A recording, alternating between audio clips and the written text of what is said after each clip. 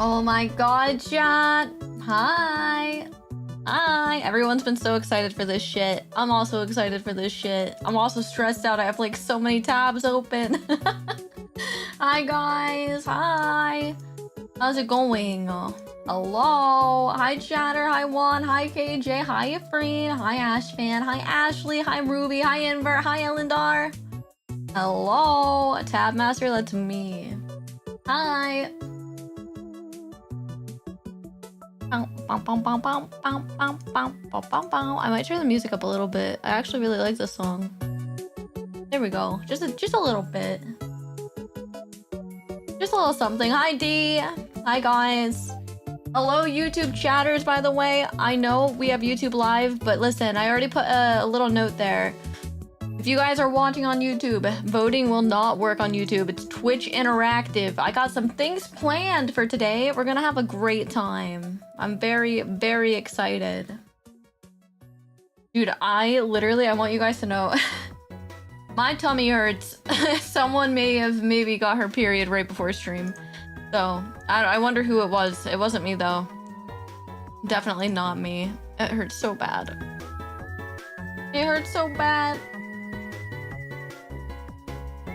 Let me see. Making sure all my tabs are working. It looks good.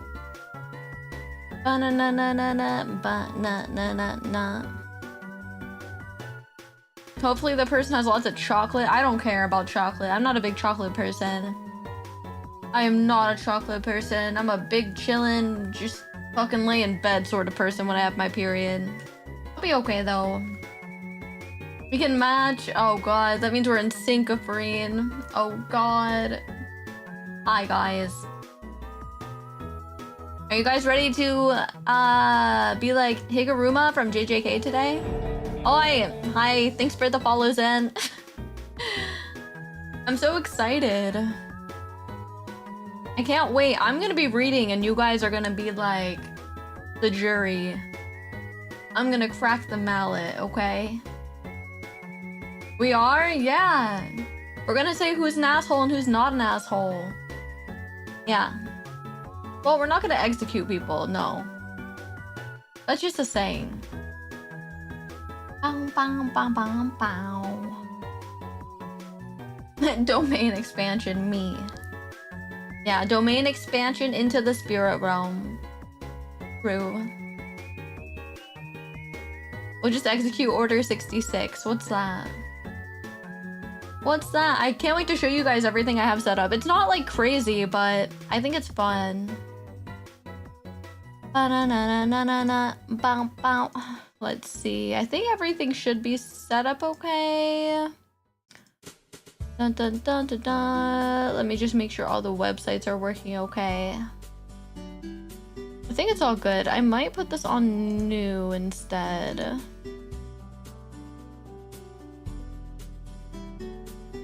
Oh no. Why is the website freezing? Oh, there we go. Okay, we're fine, we're fine. Everything is good. I don't know. Order 66? Maybe another time, boys. We go goth for the day? Well, I'll probably change it because I don't think I want to be goth for the whole time. Hi, Jin. Bum, bum, bum. That? Wait. There's like a white piece of hair under there. Oh well. All the Jedi are hunted down and killed. Crazy. I'm very excited for the stream today. Me too. I'm excited just to chill and hang out. And we say chill, but we're gonna be cracking the mallet, boys. Cracking the mallet. Underwear? It was by my ear. Wait. See? It's like right in the corner of my face. Bonjour, hi. Welcome in. Hi, board. I'm doing okay. I got some cramps, but I'm okay. I can't wait. I'm so ready. I'll just give it a few more minutes before we start the stream. It's gonna be chaos. It might, yeah. Maybe, mayhaps. Let me see. Make sure everything's working okay. I keep saying that, but I'm just like, I have so many tabs open. Okay.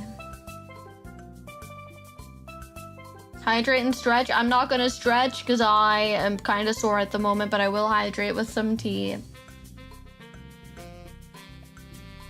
Thank you very much. Hi for Mr. Oni. He's at work again. Boo! Tell him to quit his job.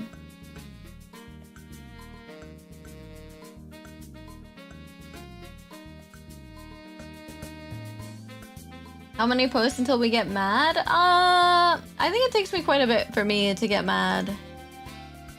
Hopefully not too many. I don't really want to get mad. We're gonna start from newest posts though.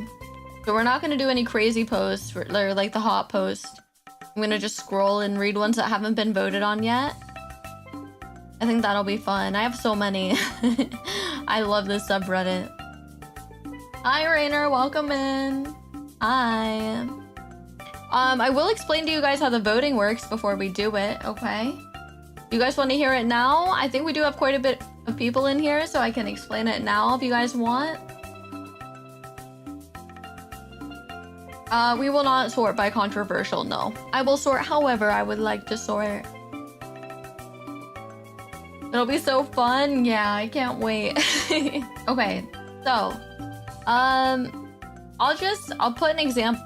Well, no, I'm not gonna read anything. I'm just gonna show you guys what it looks like. First of all, I'm gonna pin this message. Let me grab said message really quick. I have it saved in my clipboard. I agree, I am indeed the asshole. That's crazy. Don't vote Oso. So this is what I'm gonna pin. Hopefully it doesn't look great. It was great in my notepad. I'll leave that up though.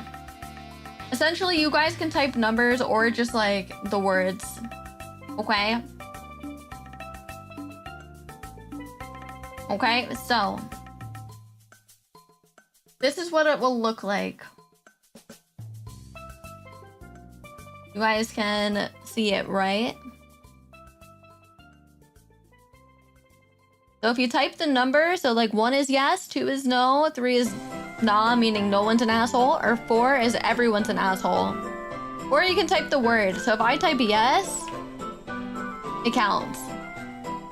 Need info, so 5. Nope, I'm not doing that.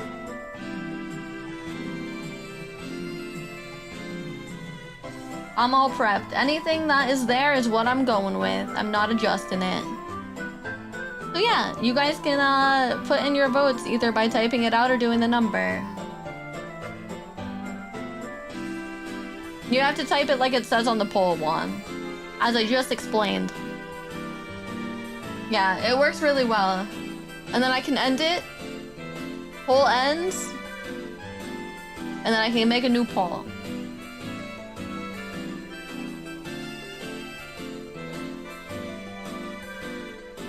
I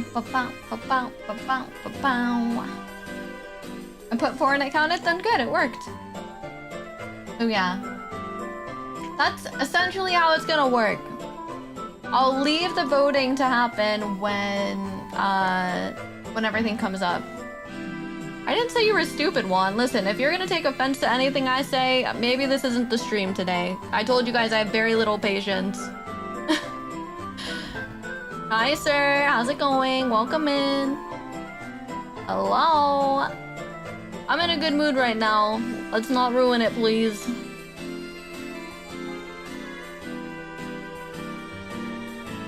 I've never called you stupid. That's crazy.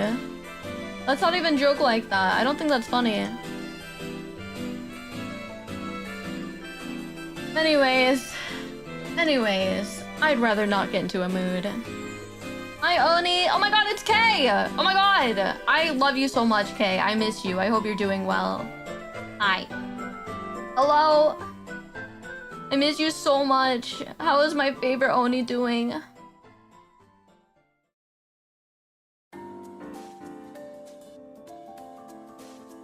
I love you. I hope your stream's going well. Thank you. I just started, to be fair. I just started. Literally right before I stream got my period. So low-key suffering a little bit, but it's okay. It's okay. Okay, it is my fave Oni. It's true.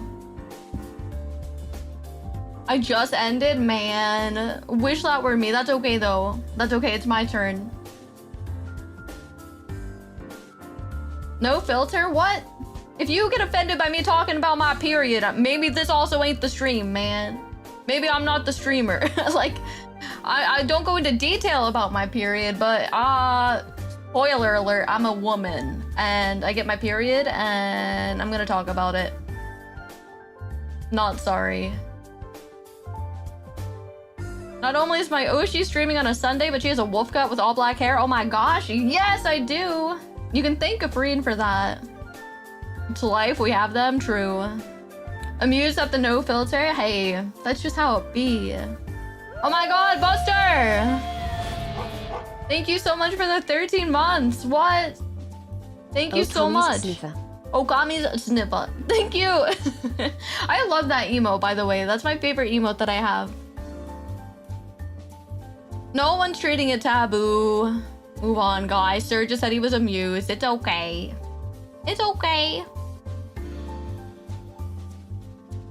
Hi, Mungo. How's it going? Hi. Hello. I'm so excited, man. We'll get into the nitty-gritty soon. Very, very soon. Very soon. I have everything open. So let me actually pick a post real quick. Let me refresh it because I feel like this subreddit is so active that, yeah, there's like constantly stuff coming in. Let's find. This one looks interesting. This will be a good one to start with, I think. Why is Reddit taking its time to open? Okay, no, we're good. Well, I mean, yeah, there's definitely gonna be people that make like, what's it called? Like fake posts and stuff out there. There are weirdos that keep track of VTubers' periods. I mean, yeah, it's weird, but I also don't give a fuck. If you want to track my period for me, go on then. I don't even track my own period, man. Am I the asshole is just iconic, isn't it? I love it. It's so fun. I felt that. I don't care. Like, yeah, it's weird, bro. But like, pop off if you want to track my period. I personally don't care. Have at it if you want, I guess. If you want to have fun with that, go on. There are all kinds of weirdos. We don't really care as long as they don't come and tell us shit. I mean, I just don't care in general. Unless, yeah, I mean, if it did bother me, people would know. TLDR. I remember a story of a gaming manager tracking the period of his female player because her playstyle changed depending on it. Well, that's a little weird. Like, that's someone you're actively working with. I think that's a bit much, IMO. No worry, Kook. See you later. Enjoy your shiny hunting. I hope you get plenty. Bow, bow, bow, bow. That's mad weird, yeah. Especially because they're working together. Like, if one of my friends told me, especially a man, if they told me they were tracking my period, I'd be like, all right, well, we're not friends anymore, and I'm gonna block you now. Like, that's weird as fuck. And that's a friend, let alone, like, a colleague. What? I do think it's kind of weird if anyone besides you tracks your own period. Maybe that's just a me thing. Like, if I tracked my period, okay. It's my period, it's my body, but anyone else, like, all right, buddy, you're doing a bit much. Weird, but I don't know. Yeah. Very strange. Anyway, I'm gonna drink my tea now. We're gonna get into stream soon. Ah.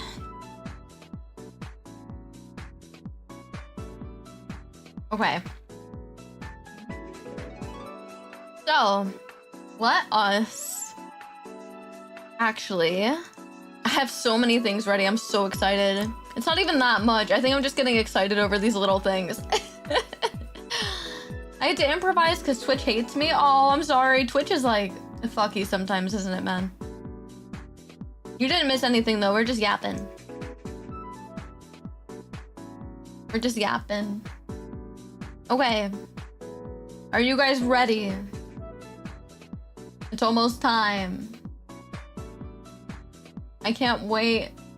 I'm gonna do it now. I'm gonna do the thing. I'm gonna do the thing. I read. You guys get to be the jury. And I crack the hammer, okay? All right. Ah!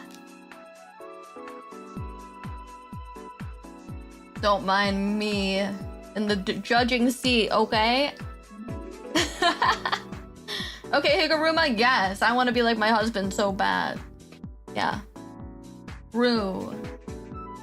Anyways, lettuce.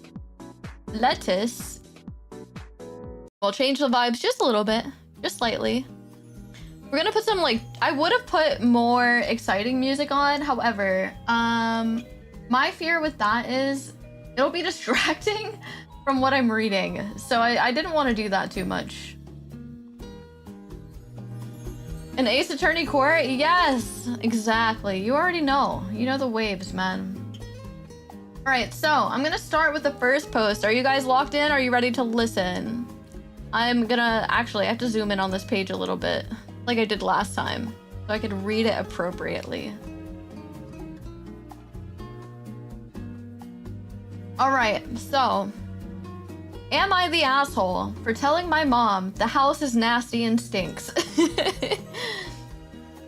I am currently 22 years old and a new hire flight attendant who travels for work.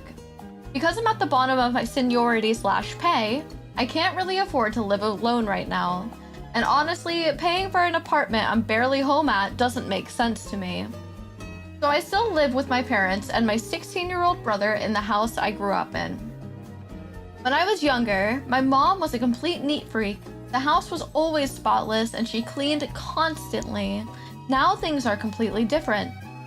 Years ago, my grandparents passed away and left behind a really nice camper that they used through their camping club. My parents decided to keep it in our backyard, and over time, they basically moved into it while my brother and I stayed in the house.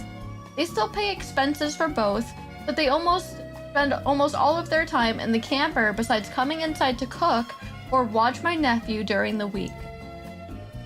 The problem is that the actual house has become disgusting.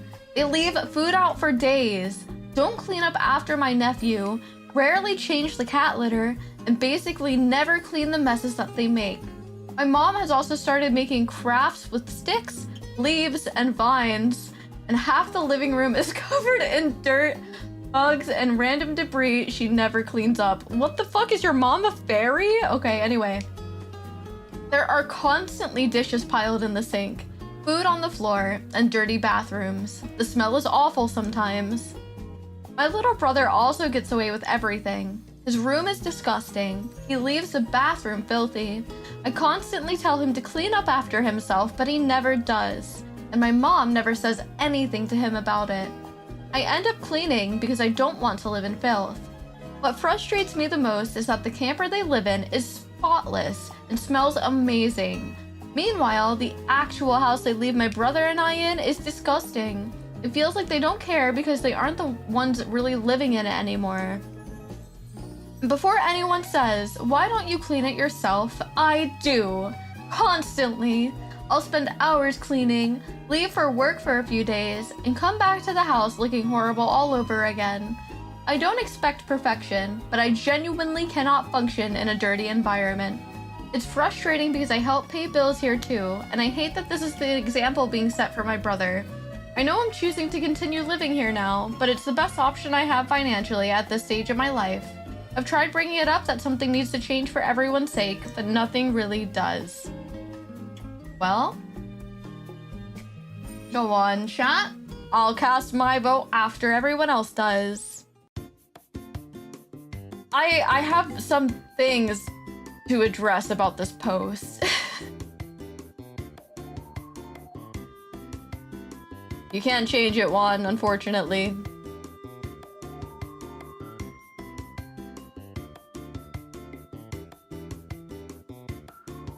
You guys, I have a different opinion than everyone. Not rigged. Gotta be careful about your choice. I'll give you guys another like 30 seconds.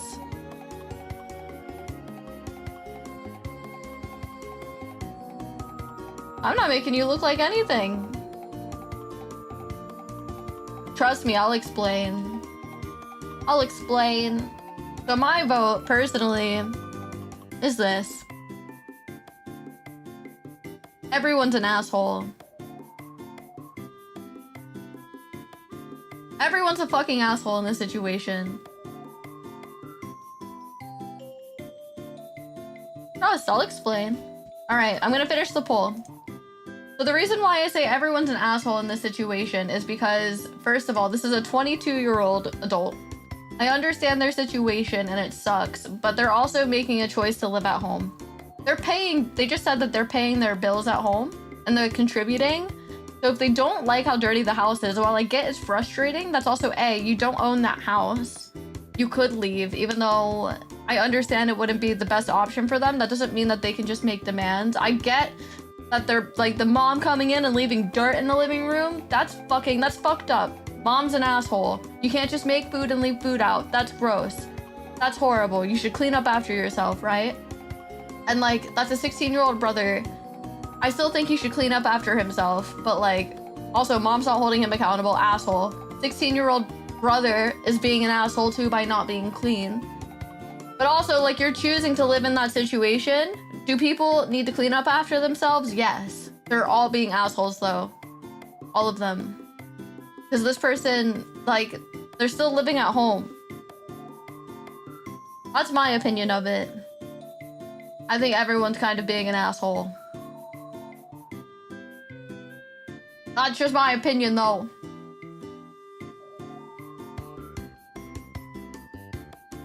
Yeah, no, you guys are, listen, you guys outvoted me anyway. You guys are the right ones. I still gotta crack the hammer on the fucking OP is not an asshole. Oh, listen, I'm not like fucking, I'm all for people venting and complaining, but you're in charge of your own life at the same time. If you're 22 years old and you're paying your bills at home and you're complaining about everyone else that you live with at home, just move out, man. Just take the L, pay some more money, and get your peace. That's what I gotta say. That's what I say to it. That's my opinion. We assume OP can move? I mean, they have a job. They just said it's the most affordable option for them, but you can make things work. Housing can be expensive, sure, but that also doesn't mean that they just get to live however the way they want just because they live at home. Like, you can't control other people. You could ask them to be better, but that's it. That's it. All right, let me reset the poll. Goodbye, poll. All right. Well, what's the next post going to be? Wait, actually, I'm curious. What did people say? What do people say? Buy another camper. Everyone's an asshole. Not the asshole. Yeah, people were pretty much like how we were, split and saying everyone's an asshole and no one's an asshole. Okay. Buy another camper is the best, for real. All right. Let's see.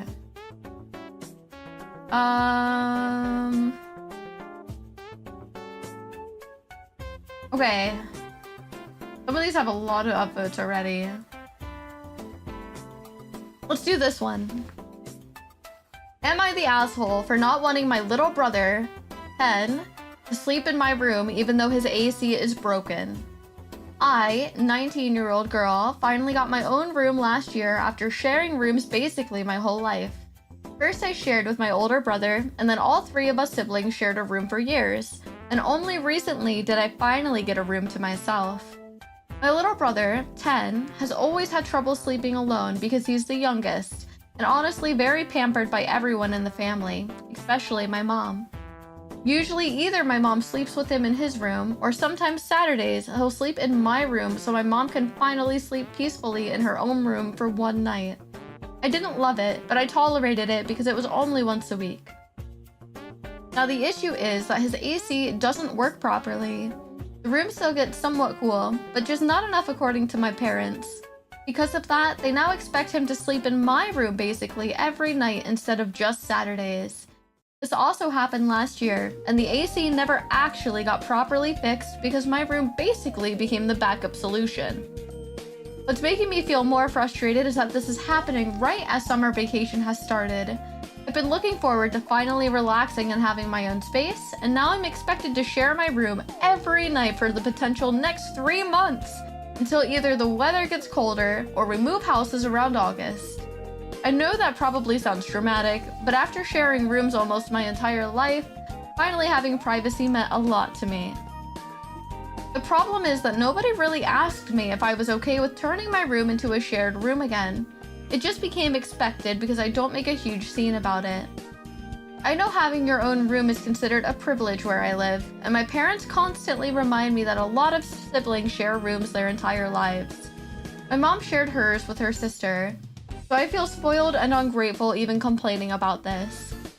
Honestly, I really value having privacy after almost 19 years of sharing spaces with other people. I don't mind my brother being in my room during the day at all, but I hate sleeping with someone else in my space now that I finally got used to being alone.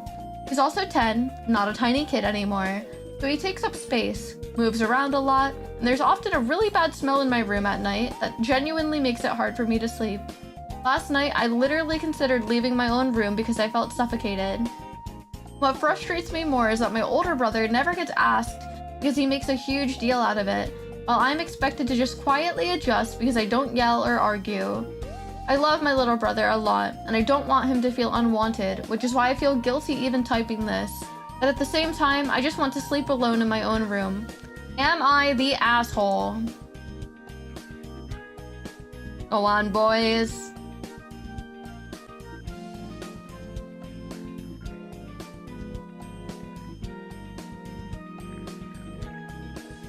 I know what I'm gonna put.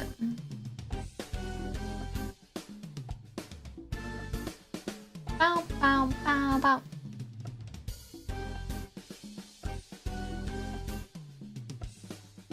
I'm also gonna put mine in there too.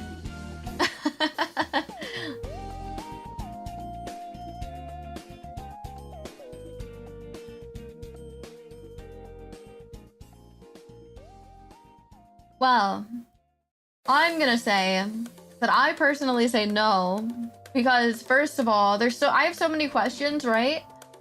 Why the fuck? Why the fuck? If your mom has like gone into his room to sleep with him because he can't sleep alone, why the fuck can't the child go into her bedroom with mom and dad then? Why does it have to be the sister? Nah. That's mom's responsibility. Like, fuck that, bro. Raise your voice, girl. Give him a hard time. That's what I say. That's what I say.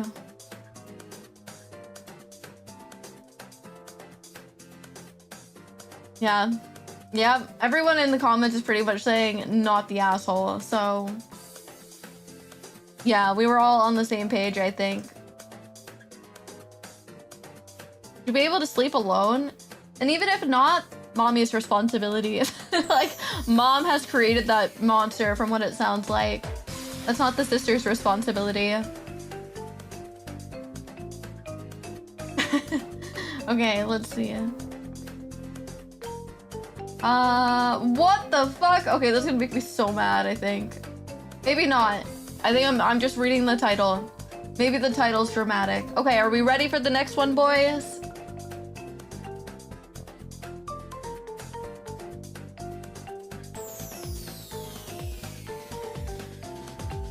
All right, next one. Am I the asshole for getting mad at my boyfriend for going to see his long-distance fling? That's already a start, isn't it? Okay, nope. This is from the girlfriend's perspective, so maybe she's coming from an emotional place. We'll see. Am I the asshole for having a problem with my boyfriend going to his close long-distance friend's house for the summer? For the summer, girl! What? Okay, sorry. My boyfriend has this close long-distance friend. She has offered to fly him out to her city and help him with his supercurriculars for school. He wants to do medicine, and her parents both work in the field and are happy to accommodate him and have him work under their wing for the summer. It's a good opportunity, but he's only in high school, so the opportunity is great, but not necessary. He met this girl at a thing we were at together before we started dating. He hit it off with her, and after she left as well, he maintained a really good contact with her. Everyone seemed to think they had a thing for her back then, and when I asked him about it, he said he never thought of her that way. When I asked if she knew about me, he said, I don't go telling everyone about you. Fuck that! Anyway, and when I asked if there's a chance that she has feelings for him, he said that he has no idea and he was willing to ask. What? However, he then got afraid of her revoking the offer of having him over if she knew about me. If she... What? Dude, why are you dating him? Oh my god. Girl, stand up! He asked if it mattered whether she liked him because he'd never see her that way. In the end, he said that she might say no to the whole thing right now if he tells her about his girlfriend, but he was willing to do it regardless for my comfort. No, he wasn't.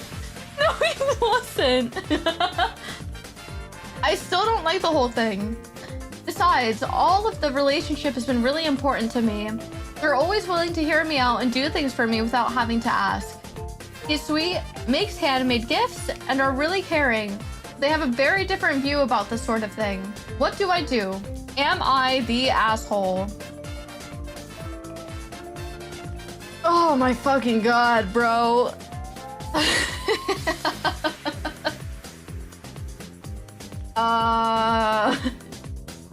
Yeah, girl, he's in high school. Cut your losses. That's what I say. Crack the mallet on that little boy, bro. No way. What do you mean? But also run. So true. So true. Okay, he's a baby. He is a baby. That doesn't excuse his actions, but he is a baby. Oh my god. That's crazy. What are the reactions? Hold on. You've got to get a break for him or drop the girl. This is concerning as fuck. You're both under 18 years old. She said yes. You're the asshole if you stay with him. At minimum, she likes him and is willing to use her for career advancement. If you're okay with that, you deserve him. Worst case, he's gonna cheat on you. I think he's already cheating, personally. Yeah, that's weird. What do you mean you're gonna stay with this random girl at her house? Weird. There are red flags and there's whatever the hell you call this. They're kids. They're in high school. That's where that comes from. You're very hopeful. You're very hopeful back then. Okay. On to the next one, shall we? I knew that one was gonna make me mad.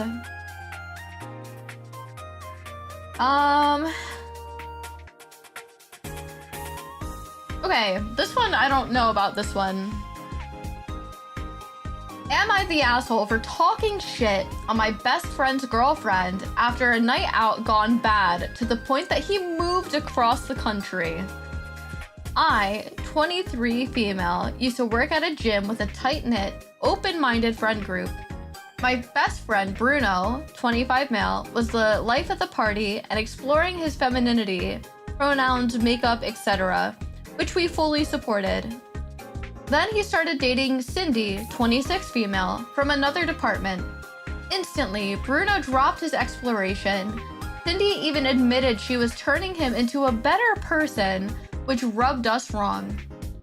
She was a hassle to hang out with, routinely mooching off our open tab, getting too drunk, and starting fights with Bruno that cut our night short. Consequently, the group began excluding them. Hoping to reconnect, Bruno planned a night at our favorite bar. Everyone ended up canceling except me, Bruno, and Cindy. I stayed sober to ensure they got home safely. By 2 a.m., they were completely hammered. Their plan was to sleep in the car, but Cindy stumbled into the driver's seat instead. Bartenders and I yelled at her not to drive. I begged Bruno to get out of the car and into mine, but he refused and got in her passenger seat. Cindy almost backed into me and then sped off. I lost them instantly, went home, and texted Bruno to let me know that he was safe. No response. The next day, Bruno missed our work shift. Worried, I asked the group chat if anyone had heard from him and explained what happened. Someone checked his location. He was in the hospital. 3 days later, Bruno returned to work in a leg cast and gave me the silent treatment. After a week of icy behavior, they blocked our entire group and our families on social media. When I finally confronted him, Bruno snapped. He accused me of spreading lies and slandering Cindy. It turned out Cindy had convinced Bruno that he was the one that drove drunk and crashed, claiming she would never drunk drive due to a past accident. I tried explaining that Cindy drove and the bartenders could back me up, but he insisted I was lying. Cindy clearly had a manipulative grip on him. 2 days later, Bruno abruptly quit, left his family and pets, and moved to Oklahoma with Cindy to escape the toxic environment. Our 2.5-year friendship ended there, and we haven't spoken since. I feel guilty, but I don't think I was talking shit. I was just talking to friends out of genuine worry. Because I was the only witness, I took all the heat. Am I the asshole?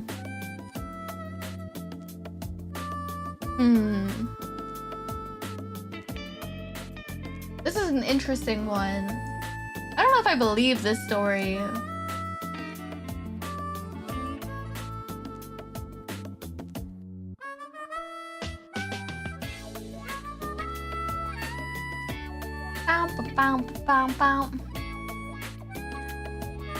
I mean, people don't care about that stuff sometimes.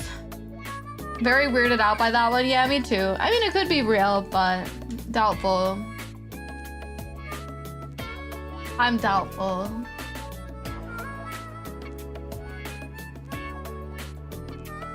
Well, while you guys are doing that, let's see if I can find another good one.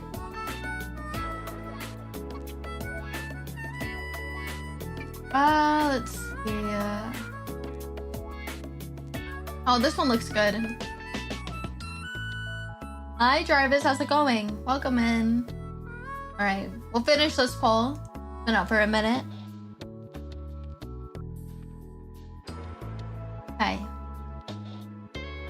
Let's read the next one, okay? Am I the asshole for blocking this dude? Me, 35 female, just started, sorry, the song, just started online dating. And so after I had broken up with my ex, had some single time, and then decided to give online dating a try, I matched with this person who then proceeded to send me the following message. I want you now. I don't care how much. When are we getting married? There's a bunch of heart emojis as well. Is basically what he said, which totally freaked me out. I then decided to unmatch him, which really upset him, because then he reported me to the app. I was blocked from the app, but then when I explained what happened, I was allowed back in. Straight away, I noticed that he had found me again on the app and messaged me saying, let's start over, because I think we are meant to be together.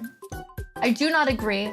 I want to use the app, but I also don't want him to ever be able to match with me again. So I have made a request to the app company to make sure he doesn't appear on my screen again. He has since managed to track my Insta and Snapchat. I want to take it to the police, but maybe that's too extreme. Am I the asshole? This is interesting. How old are we? 35 female? You sound 16, my girl. I don't understand how they would find the Instagram and Snapchat. I guess her name must have maybe been there. Hi Hulk, how's it going? Welcome in.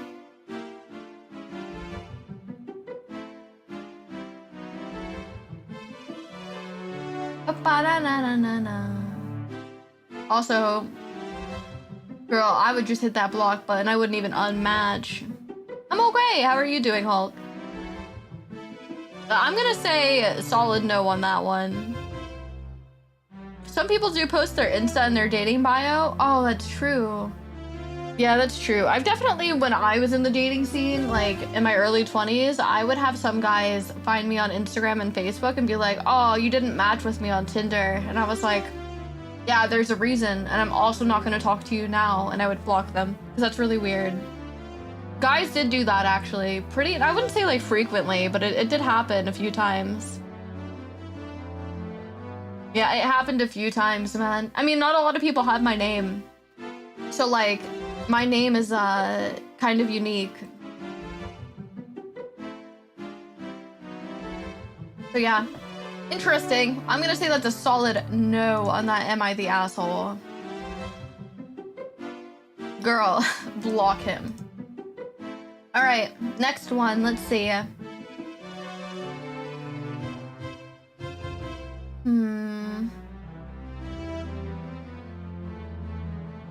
Okay, this one might be controversial. At least you can be sure you dodged a bullet for real, right? Okay. Am I the asshole for not doing chores because my mother and my brother stopped paying me? I do want to acknowledge that I think I am an asshole, but I want to hear it from a different perspective. All right. W? Question mark? I, 15-year-old female. Hey, so you're a girl. You're a baby. Currently in summer vacation. At the start of vacation, I knew I was gonna have chores, so my mom, 55 female, and brother, 22 male, and I made a deal to pay me for the chores I do. These are chores I do every day. Feed the dogs, both morning and night, vacuum, wash any dishes, refill the gallons of water, wash clothes in the washing machine, hang clothes, fold clothes, clean up any poo or pee from the dogs. I live in the Philippines, so we agreed on a salary of 300 pesos per day. It started out great. I got paid consistently and on time, but I didn't really have time to myself, which was fine because I was being paid. I do want to say that my mom is technically a single mom. We have been struggling financially, and she runs an uke shop. Uke, is that how you say it? Uke shop, and my brother is doing a side hustle. Then, my brother stopped paying me at all. It went on for 3 weeks, actually. At this point, I was tired. I felt like I was sacrificing my time for nothing. Then my mom got into an accident, and she had to stop working in her shop. She stopped paying me for 3 weeks. I could have learned a new hobby, or spent time with what I really love, crochet. So I stopped doing my chores. And it felt so good to finally have time to myself. My summer vacation felt like vacation, and I was happy. My mother got mad at me for not doing the chores because they both stopped paying. She told me that my cleaning was shitty and she wasn't paying me because I was doing a good job, only because she wanted to make me happy. She said that I'm greedy for money and that she comes home to a messy house and that she wakes up and has to wash the dishes I couldn't wash because it was too late and the water cuts off. She said she is doing everything in the house, and we had a huge fight over it. She told me that she wanted to run away because of how miserable she is. She also told me, should I start asking you to pay me for taking care of you? Like you literally gave birth to me. I am a minor and I am your responsibility. She said that she's tired every day and she wants to lay down after work, but she cannot because of the house. I don't really understand though, because there's nothing for her to do. She doesn't even cook for us most days. So am I the asshole? This is a complicated one. I'll give my opinion after you guys vote. After you guys vote.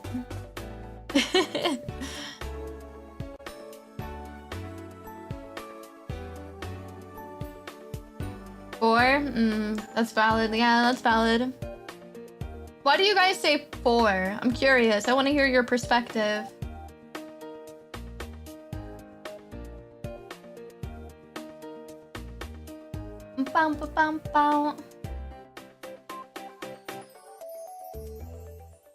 Very curious.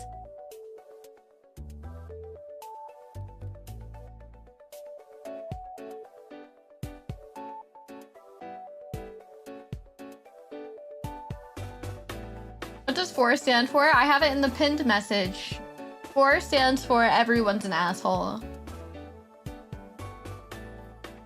Because they could do some stuff around the house to alleviate her mom's chores, but the mom can't behave like that. Hi, Chimera, welcome in. Okay, so my opinion, right? I also want to say, I'm gonna say a solid 4 on my behalf. The reason why I say 4, I'm gonna lock the poll. The reason why I say 4 is because that's a 15-year-old girl. I don't think that she should be doing all of that around the house. If they wanted to pay her, that's cool. But maybe she was doing a half-assed job based on her mom saying that she has to come home and redo things. Also, it doesn't sound like she was doing all the chores that she said she was doing, because she said that she wasn't doing the dishes because it would be too late or something. So anyway, the mom is probably stressed. Mom should not be saying stuff like I want to run away. Like, that's manipulative. You don't say that to your child. Also, yes, you did give birth to that child. Sorry, that's your responsibility. You know, that child didn't ask to be brought into this world. But also, the child is kind of being a dickhead.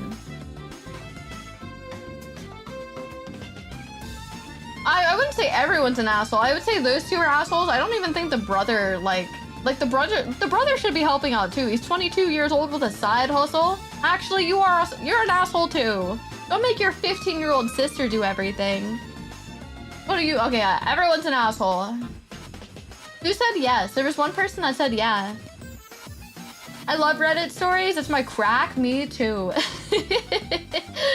Me too. All right, let's hide this poll. We're gonna find another one. Bow, bada bow. Let's see.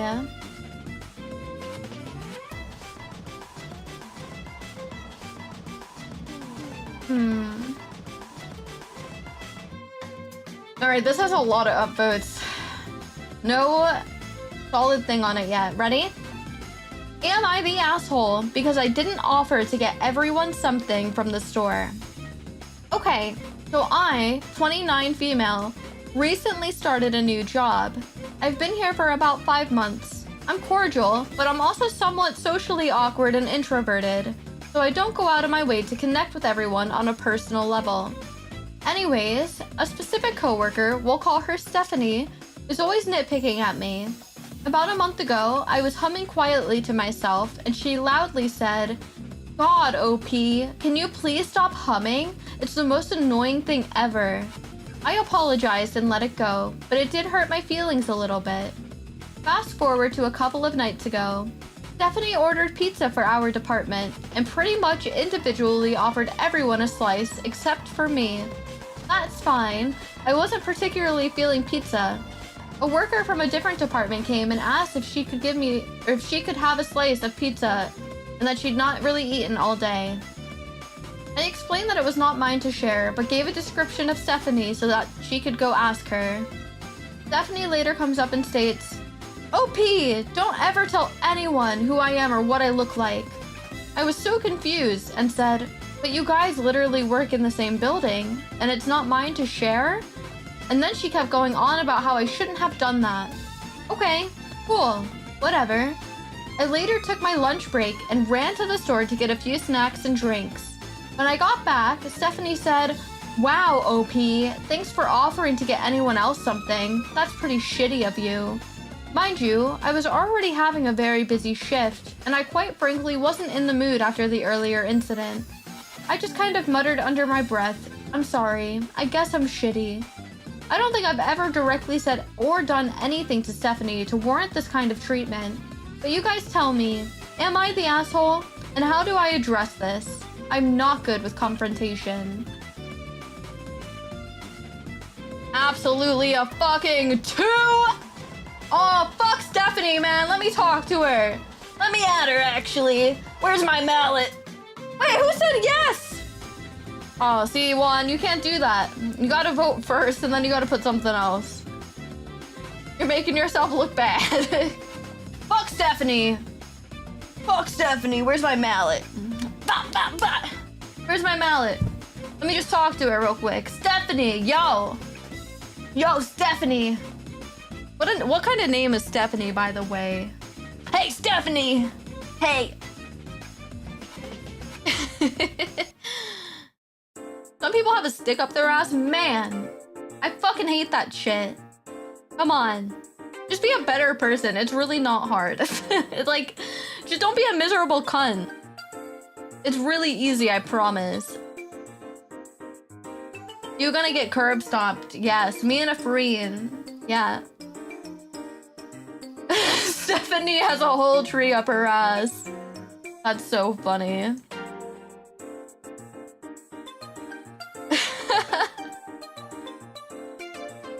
Okay.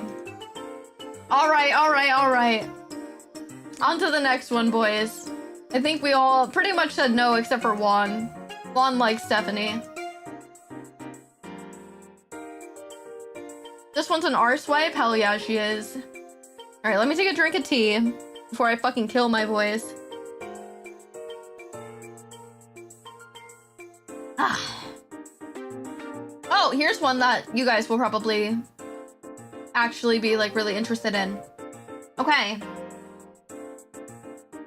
Oh, hydrate? Hold on. Another one. Before I start yapping.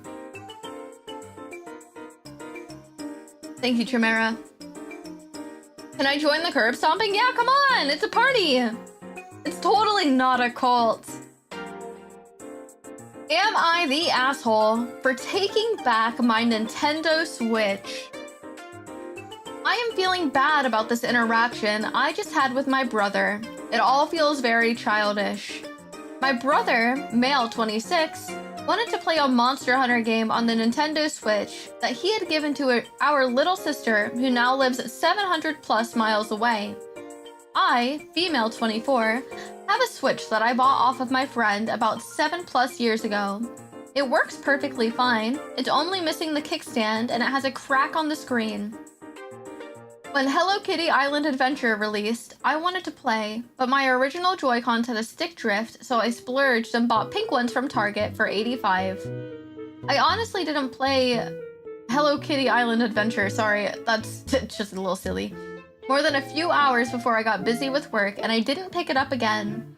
My Switch has been on the TV stand for a few months. I've bought it out 1 or 2 or 3 times when my siblings and cousins come to visit. My brother asked to borrow my Switch about a month ago to play Monster Hunter. I didn't know what that game was, but he often likes story games with not that many hours of gameplay, so I assumed that's what it was. He takes it to work to play on his break and leaves it out on the coffee table when he's home. Tonight, when I saw my Switch on the coffee table earlier, I mentioned to him to get his own Joy-Cons, so my special pink ones don't get stick drift and wear down quicker. He starts laughing so hard that he can't breathe and finally says, "Why would I get new ones when there's some right there?" I try to explain how even though I don't use them, that doesn't mean I don't want them to be used so much. And if he wants, he can buy them off of me or get his own. I know Joy-Cons are sensitive and I don't want to spend $90 on a new pair when I don't even use them. We go back and forth. Sometimes he just laughs and says that it's ridiculous and they're meant to be used, which I understand to a degree, which is why I said he could buy them off of me. And he said at that point, he would just buy his own, and I said that he should. There was a lot more shouting and arguing than I'm relaying. I took my Joy-Cons to my room, and I said he could have the old ones, and he said he can't because they're broken, so he'll just take his SD card and a game cart. I feel bad because he likes his game, but I like my Joy-Cons even if I only use them for a few times a year. Additional context. 3 years ago, I moved from a small town to the Midwest to a big city on my own with almost nothing to my name. In August of this year, my brother moved in with me to try and build his own life. I got him a job with me and told him he could stay for a few months until he saves up enough for his own place. He sleeps on the couch and I only ask for about $250 a month from him for bills. Most of the time I buy groceries and I don't ask him to pay me back. Also, when we go out, I'll pay 98% of the time as well. He has about 10K saved. It's about to be a year of living with him, and he hasn't even started the process of moving out. All of this has caused pent-up anger within me. That's why I feel he can buy his own. Am I the asshole for taking my own Joy-Cons?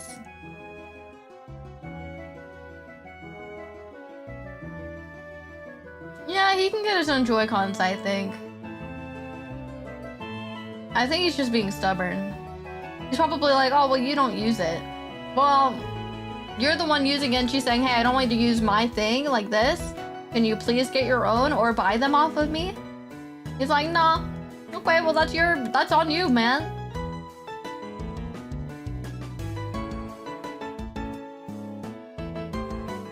Yeah, dude, the Joy-Con drift was fucking insane, by the way. On the original Switch, it sucked. It sucked. That's 7 no's, by the way. It's not even his Switch. Exactly. Like, she's letting him borrow it. Wild. Grown-ass man being stubborn. A lot of people are like that. 8 no's. Wow. That's a lot of no's. Many no's. Okay. That's fine. Alright.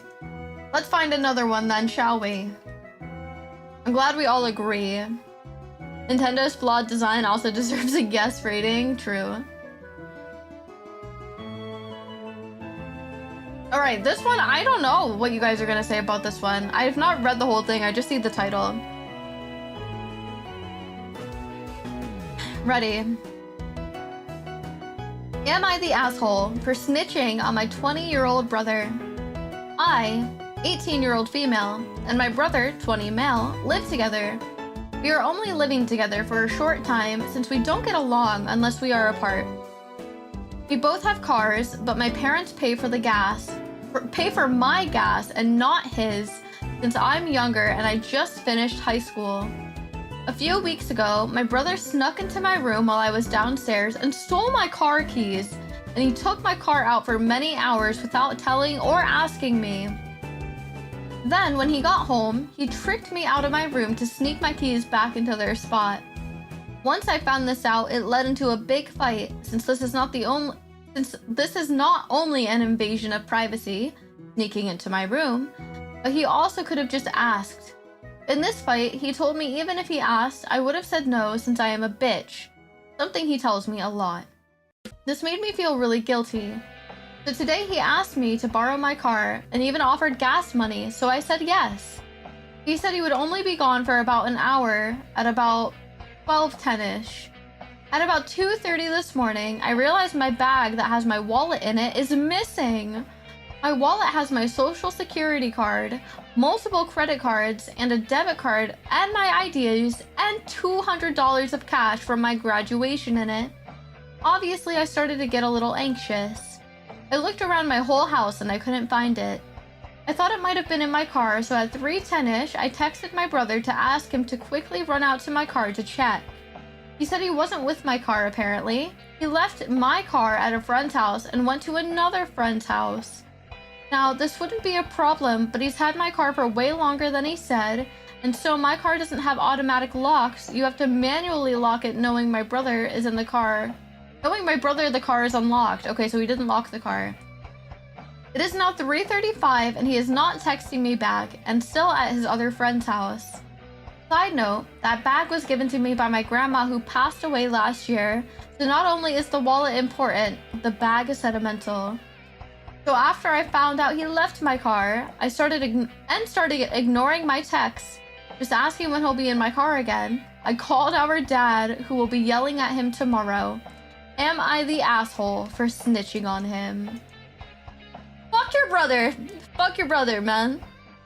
Damn, that'd be crazy if you took his car. Just used all the gas in it.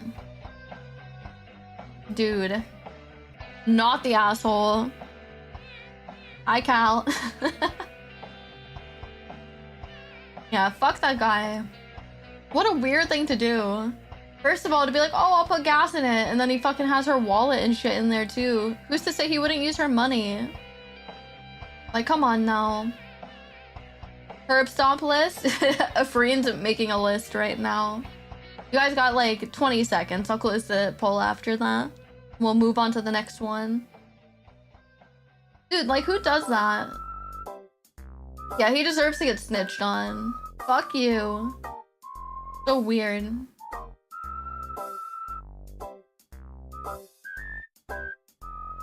Alright, let's finish the poll. Bow.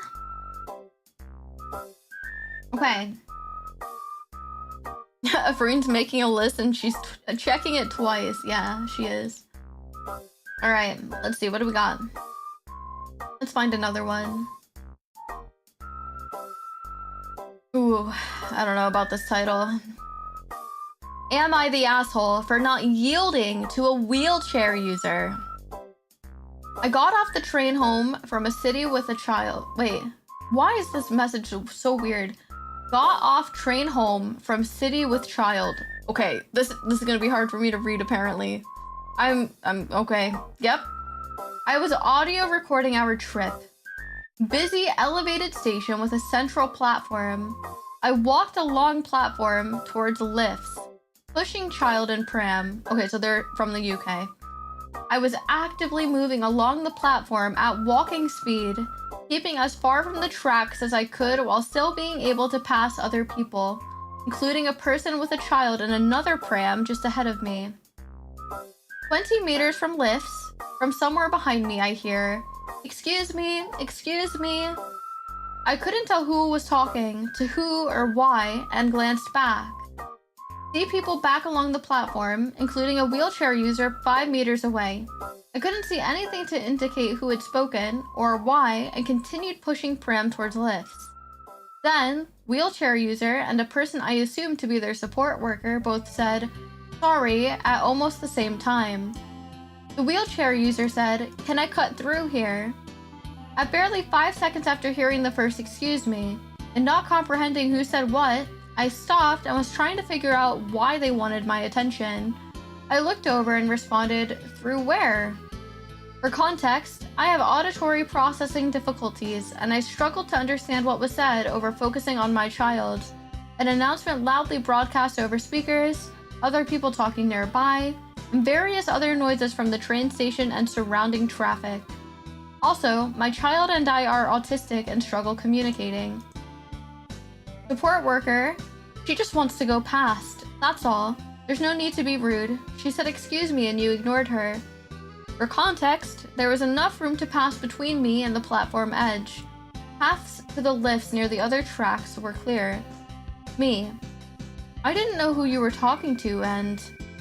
The support worker interrupted me and said, "And then she asked you to get through and you kept walking. There's no need to be like that."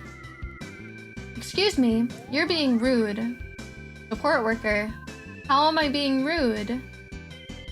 OP, "If you don't understand how you're being rude." Support worker interrupted, "She just said excuse me 3 times to get past you. And you turn around, you stare at her, and then you just kept walking. You just wanted to get through because we're in a rush. That's all." Wheelchair user, "It's okay, I can go around. If you want to, take another lift." Whoa. OP, "You're being very rude and you don't understand how you're being rude." First of all, I just want to say, interjecting real quick, this has gone on way too long. Why are you guys just sitting here yapping? Fucking, like, this conversation could have ended. It could be, "Oh, my bad, I didn't understand, I'm really sorry." That's it. Anyway. Support worker, "Yeah, well, don't be rude. You deserved inaudible." Support worker walked away. Me to child. I'm guessing her child. OP to their child. "Child, don't be like this person here." Okay, this is making me feel like OP is kind of an asshole. Support worker, "What was that?" OP, "I was talking to my child. I said, don't be like you." Support worker, "Yeah, he'll be like you. Rude anyway." Support worker and wheelchair user took a closer lift. Child and I took a far lift. Am I the asshole? Would a sunflower lanyard and card to show help, and what would it say? What is this? Yeah, I think everyone's an asshole as well. Like, I don't understand why that conversation went on the way it did. I genuinely am bewildered at all of that. It was also very hard to read. Like, it was just not typed out well.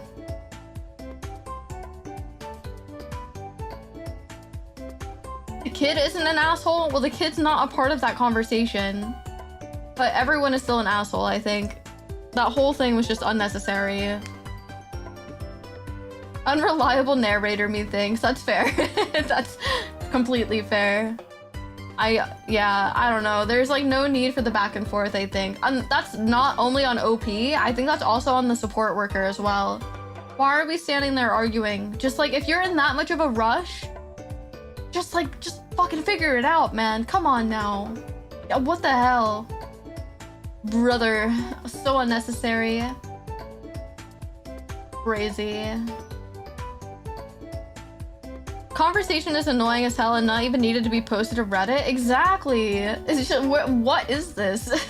Oh, this is from oh, I got a good one, boys. All right, ready? I say this one's good because it has a lot of upvotes. It was from 18 hours ago. And the account has since been deleted, so you know it's gonna be juicy, okay? Am I the asshole for telling my wife she can't host my son's ex anymore?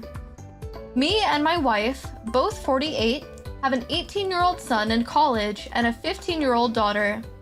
My son dated this girl, Mia, from senior year of high school up to a few weeks ago. They don't go to the same college. She goes to community college and he lives on campus at his school. Mia was pretty liked by my wife and I. My son broke up with her recently, his reasoning being that he felt he didn't have the same freedom to do college stuff that his single friends did. I'm not posting this to debate the fact, and I thought that was not a huge issue. My wife still talks to her every now and then. She's been over a few times by herself, and the last time was when my son was at the house, at the time just swinging by. My son was pretty miffed to see her there, and later after Mia left, I and my son told her that she shouldn't host Mia here anymore. It's weird and it makes our son uncomfortable, and we should have his back. That turned into a full-blown argument. My wife's only argument being that she thinks the reason they broke up was dumb. Even if he cheated on her, I would still have this save stance. But I told my wife that she shouldn't have Mia come over anymore, and she was upset about that for a while. Also, she has nothing in common with a 19-year-old. Am I the asshole? Dad is not the asshole if you ask me. That's my opinion though.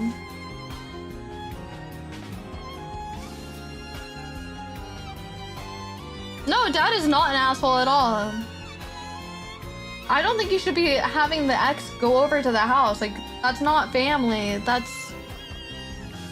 Kick the son's ass? What are you guys saying? I completely disagree with you guys. Absolutely not. Dad is not an asshole. This is from the dad's perspective. So dad is saying to the mom, hey, I don't think we should be inviting our son's ex-girlfriend to the house because they're no longer together. And it's really like, you're upsetting our son when he comes over from college and he sees that his ex-girlfriend is here hanging out with you.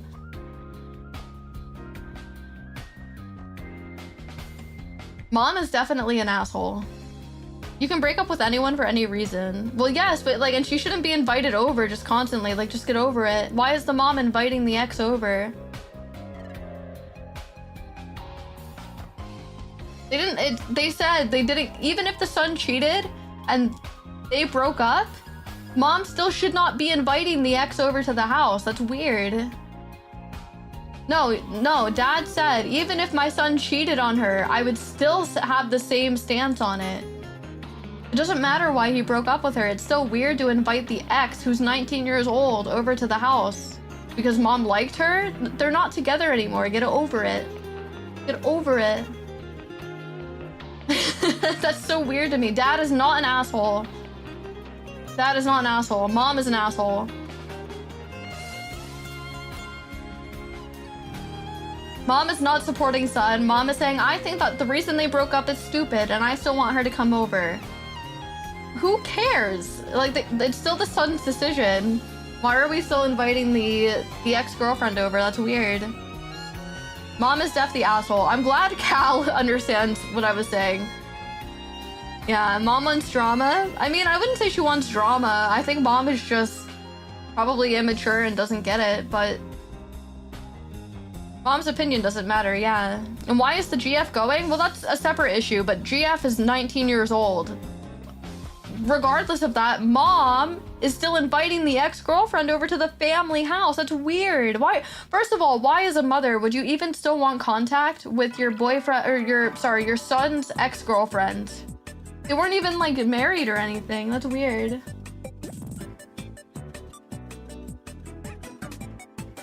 Yeah. Similar enough, my mom is still friends with my brother's ex. It would be awkward if she invited her over. Yeah, I don't know, man.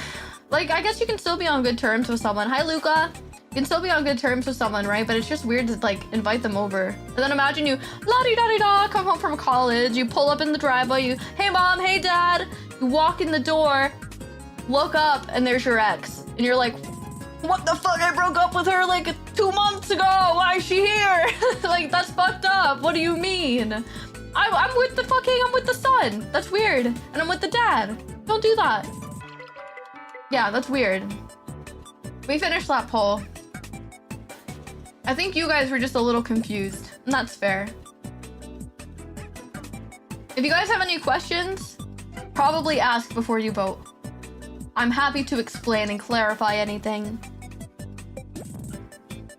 My girlfriend's ex-mother still tries to call my girlfriend for family events and holidays with her ex. It's really weird. That is really weird. People need boundaries.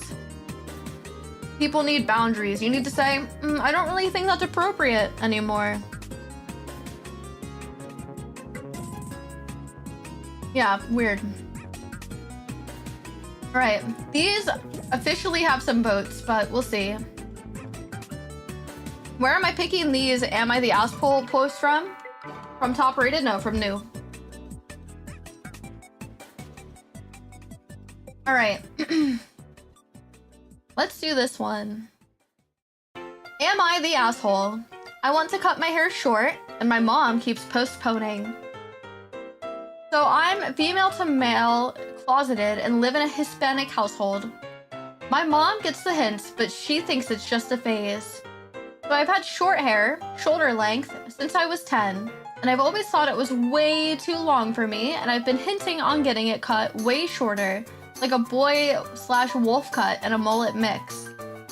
Since my quince were coming up, I'm pretty sure that means like quinceanera, yeah? She said no. And last summer, so yeah, I think it's just quince because of, you know, transition, yeah. She said no, and last summer she had made the appointment for the photos. And after months of back and forth, she finally caved and canceled and said instead we are doing family photos by the beach? Now that I know it was canceled, I brought up the haircut again. This was 3 months after she canceled, and I showed her some photos and said, sure. This was on Wednesday. And on Thursday, while shopping, she finds one of her old friends, and her friend says, oh, is that your older boy?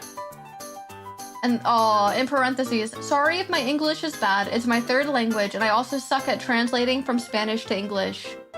And I'm over here celebrating inside, like OMG, OMG, I pass.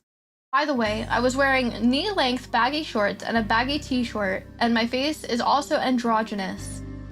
My mom corrects her, and once we leave the place, she starts telling me that this isn't the first time someone has thought I was a boy and that she doesn't care how I look, but since we're going to Canada and we are planning on going on a trip with my extremely Christian bestie and her mom, I will have to 100% cancel the trip just because I look like a boy.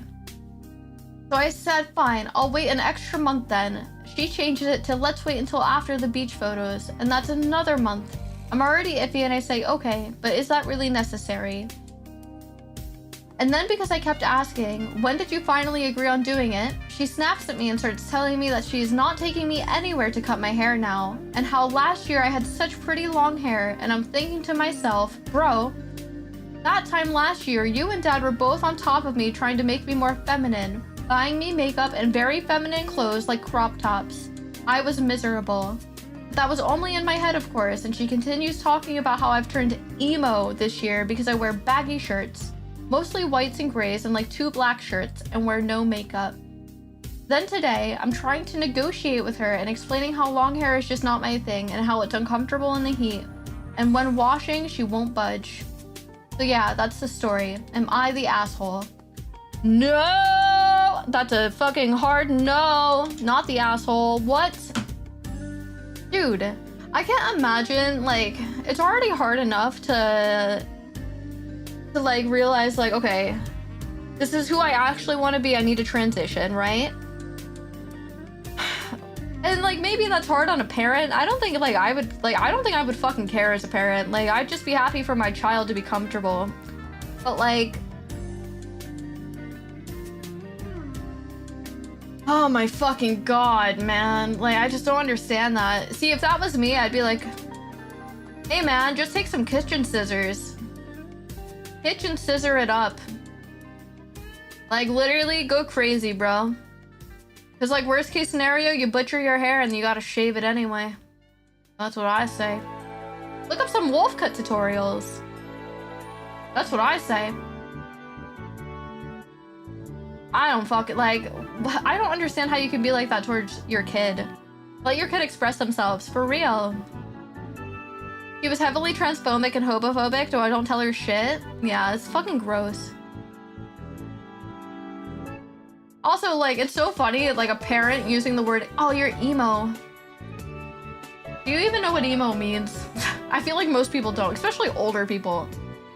Do you know what that means?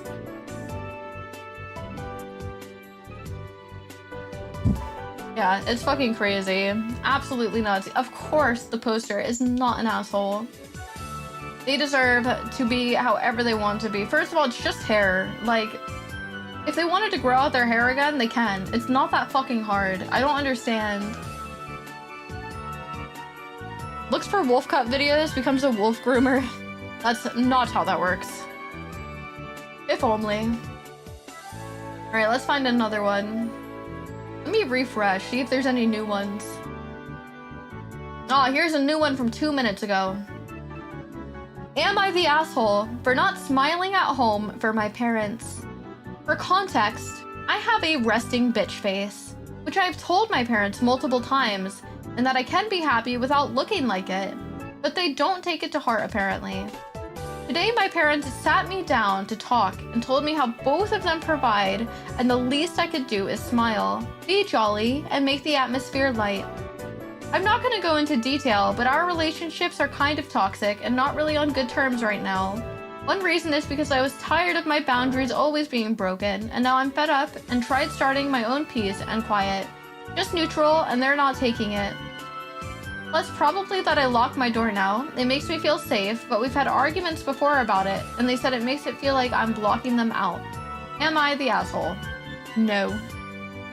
Why do you have to, like, force yourself to smile and be a certain way? Imagine being the parents, like, I'm gonna sit so-and-so down and I'm gonna tell them the least they can do because I provide for them is to smile around the house and be jolly. Like, fuck off. Like, you had a child. It's your choice to have a child. You just be happy, bro. Imagine. Just be happy. Fucking crazy. Super 2, yeah. Hell yeah. Imagine that. Let's sit down our child and just say, the least you could do is smile more. The least you could do is fix that resting bitch face you have. Also, they don't even get along with their parents. What? It pisses me off? Yeah, as it should. Oh god, it's so annoying. I also vote too, obviously. I don't think I put it in this. There we go. Now it got counted. It's so weird. I can't imagine, like, I feel like me growing up, because I didn't have a good relationship with my mom growing up, it was hard, but I can't imagine some of the shit that kids probably have to go through now. I didn't want to be here. Fuck my life. It was your decision to have me. Literally that. Imagine, like, it's just, oh god, I heard it growing up too. I don't know if anyone can relate to this, or maybe it's just because I grew up in a very abusive household. But My mom would sit me down and be like, I provide for you. There's a roof over your head and there's food on the table. Okay? Congratulations. You're an adult and have a job and you chose to have me, you motherfucker. I wish you aborted me. Like, come on. Get with it now. I didn't ask for this shit. What do you mean? Like, what do you mean I should be thankful? I don't fucking care. Like, what do you mean? I don't care. I saw someone type FYM for the first time ever today, and I assumed they told me to fuck my mom. Nah, fuck you mean. Fuck you mean. Also, hi deck. Yeah, dude, it's just such a manipulative thing to say. Like, you should be thankful because I'm doing this. Well, I got locked out of my room by my foster parents when they deemed that I wasn't being active enough. Yes, and people wonder why they go no contact with their kids after the fact. All right, let's find another one. Let me see. There's so many comments on this one. I wonder if this one's like a weird one. Okay. Okay.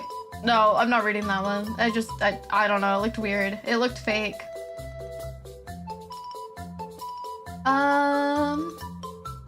Alright, let's do this one. Ready? Am I the asshole for not moving down a seat at the theater for a new release? So basically, I chose the only seat in the wheelchair aisle, second row, that is available to a non-wheelchair user. It is center of the seat in this row. The rest of the theater was already purchased because it was a new release this weekend. After I settled into my seat, there were 2 seats next to mine, one on each side, for wheelchair companions.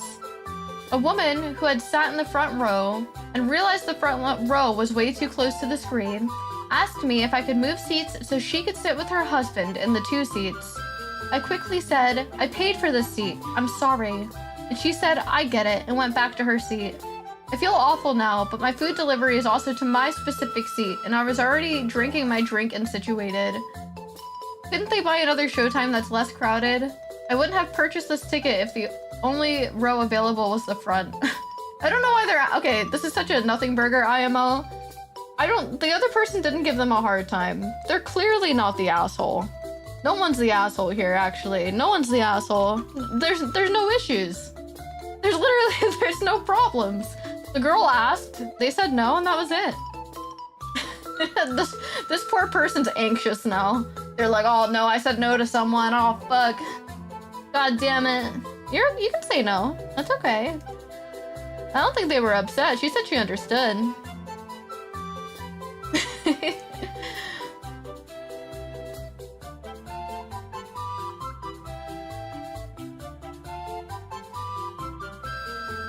Yeah, there's like no problems. Hear me out, one, because they made the post. Stop. It's just such a nothing burger. They're, like, no one's the asshole in that situation. Maybe actually everyone's the asshole. You all should have bought your tickets in advance and you wouldn't have that problem. Or like, why don't we all go to a different showing, man? Obviously no one's an asshole. Everyone is fine. You have anxiety, my friend. You can say no to people. It's okay. No one threw a fit. They probably were overthinking it a lot. Definitely, 100%. All right, another one. Am I the asshole for not getting a job? I, 30s female, quit my job last fall due to the continued lack of support from management and a repetitive strain injury? Yeah, that's not spelled right. Strain injury that did not go away. I have not searched for another job since. I am extremely fortunate to have the savings to do this. Plus, I live in a low-cost area of living. I live frugally. Frugal. You know what I'm saying, guys. I can't say that word. Frugally. Frugally. Roommates, no food out, no luxuries, etc. I have the funds to keep living like this for easily another year without touching my emergency savings.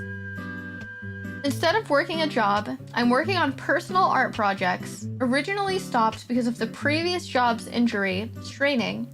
My ultimate goal is to build up enough of a body of work and presence online to live off of that personal work.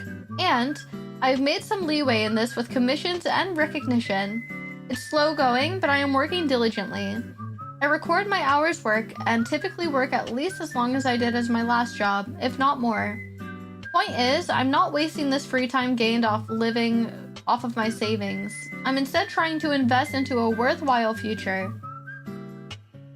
Every conversation I have with people about the second half of this year mentions me finding a standard job again or going back on the job hunt, to which I have always shut down.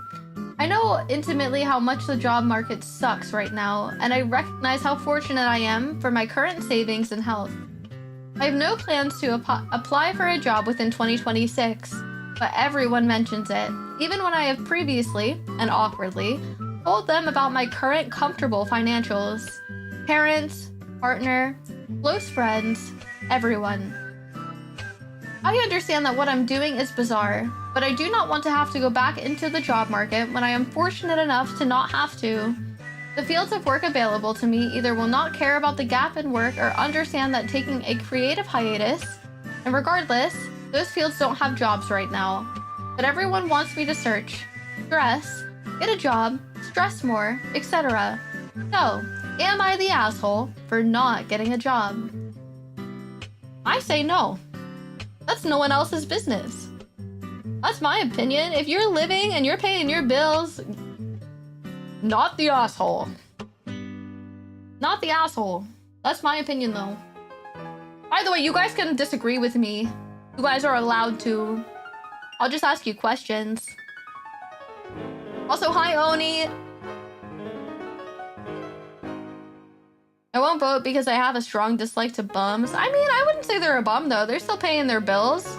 It's not like they're feeding off the system. It's their own savings. Oh, it took it as, oh, so it took your vote as nah. Even though I know you meant to. I wouldn't say they're a bum though. They're living off their savings. They're not living off the system. So I don't consider them a bum. They're still doing their own personal projects and stuff.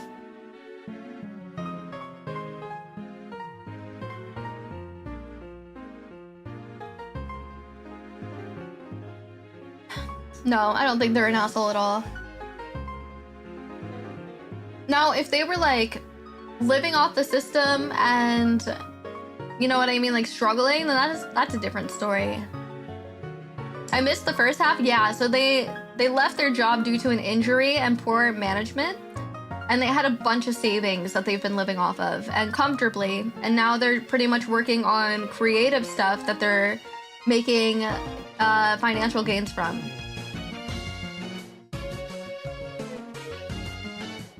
Wait, what?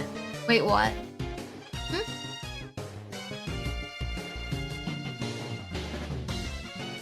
Hi, Robin. Hi, checking in from my family event. Hope everyone's having fun. We're all vibing. Yeah, they're financially sound. If they were living off the system, that'd probably be a bit different. Do you still get a bit of money? I mean, that could happen in any job, really. It just depends on the field and what kind of injury and all that bullshit. Also, like, company policies and whatnot. It didn't sound like a workplace accident. They didn't say anything like that. Right, let's find another one. Ooh, interesting. Are you ready, boys? This one looks like it's gonna be juicy. Am I the asshole for dropping my sister out of my life? My sister, I'll call Ash, 20 female, and I, 24 trans male, grew up very sheltered. I moved out, stayed in town, April 2024, while my sister moved out across the state, November of 2024. My sister and I have cut ties with everyone else but each other. I moved out because my mother convinced Ash I tried to get her fired from our shared job, which wasn't true. I was in a higher position, and Ash thought that she could get away with more due to this. I tried to correct her, but she never listened. I went to our boss for advice, and they talked a little with her, nothing intense. Ash told her mom, and the whole situation blew up. My mom claimed that I was trying to get Ash fired and she believed her. We've been really close our entire lives up until that point. So I saved up $4,000, told my parents the night before that I was moving out, that I was leaving, and left in the next morning. In that first year, I learned a lot about life, myself, and being independent. I tried reconnecting with Ash many times, but she wouldn't budge. Only after she moved out later that year that she realized that she was being manipulated and understood what was being told to her was lies. We reconnected and forgave each other. Our relationship hasn't quite been the same though. We still message and call, still being very sensitive to each other with wording and topics. Late last year, I was in a very big struggle with housing, money, and being stuck in an abusive home with my roommates, and I didn't reach out to my sister as often. Once I finally moved to a safer place, I reached back out to her, realizing it had been months since we talked. She expressed that she was upset that I hadn't messaged her and she was testing me to see if I would check in on her. I told her my situation and she said she felt hurt and wasn't going to be the one reaching out all the time, and she was tired of trying to hold the relationship together. I understood and I said I would do better and have been up until recently. Last month, she asked a very big, impossible request from me. I'll add the rest in part 2, sorry. Aw, fuck you. You're an asshole for making a part 1 without putting all the fucking details in it. Asshole! Now it just sounds like a fake story. You said, I'll put the rest in part 2. Let me see if I can find the part 2.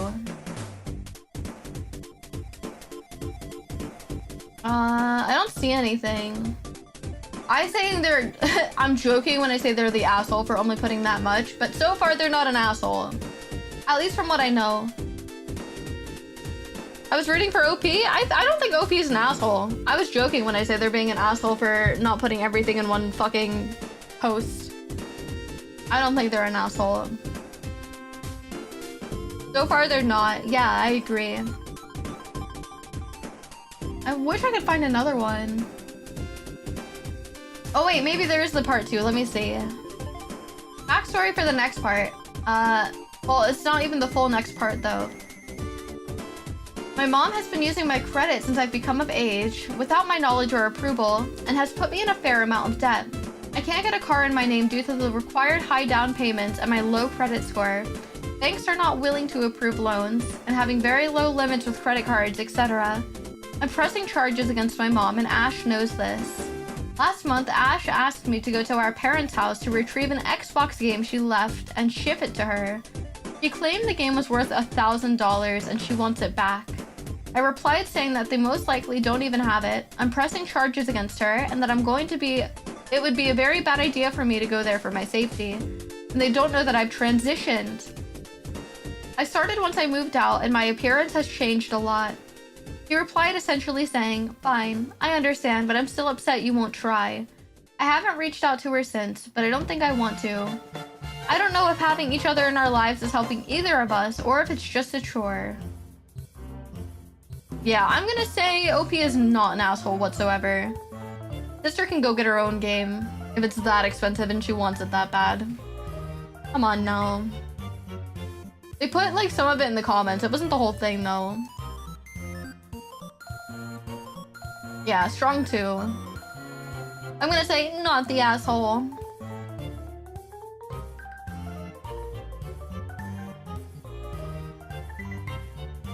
Bum bum bum bum bum.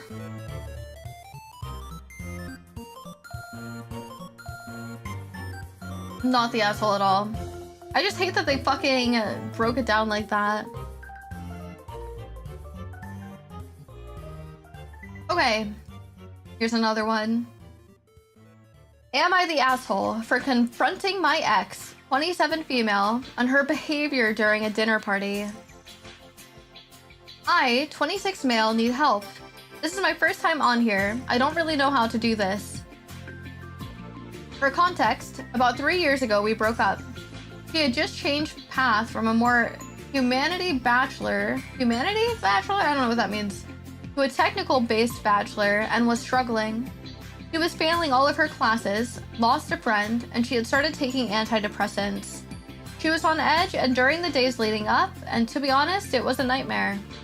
I was at a party and didn't tell her because I didn't feel like it, and the day after she asked if I had met someone else. I got so mad at her accusations and didn't have anything to say. She would not stop apologizing and being needy.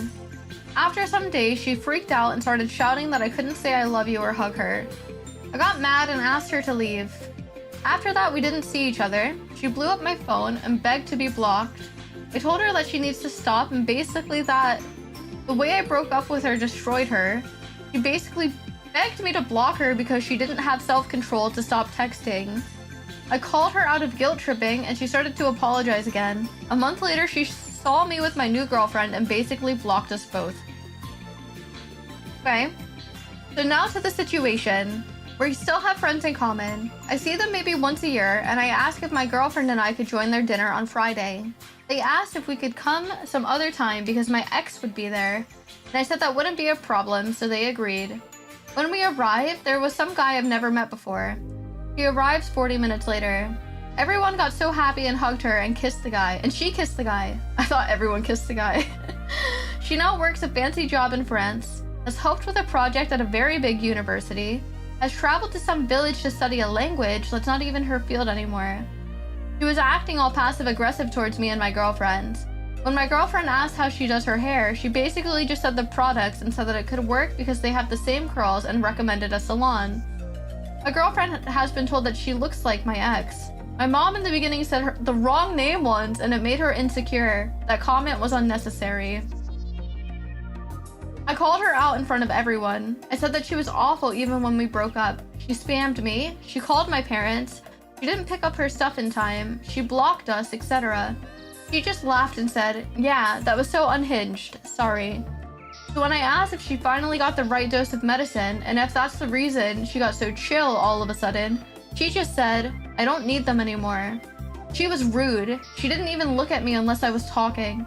She only asked my girlfriend some questions and didn't engage much with our side of the table. The day after, my friend texted and said that I was being an asshole and that I need to move on. She was the one begging. She was unhinged. So am I the asshole for confronting my ex for her passive-aggressive behavior? Yes. Dude, move on. What the heck? You are the asshole. Like, okay, shit between you guys wasn't good. Cool. But like, she didn't do anything wrong after the fact. Like, we're talking years now. She was being chill. She was talking to the other girlfriend. Like, she wasn't super actively engaging, but she was still like chatting to her. She wasn't being mean. She told her what hair products she used.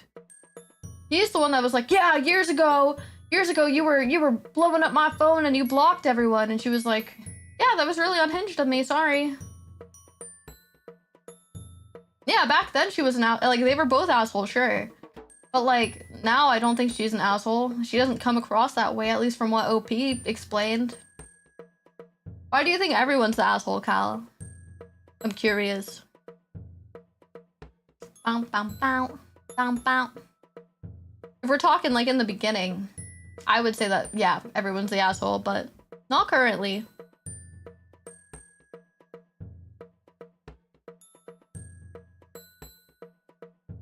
Even in his narrative, she didn't come off as an asshole. Maybe asshole's not the right word, but she still wasn't like mentally well. And like, it was just unhealthy. Didn't know it was years apart? Yeah, he was explaining like years ago that they dated and what had happened. And now that they're at different points in their lives. And he wanted to go visit because they have mutual friends. So him and his new girlfriend were going to go visit their mutual friends. And the friends were like, "Just so you know, your ex is going to be there." And he was like, "Yeah, that's fine." And then they were at like the dinner or whatever. And he was pretty much complaining that his ex-girlfriend like didn't really interact with his girlfriend. But he said that they did because his current girlfriend was like, "Oh, your hair is so pretty. What do you do?" And she told her the hair products. And then he was like, "Oh, you're fucking awful because you did this and you blocked me and you were unhinged and you were calling me." And she was like, "Yeah, I was sorry." Like, sorry, that was really poor taste of me years ago. Yeah, I think it was probably pissing him off that she was healed and he expected her to be like not healed and be weird. But she wasn't. She was doing well for herself. Like, it's so weird to me that he specifically brought up how, she did like this really big project in a different country. Like, he just sounds bitter. Sorry, man. Your poor current girlfriend. Like, they were both an asshole at first, but she's fine now. Yeah, exactly. Now he is being the asshole.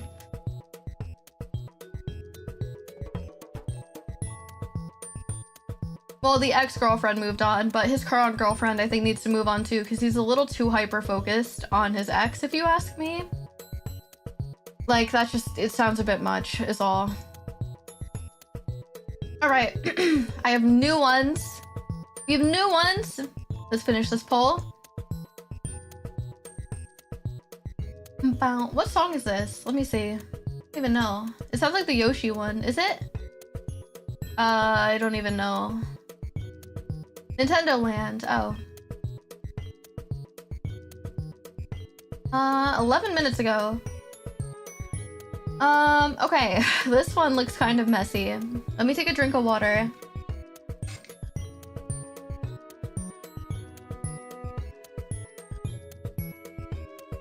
Okay, ready?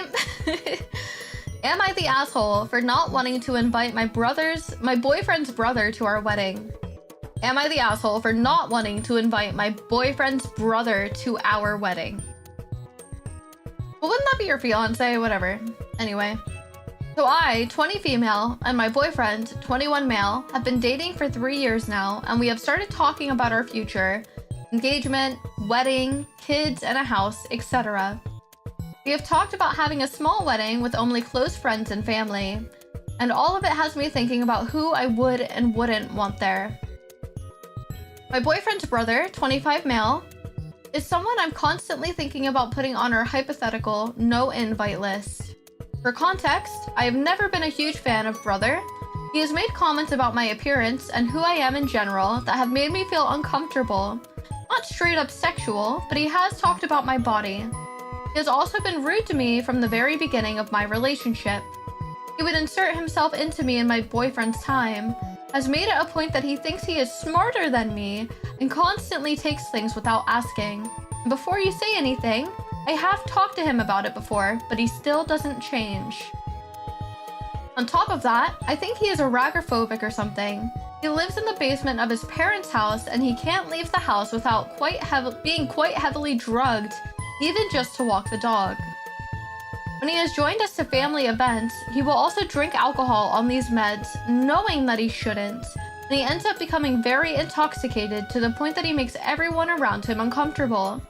He will call people names at very inappropriate times and be generally rude to everyone. He also has little issue with wanting things to be about him.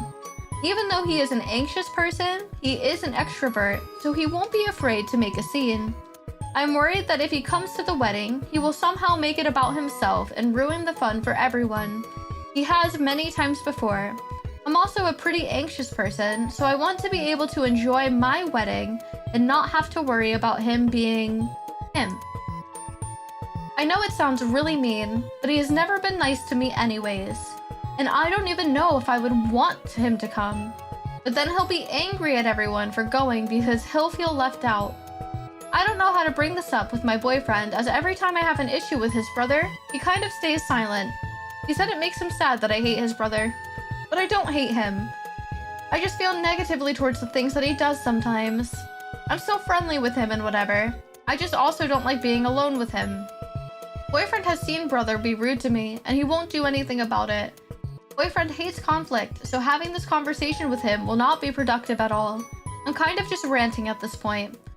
Is it worth bringing it up to my boyfriend, or should I leave it alone? Am I the asshole?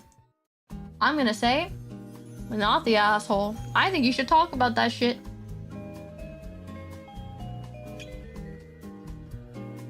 I think you should talk about that shit.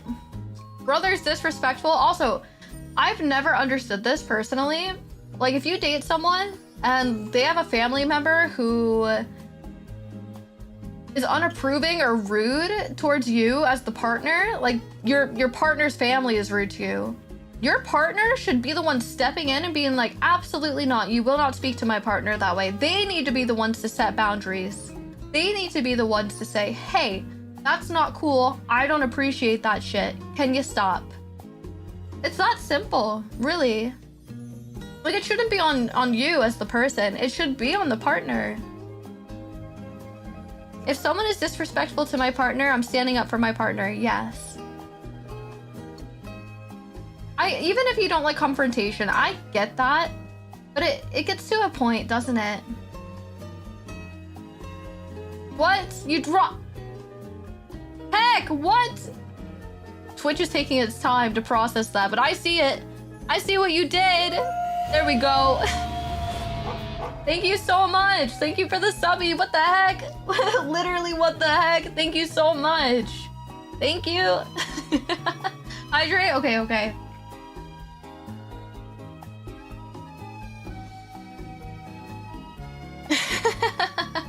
Thank you. I appreciate it. I'm not gonna date someone that doesn't defend me against their family. Yeah, it's just disrespectful, really. First of all, like, you can't predict how other people are gonna treat you, and that includes your partner's family. But if they disrespect you, I think your partner should have your back. Like, they should be the ones addressing it. That's their family. You shouldn't be made to feel like you're the one that needs to say something, because that puts you in an uncomfortable position, doesn't it? That should be on them. Fence sitting is the worst. Yes, that's exactly it. Thank you. That is the best way to put it. Fence sitting is the worst. I'm all in on my significant other because that's my partner. That's who I'm spending my life with. Yes, exactly. Exactly. Crazy. Absolutely crazy.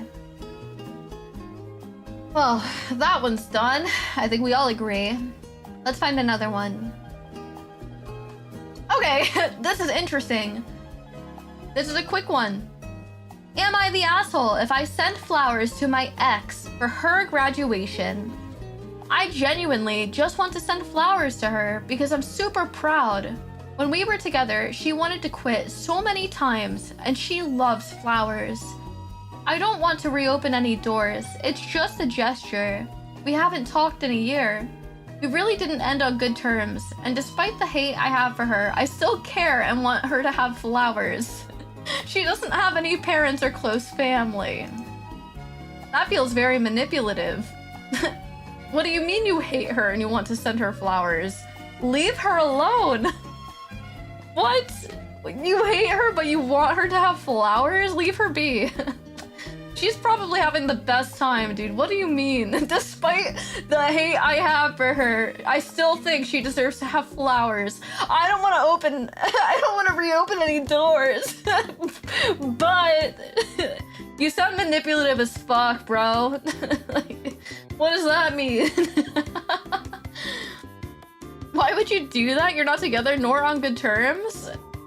Because you know for a fact, that's the type of motherfucker that would send flowers and like have a handwritten note with it and be like, "Dear Sophia, I'm so proud of you. I know we don't talk anymore, but I really just thought that you deserve to have these." All right, motherfucker. Like, if you were genuinely that arsed about sending her flowers, do it anonymously, I guess, but like actually don't do it at all. Take a step back and be like, okay, this is really unhealthy. A simple message would suffice if you feel that strongly. Literally. And we don't know how it ended. Stretch? Okay. Thank you for the stretch.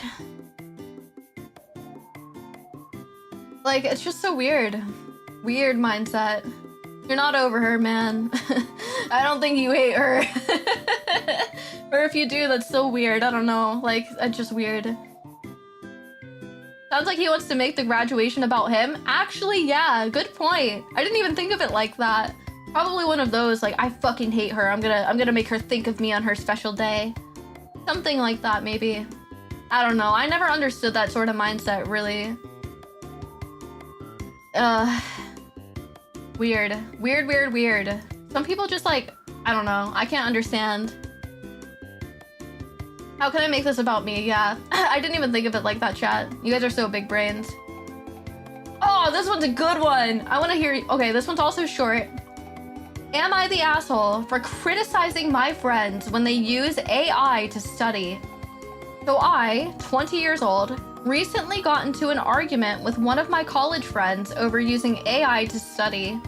I am vehemently against using AI in any shape or form, but my friends believe it's normal to use ChatGPT to check their answers to a hypothetical test or to help them learn a new concept. While I don't berate them for doing so, it deeply annoys me when they start talking about their study sessions with ChatGPT. And impulsively, I called out one of my friends for it. We talked it out though, and I apologized. But my doubts still linger. Was I really in the wrong for reacting like this, or was it warranted? Am I the asshole?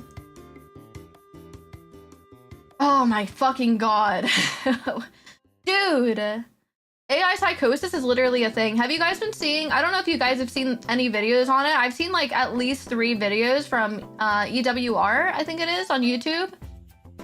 No, I don't think you should be using ChatGPT for stuff like that personally. Where people are like talking to ChatGPT and like this one guy, it genuinely like, it was like reassuring him and not really stopping him. And he thought that like, it was okay for him to kill people. You need more context. What kind of context would you want, Cal? I'm curious. If they're checking answers, I don't think that's bad, although they should have notes to do so. If they're like, assumingly they're in college, right? So they should have something to look back on, but depends. I don't think it's the most reliable source to get your information from. I mean, I feel like AI is fine as long as it's not generative AI. Generative AI is the problem. ChatGPT is a chatbot for starters. It will borrow from outside sources a lot and it won't ever be reliable. That's my problem with it, yeah. It's not always reliable. It can be helpful in some situations, but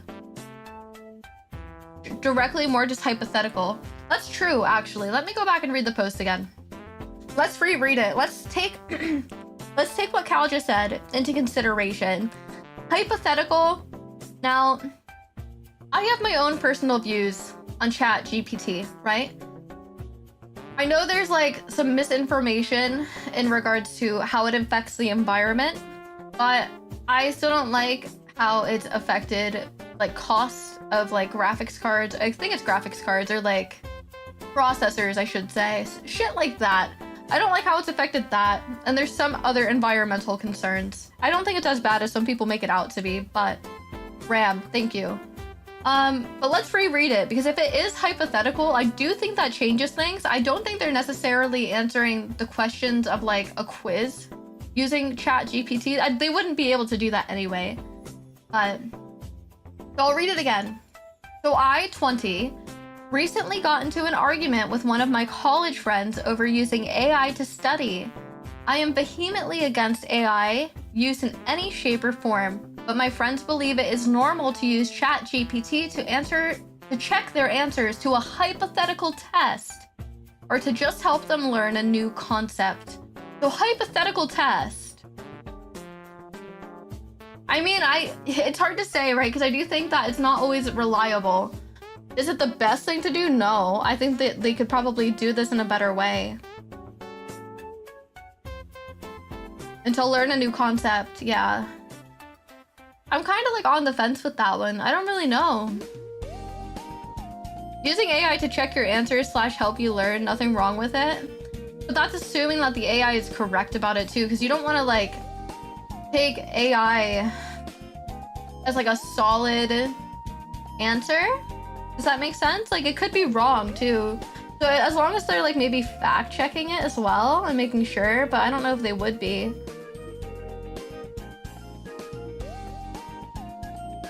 This is like a very interesting thing, isn't it?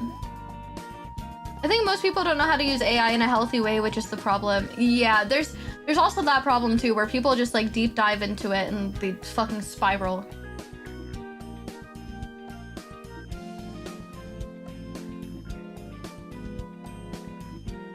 The same thing can be achieved by group discussions and study. That's true. I mean, I guess not everyone's gonna have access to that, but you can like make things work, I guess. I think it is becoming very like normalized though. And then there's the problem too of like, what if AI goes away? I don't think AI is gonna go away, but like, what if people start relying on it? And then suddenly, boom, AI's gone. Are people gonna like fall apart at the seams? Is it gonna be harder for them? I don't know. I don't know. I don't know. Weird. Let me drink some more water. I'm talking so much.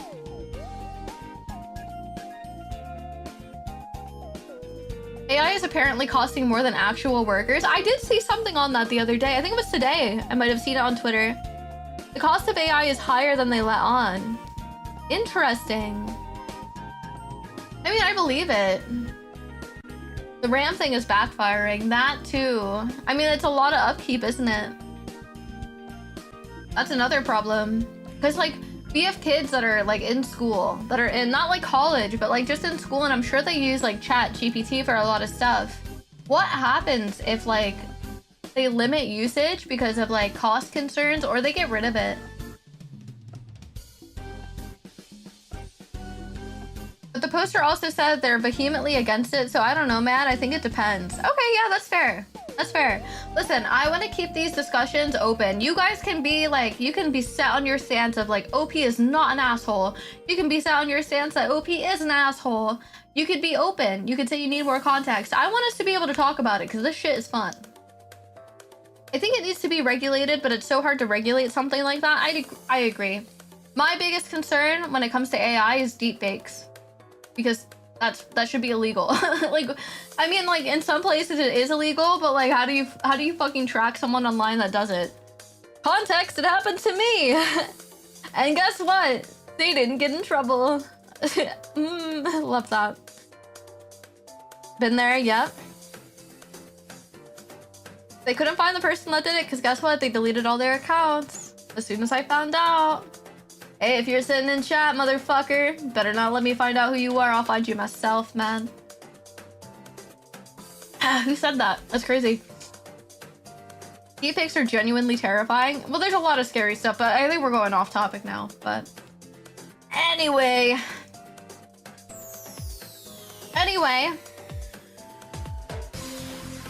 If you're sitting in chat, die. So true, actually. That's the one time I'll support saying someone should die. The person who made my deepfakes, get fucked. My real boobs look better than that, just saying.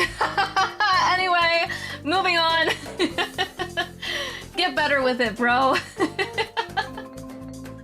In-game, of course. Yeah, totally in-game. Yeah. Hi, Tapwater. Daily treat. Anyway. Whoa, who said that? Anyway. Okay, moving on. Right, here's a new one. Am I the asshole? I, 32 female, recently took a pay cut and I don't want to confront my boss right now. Recently, I got a pay cut at work in April since my contract needed me to complete a certification 2 years into the job. I am now 4 years in and I have not been able to pass the exam and complete the certification. As a result, they are now cutting my pay until I show them that I've passed the exam. This exam is coming up in August. I am beyond devastated by this disciplinary action. My husband wants me to talk to my boss and beg and plead for them to reinstate my full pay. He is angry that they would do this. However, in his own words, if they say that they will be enforcing this disciplinary action, he wants me to quit and find another job. This is in the medical field. However, I don't want to do that right now.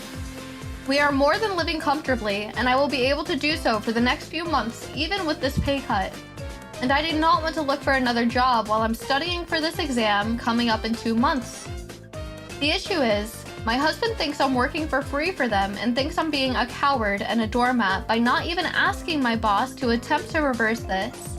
My take is, I'm trying to finish this exam coming up in a couple of months. I do not want to have any added stress of anything right now. We have had bad arguments about this. He is not able to see my side of things. I'm okay with talking to my boss, but if he comes back and tells me that they will not reverse this decision until they see a passing score on the exam, my husband is then going to hound me to quit the job. I don't want to. I like where I work. I like the people I work with. I just want to take this exam and pass it. He is also pressuring me to tell my parents about this to get their opinion. I absolutely do not want to do this. I am so embarrassed that I haven't passed this. To be fair, my husband is not blaming me for failing my past exams. He just wants me to talk to my boss right now. We also divide the weekends so that he gets a day and I get a day. On my day, I study. On the weekends, it's a struggle because we both work full-time, but on the days I can, I try to get up for 5 a.m. to study for an hour, and then after the kids are down, I also study. He does not want us to get a nanny for 4 hours on the day I'm looking after the kids, because he thinks it's too much money with this new pay cut. He has agreed to look after them for 2 hours right after the little one naps, so I get a bit more time to study on the days I'm looking after the kids. I'm honestly beyond burnt out. I feel interesting. Oh wait.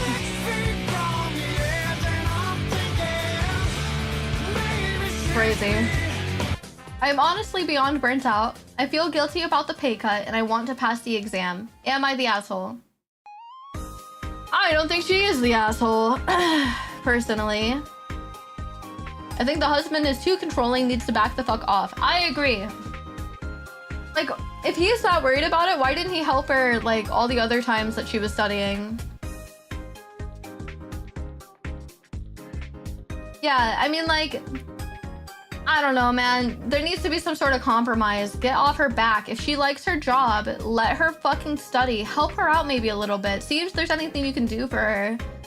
If she likes her job and she doesn't want to look for a new one, like, fuck off. It's her life. Like, she gets to make that decision. Also, another point, she said that she can live comfortably for months on her cut pay until she can take the new exam. So what is the fucking problem? A lot of complaining and criticism from the husband, but no attempt to really help, just complaints. And like trying to force her, like, you need to talk to your boss or quit your job. Like, fuck you. Don't do that. You're putting her in such a tough predicament. She doesn't want to come home. She can't rely on you because you're going to tell her that she needs to do X, Y, and Z, and she doesn't want to do that. She just wants to study and pass her test. Be there for her. What the hell? It's not hard. It's just control. Yeah, it sounds like it, doesn't it? She's being stressed out. Yeah, let her fucking live her life, man. What if it's 4? Everyone's the asshole. Why do you think so, Deck? I wouldn't say he's a shitty husband, though, because I don't think that's fair to say, Ruby, because she did say in her post that, like, he has been supportive of her. All he really wants her to do is talk to her boss or leave her job. And yeah, I don't think he should be doing that, but if he's been supportive, he's probably just like worried about her and like he's being too aggressive about it.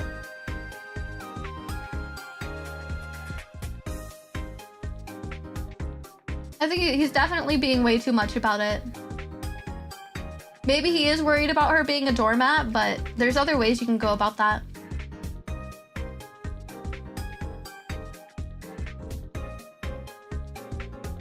So I don't really think husband is an asshole. I don't really think, like, OP is definitely not an asshole. I mean, a husband needs to back the fuck off, though. Like, he's just overstepping. You need to be there for her and not just, like, stress her out more. His worrying sounds like annoyance at the same time, which isn't healthy, yeah. Nobody ever asks, what about the boss? Poor guy hired someone who can't pass the exam with a 2-year extension.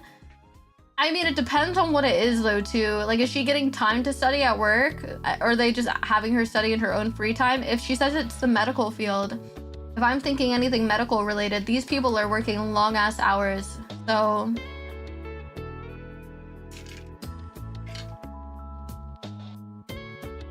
crazy.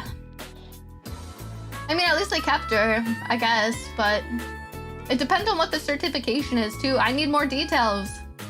I need more details. Boy, thank you so much for the follow, Luna. Welcome in. I don't think he's a control freak. I think he's being too much. Yeah, I wouldn't really say he's being controlling either, because I feel like, well, I think in a way controlling, but control freak, it would be more like, if you don't quit your job, I'm gonna talk to you. Like, I don't know. Like, it would be much more extreme. I had to play devil's advocate. That's not my opinion. That's fair. That's fair. It makes me think a bit more. You never know.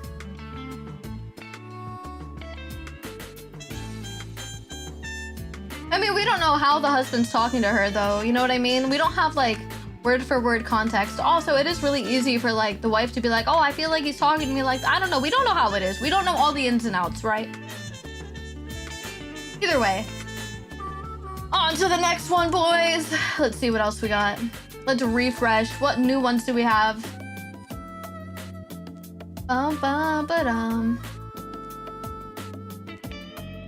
Ooh, okay. Boy, thank you for the follow, Brozane. Welcome in.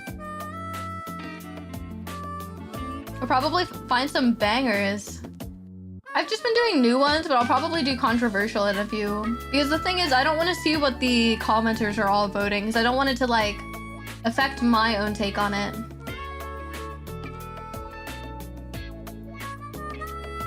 So I'll see if I want to do that later on. Am I the asshole for telling a friend to stay home if they don't want to take pictures? So, for some context, I have a friend group with a really great bond and a diverse background. We like to hang out often and take lots of pictures, whether that's group trips, when going out, or just having fun. My concern is, however, if I'm an asshole for recently telling a friend to stay home since she doesn't like taking pictures due to her insecurity. My friend, 18 female, has a fuller figure than most of the girls in the friend group, and that worries her whenever we're out. I always try to validate her feelings and assure her that she looks beautiful no matter what, and what others think of her doesn't compare to the people who adore her. But my words can only do so little to convince her. When our friend group is out, and she doesn't really say much or engage, which I often notice. When we pull our cameras out, she usually waits for us on the side or goes to the bathroom. When I try to convince her to join us, she gives me the same reasons. I look awful, I look like a fat bitch, or she worries about some part of her body looking weird. I sympathize with this girl, by the way. This happens often, and our friend group finds it a bit burdensome. She did mention that she wanted to go to the gym so she wouldn't feel that way when taking pictures, and we offered to go with her, but since she's very anxious with such an atmosphere, we never went. So yesterday, when a friend let me know about plans, going to the beach plus taking cute photos, she explained that she didn't want to go where there were lots of people and didn't feel like taking pictures. I felt irritated at her response and impulsively told her that she could just stay home.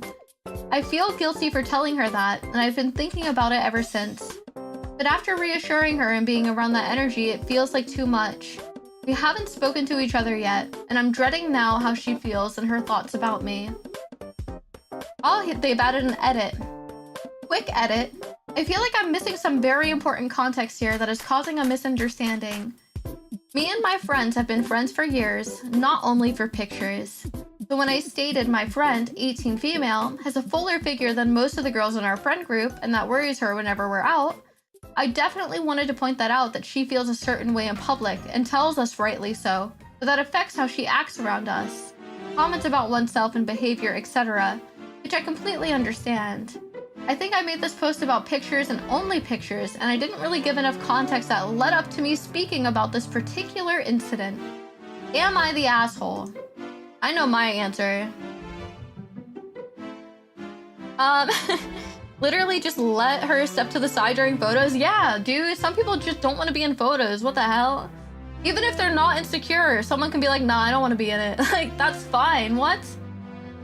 Dude, sometimes most of the time I actually hate having photos taken. I fucking hate it. I'm leaning one. There were better compromises other than being mean about it. Literally, it was impulsive. It was so impulsive to say that. And like, she wasn't doing anything wrong. She's just self-conscious. Let her step to the side. Like, let her go to the bathroom. Why don't we just say, hey, it's okay. You don't have to be in photos. You don't have to do things you don't want to do. It's that fucking simple. Okay, but the actual question at the end wasn't related to the photos. It was just the case of them not wanting to go to the beach because it's crowded. Well, she said she wanted to go to a different part of the beach that wasn't like with a lot of people. I think they could have compromised and found a quieter area instead of like a super crowded area. Me, that's like, I'm not super insecure about my body anymore, but I still don't like being around a lot of people. So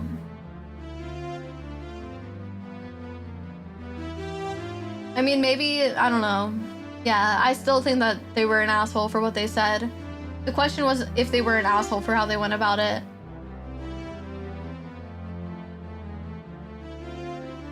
For you, it depends. Go on, Juan, explain.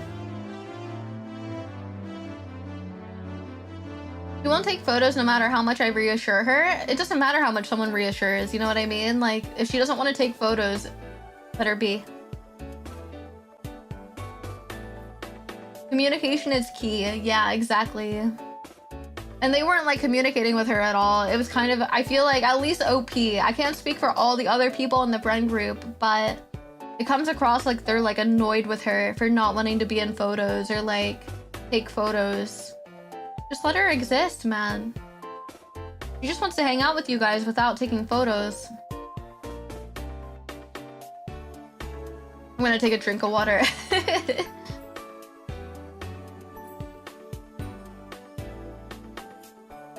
I got it out of my system. Good job, Afreen.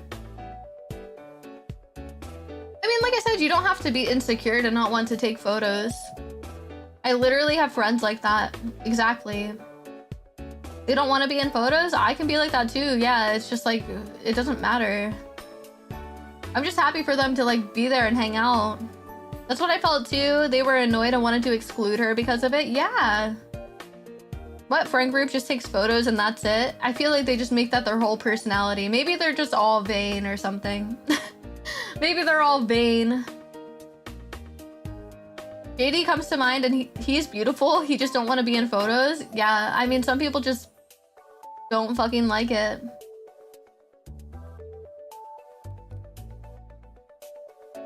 LA influencers, for real, for real. Some people just like get way too hyper fixated on like online presence and shit like that. Anyways, on to the next one. We all agree. Let's find another one. Ooh, let's see. Any new ones? All right, let's see. Am I the asshole for forcing myself onto a girl at the gym? Forcing myself is in quotations, by the way. I, 23 male, am a pretty frequent gym goer. I don't go on any type of schedule, but I go maybe 3 or 4 days a week. Most times when I went, I saw would see this girl. That's what he typed. She would always be looking at me, and I got to talking to her a week or two back. She was pretty nice, so why not? A few days back, she asked for my number romantically. Are you sure that she asked for it romantically? Did she say, can I have your number romantically?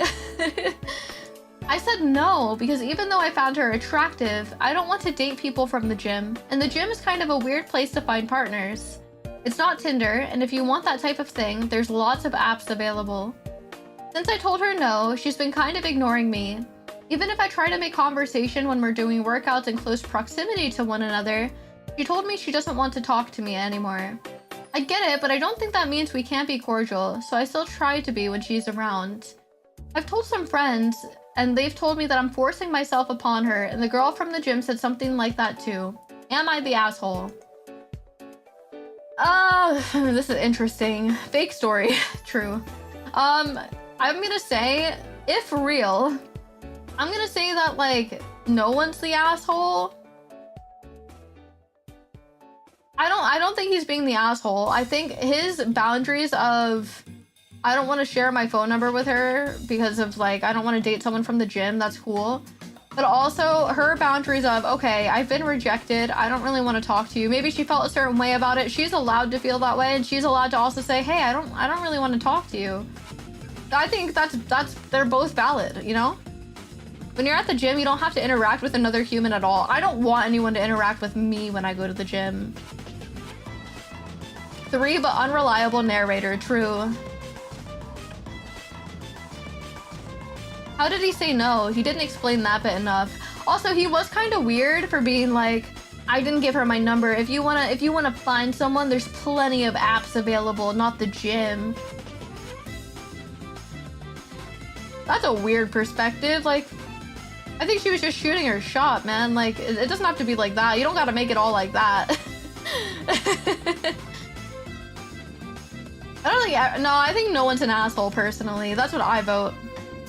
It's very holier than thou. I think it's fake. It probably is fake, honestly.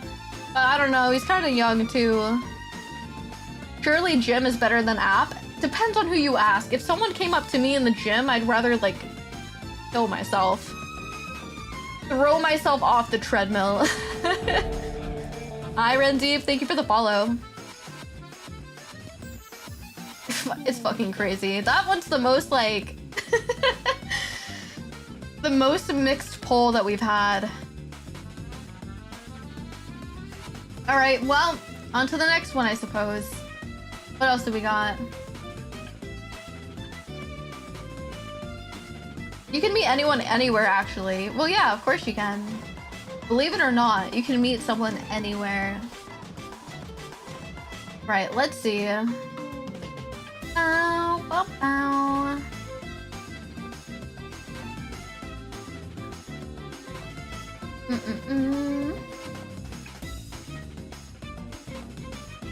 Let's see, just looking, scrolling.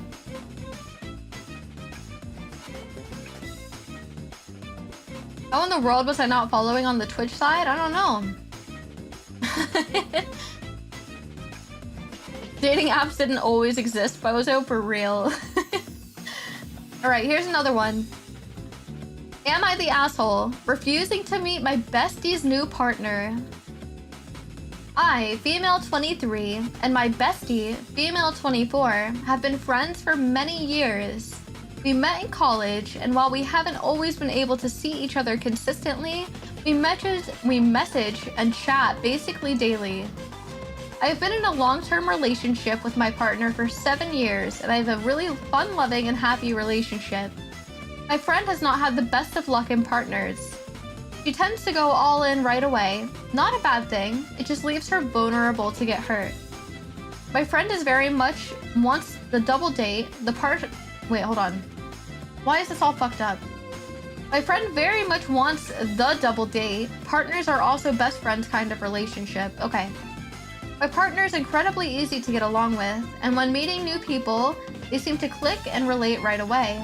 He asks lots of questions and makes new friends quickly. We have met no less than 5 of my friends' past partners. We meet, make friends, do things as duos, and then within a few months, they break up and my partner has to break up with his new friend. Oh, I don't see why he has to do that, but... Unfortunately, staying friends isn't normally an option, since breakups tend to get messy really quick. My issue is, my friend has met someone new through work. He seems nice enough, but she has immediately started making plans for couples days out so we can meet him and our boys can meet and become friends. I mentioned this offhand to my partner, who would normally jump at the opportunity to meet new people, very golden retriever behavior, but he was less than enthused. After prodding, he explained his feelings, not wanting to invest in a new friendship when the expected breakups are always inevitably awful. I understood and I agreed. My issue is, I explained this to my friend and she blew up, like a full-on tantrum, saying I was expecting this relationship to fail before meeting the guy and that I'm not being supportive. Went on and on about how she really likes this guy, saying that they're already talking about the future. Said if I was a good friend, me and my partner would meet the new boyfriend and try to get along. I refused to back down. I don't want my partner being uncomfortable or feeling bad about the situation. Friend is now ghosting me and bad-mouthing me on Facebook.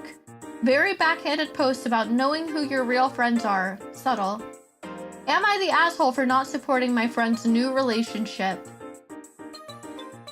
Well, she shouldn't be doing all that. She shouldn't be going on Facebook like, I don't know who your real friends are. How old are we? Interesting. Hi, Explosive. Want to go to the stream? Oh, I'm so glad you like it. I'm gonna say no as well. No one's the asshole. If breakups are messy, people don't want the drama. Also, the friend sounds like she fights over everything. Everyone's the asshole. Okay. Go on, Cal, explain. They were looking out for their partner here. I would have done the same. Yeah. I mean, there could have been some sort of compromise, I guess. Like, maybe in a few more months we can schedule something. But maybe give it some time with him first or whatever, but... I mean, just think how you should support your friend. Yeah, Yeah, of course, of course.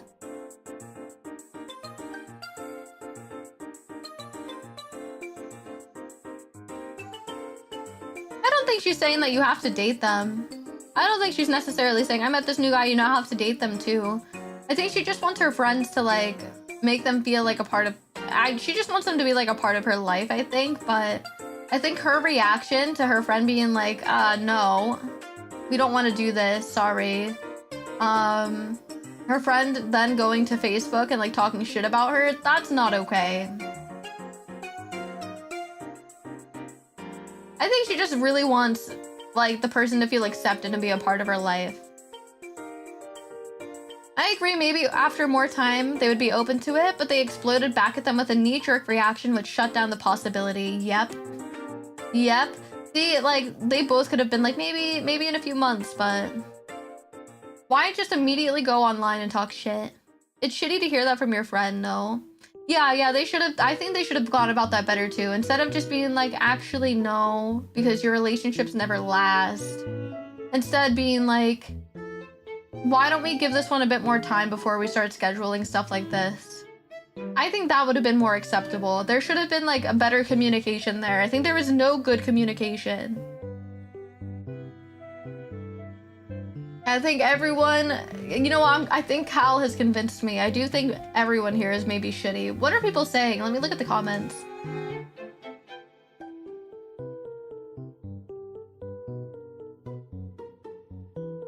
Everyone's saying not the asshole. Everyone's the asshole. Okay, so people are saying not the asshole and everyone's the asshole. Oh, there's some people saying you're the asshole. Okay, so it's kind of mixed.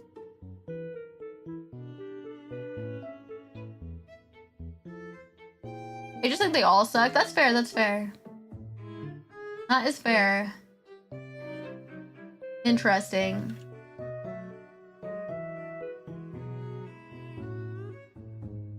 Yeah, they should have just communicated better. She's worse for her reaction and posting stuff on Facebook. Yeah, that's just immature. And I think that probably just like, I think the friendship might be kind of done after that, boys. What's this one? Okay, this one's kind of quick. Am I the asshole for not letting my friend use the photographer she refused to hire with me? What does that mean? I, 28 female, just graduated with a PhD in the US.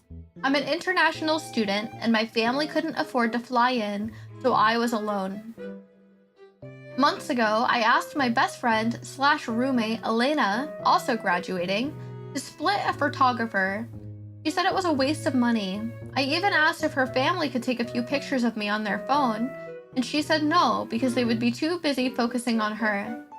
At graduation, a rep from my country's consulate came to congratulate me and asked if I needed anything. I asked for a couple photos on my phone for my parents. He ended up calling their official media photographer who came and took photos and videos of me. Elena saw this and ran over asking if he could also film her walking on stage and do a full photo shoot with her and her parents, friends, and advisor. I told her she could ask him, but I wasn't comfortable asking because I didn't hire him. He's an employee of the consulate and he was there for official reasons. She called me selfish, stormed off, and later texted me, uninviting me from the graduation party we'd planned for weeks, saying I ruined her day and she's not comfortable seeing me. Am I the asshole? What? Fuck that girl, bro! Fuck that girl! What? Dude, that's crazy. Hello? That's crazy work. Insane. Whoa. That's crazy. I don't think that's a curb-stompable offense, but that's definitely super shitty. Like, you got all these family and friends, like, why can't they do it? That's enough Reddit slot for me. Good night, chat. Good night, Decoli. See you later. Women are curb-stompable. I don't think this one is, but women can be.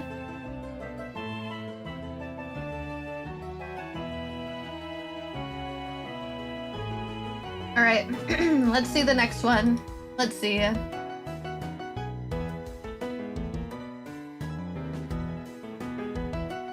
Okay, this.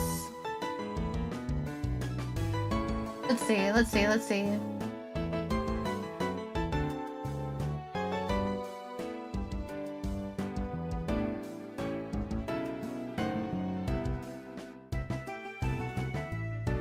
All right.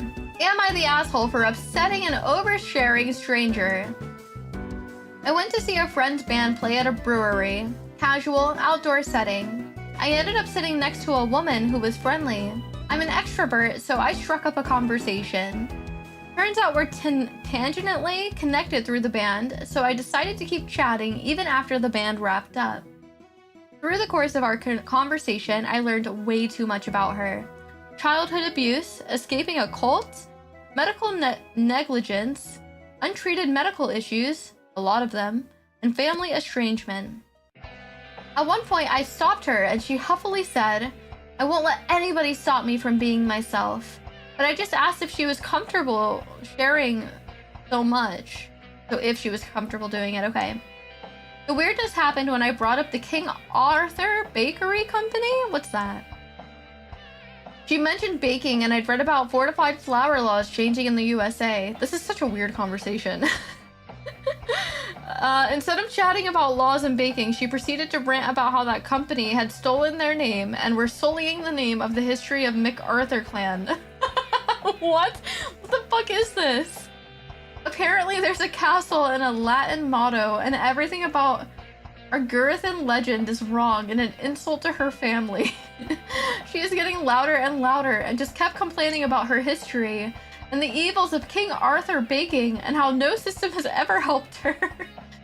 Finally, I started pushing on that last part.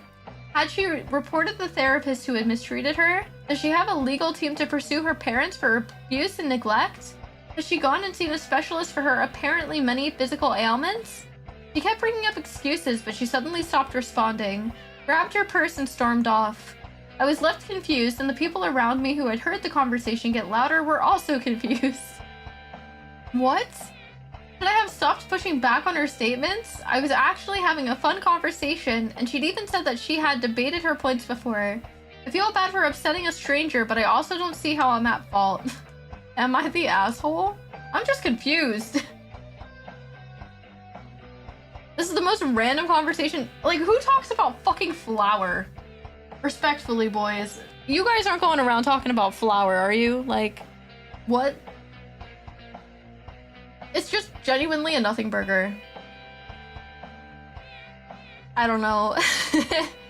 I don't give a fuck is my vote. I'm kind of in that lane as well. Like, I genuinely don't care. You're never gonna see that woman again. I think she likes attention and didn't get the kind she wanted from this dude. I think it's two women. People just post some bullshit. That's literally what this is. Like, what the hell is this? Everyone's weird. Not everyone's an asshole. Everyone's a weirdo.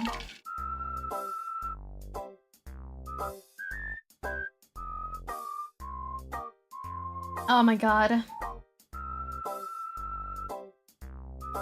Bow, bow, bow, bow, bow, bow, bow. Everyone's a weirdo? Yes. Alright, let's find another one that's hopefully not talking about flour. Okay, here's one. Am I the asshole for asking my boyfriend to bring a boat closer to the shore? My boyfriend, 24 male, and I, 21 female, were on holiday in Greece and had rented a private hire boat. I had never driven or been on a private boat before, but he had. We stopped the boat in the middle of the sea, about 150 meters from the shore. I got off the boat and had to swim, and he stayed on the boat. The ladder to get back up onto the boat was tiny, and I am not a tiny person. I tried for at least 15 minutes to get back up. My boyfriend was trying to pull me up, but I could not do it. I suggested that he gave me a life jacket to give me the buoyancy to hopefully hoist myself up. He refused to give me one, for reasons unknown, but I think it was because he thought if people on shore saw me with it, it would inconvenience them by perhaps compelling them to help. After exhausting myself, I decided to swim to shore. It was the kind of thing where I was swimming, but the shore was not getting closer. I asked him to bring the boat closer to the shore so I could try again. Suddenly, I turned around and the boat was actually on the shore and the expensive propeller was about to be scraped. He started yelling at me saying I should not have told him to come closer and that we will have to pay loads of money to the boat company. As he does this, he throws the ignition key into the sea because he was waving his arms around as he was angry. Which I then spent about an hour looking for under the blazing sun. I cannot find it and he does not get out of the boat to help me look. He is towed away by one of the boat company guys. I didn't know that you could get your boat towed. I walk back to the apartment barefoot. He comes back 4 hours later and says that he is sorry, but we both made mistakes. He says that I should not have asked him to come closer to the shore and perhaps all of that would not have happened. Am I the asshole? What? This is just a funny scene to think about. Dude, these guys are interesting. Hi Mori, how's it going? Wait, how am I your— what? I'm not your Oshi, that's crazy. That's crazy. I'm doing okay though. How are you? Dude, yeah, I agree. I don't think she's the asshole for anything. He was being a stubborn dick for some reason. Yeah, listen, if he just gave her the life jacket, she probably would have been okay. And even if she couldn't get back onto the boat, she could have made it to shore, like without needing to move the boat. What the heck? What do you mean? Oh, dude, it's just a cartoon. A little bit. You are our Oshi, accept it. I don't know about that one, chat. I don't think I'm your Oshi. I think you guys are lying. Crazy. Sounds like the weirdest hill to die on. Well, he came home and he said sorry, but he was like, we both did wrong things. What did she do? Like, can we remember, like, what did she do? She told you to pull the boat to the shore to help her? What? That's not her fault. Man-child? Kind of a little bit. I mean, I feel like a man-child would maybe overreact. I wouldn't really consider him a man-child. I think he's just— I don't know. Just didn't really think, maybe. Alright. Let's try again. Bow, bow, bow. No, don't send me love. I was not self-deprecating. Bum, bum, bum. I hardly watch any other VTubers, so I assumed you were my Oshi. Oh, shucks, guys. Thank you. I don't think I deserve it. I don't do anything crazy. Oh, this one. I feel like this one's gonna piss me off. Am I the asshole for disobeying my father after he commanded me? I, 17 male, and my father, 51 male, got into an altercation at a restaurant today. As me and my father sat down at the restaurant, he said in a quite commanding tone, "Go get the utensils, go service," while using his finger to point at me and the box where the customers get the utensils from. I know go service sounds pretty weird in English. The meaning is closer to service me. Use commanding Mandarin phrases. Just to be perfectly clear, I have no problem with helping him do things. I would have been more than happy to get the utensils if he asked me nicely. Of course, I was quite unhappy with how he told me to go get the utensils, so I told him that I'll do it later. I was calm. Then, as the waiter came by to take our orders, he then told me to go get the utensils. I already told you once. I'm already in a bad mood. You don't know who you're messing with today. For context, it turns out that today he got into an argument with another driver on the road and even got the police involved after being upset at my mom for some unreasonable reason. This is the following dialogue between me and my father. OP, it's, can you help me get the utensils, please? Him. He repeated the sentence, but he was borderline yelling. He was then again being commanding, using the tone that might not linguistically translate to Reddit. OP, I asked him, are you commanding me? My dad, yes. OP, I don't take orders. Dad, then you are not allowed to eat, and gathered the side dishes to his side. OP, make me, and I took one side dish back to me. This is getting to be a bit much, but also I understand. Then he got up, paid for the bill, and stomped out. When the main dishes came up, and I wasn't able to finish the sheer amount of food on the table, I ended up apologizing to the staff for wasting so much food when I left. He ordered a lot of things and stormed out before it arrived. After which, I had to go home by myself. At this point, I had no battery on my phone and nearly no money. I didn't bring my keys and in a different district. Fortunately, I was able to ask for help and wander to the nearest metro station to get home. It was at night too, but I do live somewhere where it's safe to walk along at night. But to be completely honest, I was quite upset at the situation since I wasn't able to call my mom either because apparently her phone also ran out of battery. I was really angry after a while, and I'm wondering if I should have just listened to my father, since I kind of ruined dinner for us. We rarely go out to eat together, so I thought this was a pretty scarce experience that I should have tried to maintain. Alright. I don't think he was an asshole at all.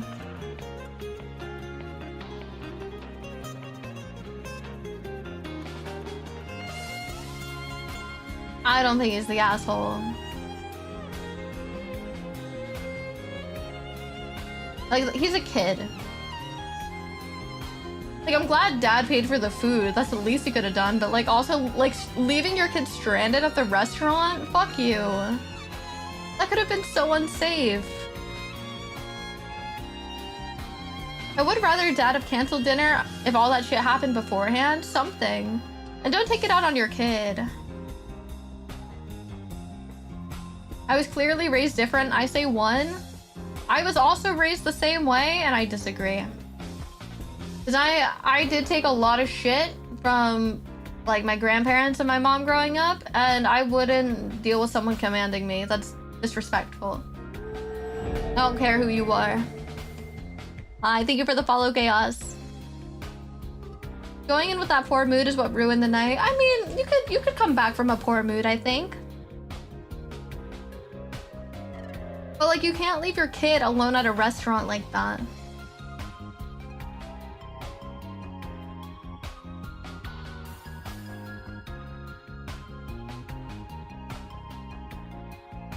Just because, like, they're your kid as well doesn't give you the right to be like, child, go grab this. Go grab the utensils, I'm telling you now. Like, that's... You can still treat your kid with respect. And that's coming from someone that I was disrespected by my family for, like, all of my life growing up. Also, he's not a child, really. He's like 17. Yes, he's a baby. Like, he's a child, but, like, he's almost an adult. Can we talk to him with a bit more respect? I don't know. That's just my point of view on it. My whole thing is, I don't give a fuck if I came out of your birth canal or your sperm made me. I don't fucking care. Treat me with respect. Again, it's the same mindset of, I gave birth to you and I put a roof over your head and I gave you food. I don't fucking care. I didn't ask for that. I was raised by the best parents ever. Disobeying doesn't even occur to me. I mean, I just don't deal with rudeness. I just think everyone should be treated with respect. But that's fair. Listen, you guys don't have to agree. That's okay. That is okay. I value everyone's opinions. I haven't heard this song in so long. Alright, let's see another one.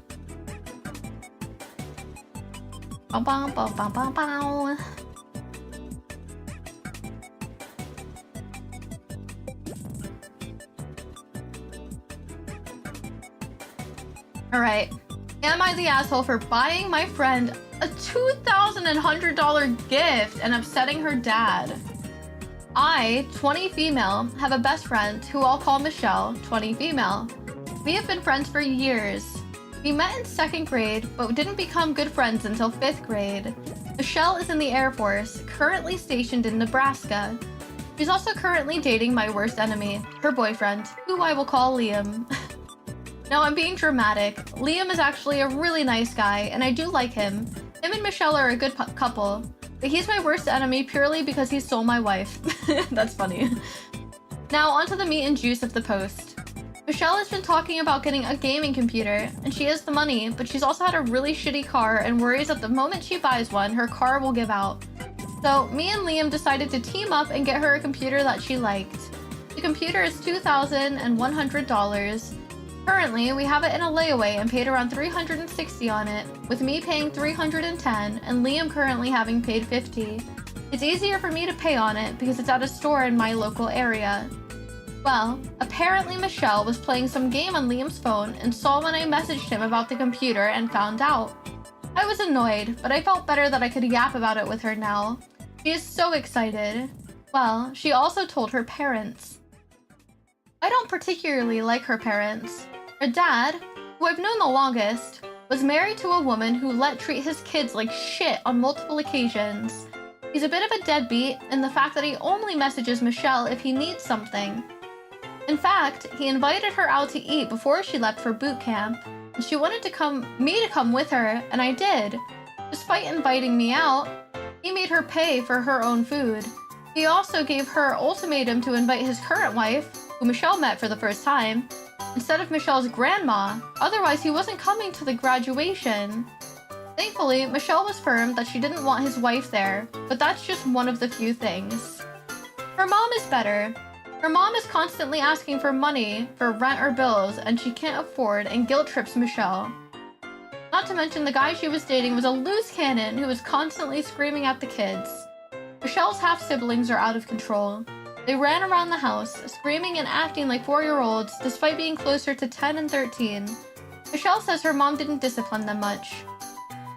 So safe to say, I'm not very close with Michelle's family like she is with mine.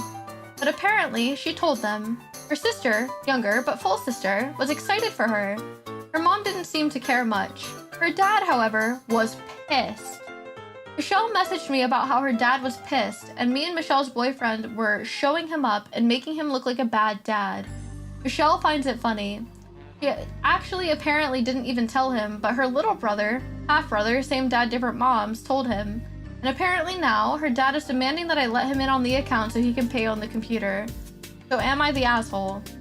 I feel like we can't vote on this. Like, are you telling the dad that he can't vote on, or he can't put money towards the computer? Like, I feel like I need more. Dad, it's not about you, Saibu. It's not a fucking competition, dog. It's to support. Yeah, literally. Why can't she just talk about something that makes her happy? She didn't even tell her dad. What the heck? I don't know, man. Are you the asshole for getting your friend a gift? No. Absolutely not. Does he need to, though? No. And honestly, like, keep the dad out of it because he would probably use it against her anyway. Get a different gift, Dad. Why didn't you think of that? God damn it. She doesn't even talk to her dad like that. Absolutely not. Nope. Yeah, just like the fact that he got mad about it. That's fucking weird. So weird. Dad, help with her car. There you go. Yeah, exactly. Hi, Crocodile. How's it going? Welcome in. Dad probably wears mine, honestly. Pissed. Fucking pissed, bro. Crazy. Well, time for another one, boys. Let's see. What's with the majority of these people being shallow? I think a lot of people are shallow. Not a lot. Maybe I'm making a bit too big of a generalized statement. Okay, here's one. Will I be the asshole if I text my close friend who betrayed me? So basically, I had a friend called Taylor. She was pretty close to me. I invited her on my birthday party and she told me that she can't come over because she has a family reunion. I told her, that's alright, but then after the party, my other close friend, Amy, sends screenshots of Taylor's stories. How old are we? With her hanging out with my two biggest enemies who bullied me a lot and spoiled my name at school. In the story, it was dated to my birthday. And yes, she actually did hang out with them on my birthday and not some other day and posted it on my B-day. I literally ghosted her and unfollowed her on socials. But now I wish I just talked to her or something. I don't know, I miss her. Funny thing is, two of the enemies were really close friends of mine too. And I miss her too, actually. A lot. I miss all the people who fucked me up. But anyway, should I text Taylor or something? What? Okay, these guys are 10. That's so funny.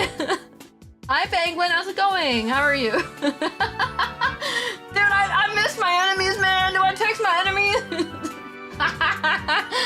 What? Dude, I miss my enemies. I miss my enemies. Enemies is such a funny word. Are you in? Wait, are you in the mafia? Stop. That's so funny. Oh my god. That's so fucking funny. Oh my god, that sent me. Are you in the mafia? Oh my god. My biggest enemies. She was hanging out with my biggest enemies. I miss my enemies. They were my best friends. I miss my enemies. I'm 14 and this is deep. This is so funny, bro. Holy shit, that cracked me up. I needed that. I love Reddit. Oh my god. Okay. Let's find another one. Oh, this one's funny. Okay. Am I the asshole for not sharing pizza with our one housemate and his side chick? Am I the asshole? Drunk roommate, 40-ish old man. 40-year-old man with a roommate? In this economy, okay, but also... And his side chick tried to get slices of pizza that I paid for my sister's family and myself to eat. I had already gotten my slices, but my sister and her family weren't home yet. Your sister and her family or your family? Anyway, they weren't home yet, so I left it out for them to grab and eat. I heard our roommate and his side chick walk into the kitchen and open the pizza box. And so I yelled, but the pizza wasn't up for grabs. He didn't respond negatively, but I known that left him weird and made his side chick mad and irritated. I felt the vibe change after that. I've never had a problem sharing, but it's the fact that it's for my sister and her kids, and they've not eaten yet. I've always offered after my family has gotten their shares, and I didn't buy it for him and his side chick to eat. To add on, he shares too. He shared food, offers to buy food, and has cooked for us. It goes both ways. But we've given more, and he's taken more without asking. He sometimes just grabs and is too comfortable with it. He expects us to cook for him and his side chicks. He cooks and eats our food for himself and his side, and they leave a mess every time. And I couldn't let that happen today. I'm tired of how he takes and without asking all the time. The reason he gets off free is because he's my mom's BFF. She also happens to be one of his side chicks. Okay, that story's not real. Okay, go crazy with your side chicks, man. Ain't real. Side chicks as in he is a main partner, yes. He has many side chicks as well. That side chick and OP's mom, apparently. That's crazy. That's crazy. And this is why I don't like to sort by controversial. It's stupid shit. Buy for fake? It's absolutely fake. There's no voting for that one, boys. Oh, what? Oh my god, this is such an asshole. Just based on the fucking title of this. This is actually insane. Wait. Am I the asshole for threatening to bother my ex's boyfriend's friends so that he will talk to me? My ex, 23 male, broke up with me, 23 female, over text on Halloween 2025. He says that he wanted me in his life, but we agreed to take some space and meet up after his semester ended to exchange our stuff and talk. He never reached out, so I did in December. He took a week to respond, said he was leaving soon for the semester. I suggested meeting when he came back, but he never replied. Take the hint, bro. I reached out again in January, and he again took a week to respond. In February, I asked if he wanted to talk or be friends, and he said no. Fine, but I still wanted my stuff back, my Switch and my games. From then until April, I was the only one reaching out, trying to figure out how to get my stuff back while he took days to respond every time. He refused to see me and only wanted to ship it or use a courier. Girl, take your fucking... just let him ship it to you. But I didn't want to risk it getting lost or stolen. No, you just wanted to see him. We eventually agreed that he'd give it to a friend to pass to me, but he never arranged anything. He said, okay, perhaps I'm being a little too kind here. You are the one asking for your stuff, not me. I agreed to a friend handoff, but he still didn't arrange anything until I threatened to show up at his place to get my Switch back. After arguing, he said he'd give it to me in person. I gave the time and place, and he said okay. He didn't show up because he was, like, when I did say yes, he misread basically. But he said he'll be there in 30 minutes, which is 5 minutes from his place, by the way, and 2 hours from mine. He gave it to my friend, who I brought along, and so I finally did get my Switch back in early April. When I got home, I realized that he didn't give me all of my Switch accessories, so I asked him to ship it to me, and he said okay. What? He never did, and ghosted me when I asked about it, so yesterday I said, OP, so either you answer me or I'm going to bother your friends because this is actually ridiculous. Him. Yeah, go ahead and bother my friends. Great character. He's kind of based for that. Kind of, a little bit. A friend handoff? Yeah, exactly. And they did the friend handoff at least. Anyway. OP. I don't know. You're the one who told me that you're going to ship it and then you ended up not. I would absolutely not want to bother your friends, but obviously these petty threats are the only way to get you to talk and get my things back. Ship the cable and tell me when you do. Him. So you were using petty threats. Ask 1,000 people, 1,000 broken up couples, 1,000 would agree to 1,000 would agree to ship the Switch. Yes, but I mean, you have your Switch already. Why is he saying that? I don't know. OP. Did waiting for 6 months work? No. Did talking to you work? No. Okay, valid. Did coming up with a solution work? No. Did giving you an ultimatum work, like threatening to go to your place or bother your friends work? Yes. Him. I don't think you should leverage the blame on me for taking 6 months. You've been selfish and still are. What? She just wants her things back. Okay, never mind. Not based. When have you thought about what I think? Oh, why are we doing this? What the heck? Never. My bad, I guess. Unlucky for me. Me. OP. Selfish about wanting to get my things back. Yikes. Now I feel like an asshole because he said I was selfish and inconsiderate of him since he eventually gave my stuff back even though he didn't want to meet up. Am I the asshole? This is weird. I feel like everyone's the asshole for me.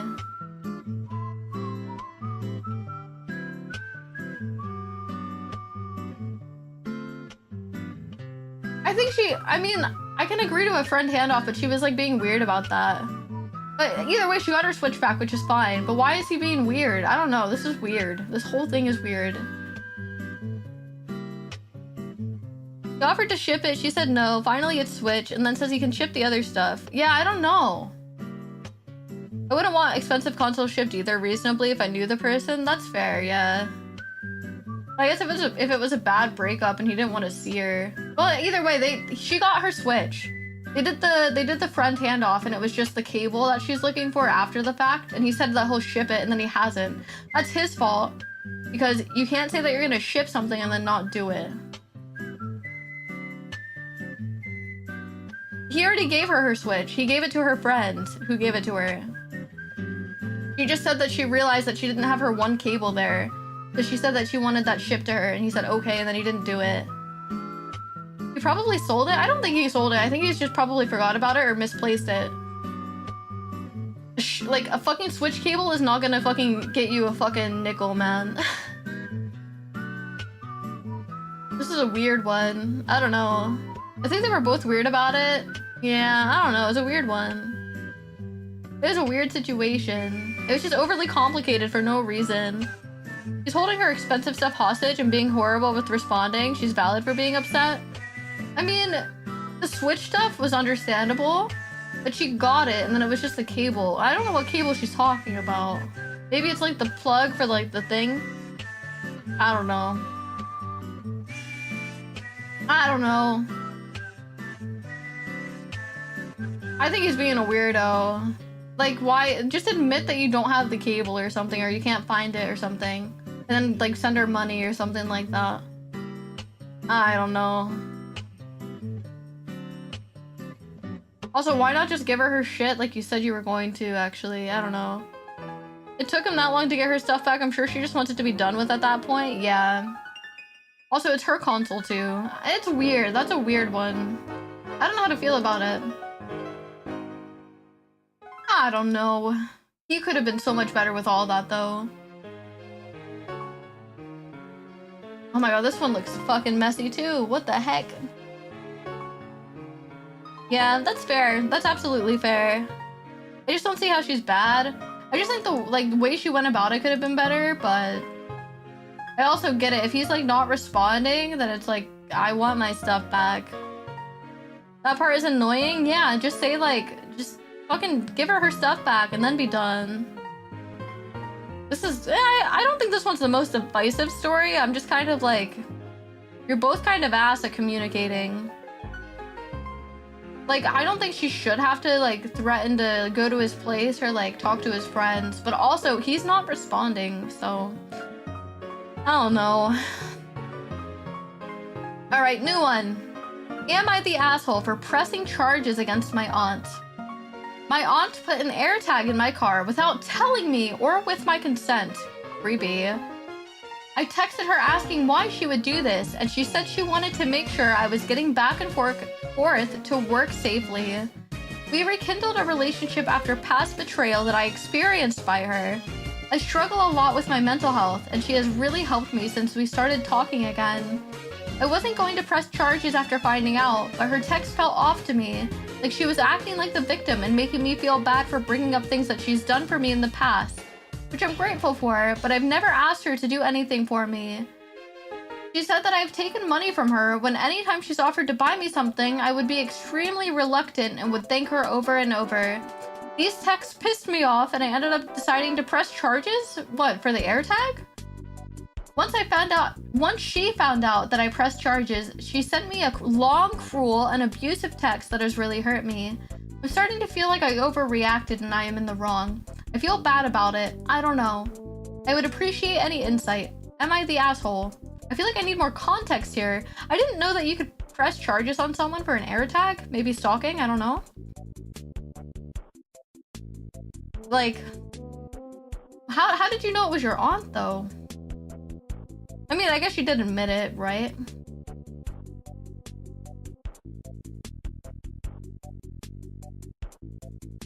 I thought AirTags had limitations on range. I don't know.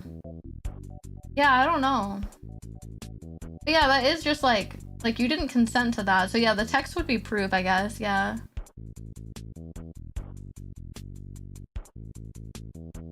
Interesting. Yeah, I mean, understandably so. If you've already had issues with this person in the past, then press charges and like, they're horrible. Like, why would you do that, you fucking freak?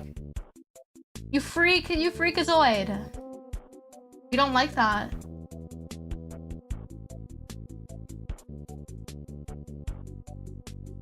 Very, yeah, super manipulative. Yeah, really weird. Really, really weird. Bum, bum, bum, bum, bum, bum, bum, bum. All right, let's see what else there is.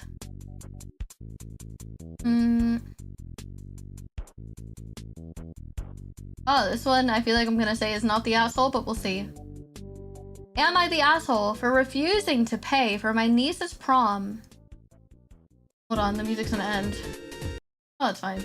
We'll continue it. Sorry, let's see. Kind of crazy that I'm getting blamed, but most of my family think that I'm wrong. So I'm here for a second opinion. My sister, 38 female, and I, 36 female, got into it because I told her I wasn't paying for her daughter's prom dress. I have my daughter's prom coming up on the 21st. Every penny was saved just for this moment. My sister and I don't have a great relationship. We've been no contact for years. She's never welcomed or respected me. Even when we were on speaking terms, she never reached out. No happy birthday to my kids. I've always said it to her kids. She always acted like she was better than me because she married a guy with money. I cut her off for my own peace because why would I stay and take the heat? She stalks my social media and it's weird. So my daughter, 17 females, prom is on the way and I have set up everything.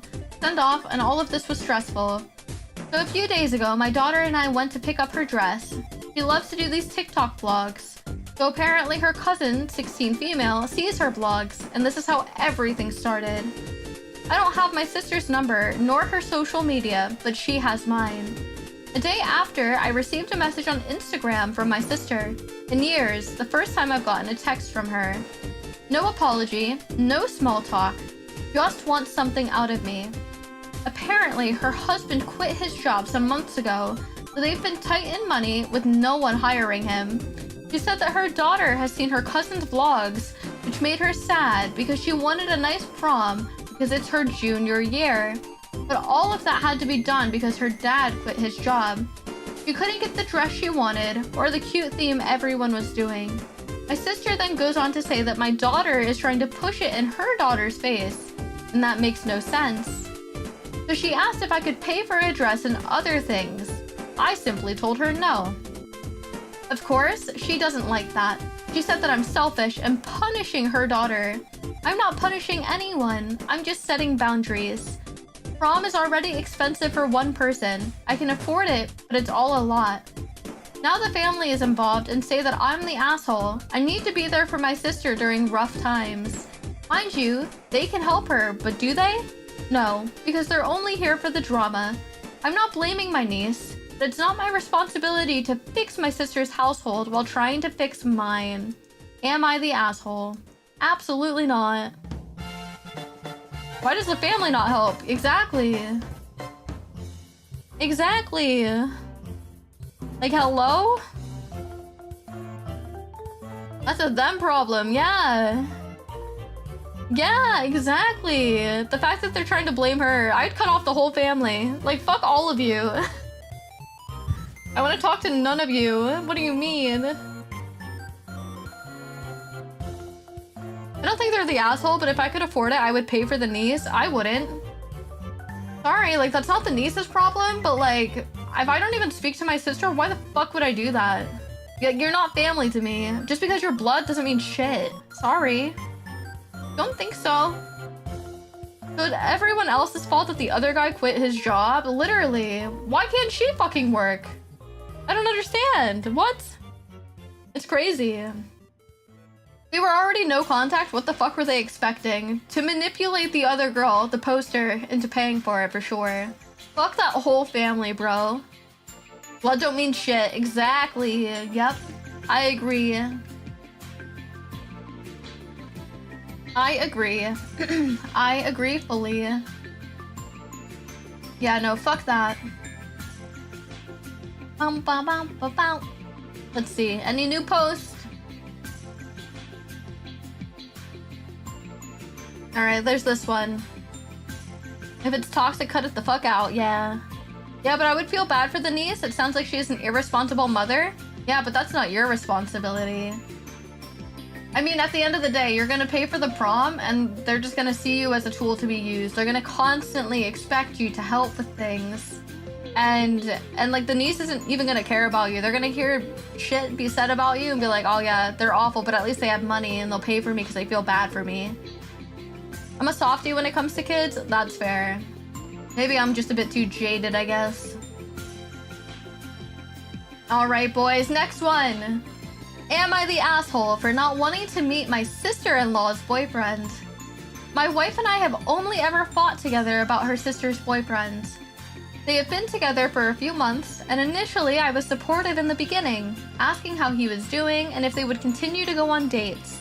Until I found out that he was my age, 29, while she turned 24 this year. That's not like a really big age gap. That's 5 years. And also, like, she's like well in her 20s anyway. She started saying that he was not asking her to spend time together or checking up on her unless she initiated it.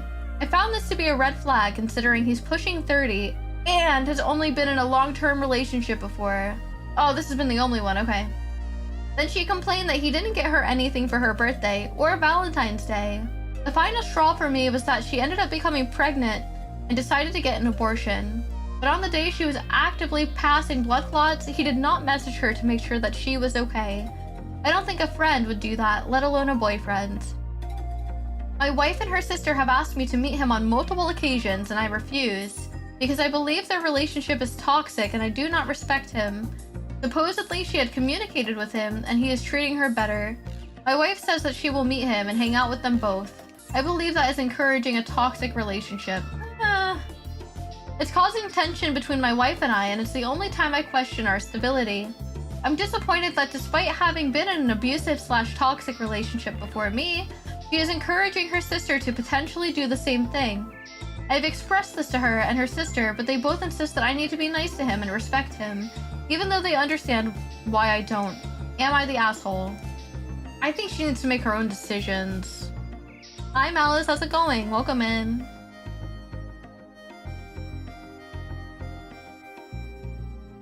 That one's tough. Like, I just think that, like, let them be their thing. Yeah, being there and being civil. Like, you don't gotta be best friends with the dude. Exactly. I agree, Cal. Like, why are you making this a bigger thing than what it has to be? I think you're just being stubborn. Like, no one's promoting a toxic relationship. And even if she was in a toxic relationship, being there for her and supporting her is the best thing you could do. I just don't know why he brought up the age gap, too. That's 5 years.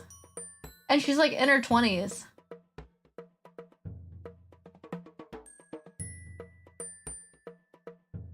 It's very interesting. Get your votes in, though, guys. No one's voted yet. Go on, then. Get the votes in. Is he the asshole? I'm gonna be on the line and say yes, personally. Is there a middle option? There's no one's the asshole and everyone's the asshole. No one's the asshole is 3 and everyone's the asshole is 4.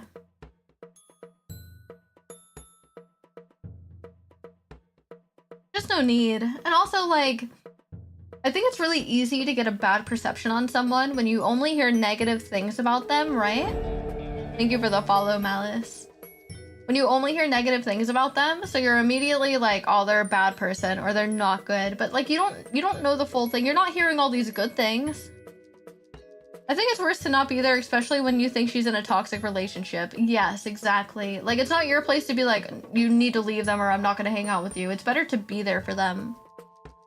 Weird that it's affecting his marriage as well. I wouldn't say that the relationship is affecting his marriage. I think it's that his wife, because it's her sister, wants to like try and be there for her sister, and he's like actively pushing against it, like making things weird. So she's like kind of like, what the fuck? You know what I mean? I don't think that's weird.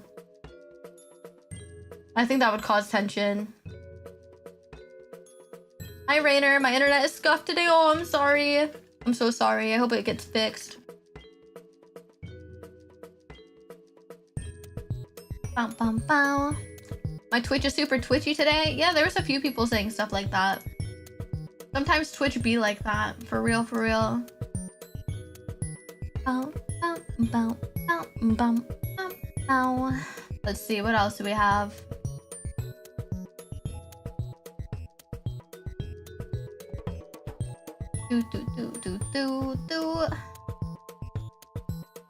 Dude, we're reading so fast. We're like running out of stuff. Let's see. Ow, ow, ow.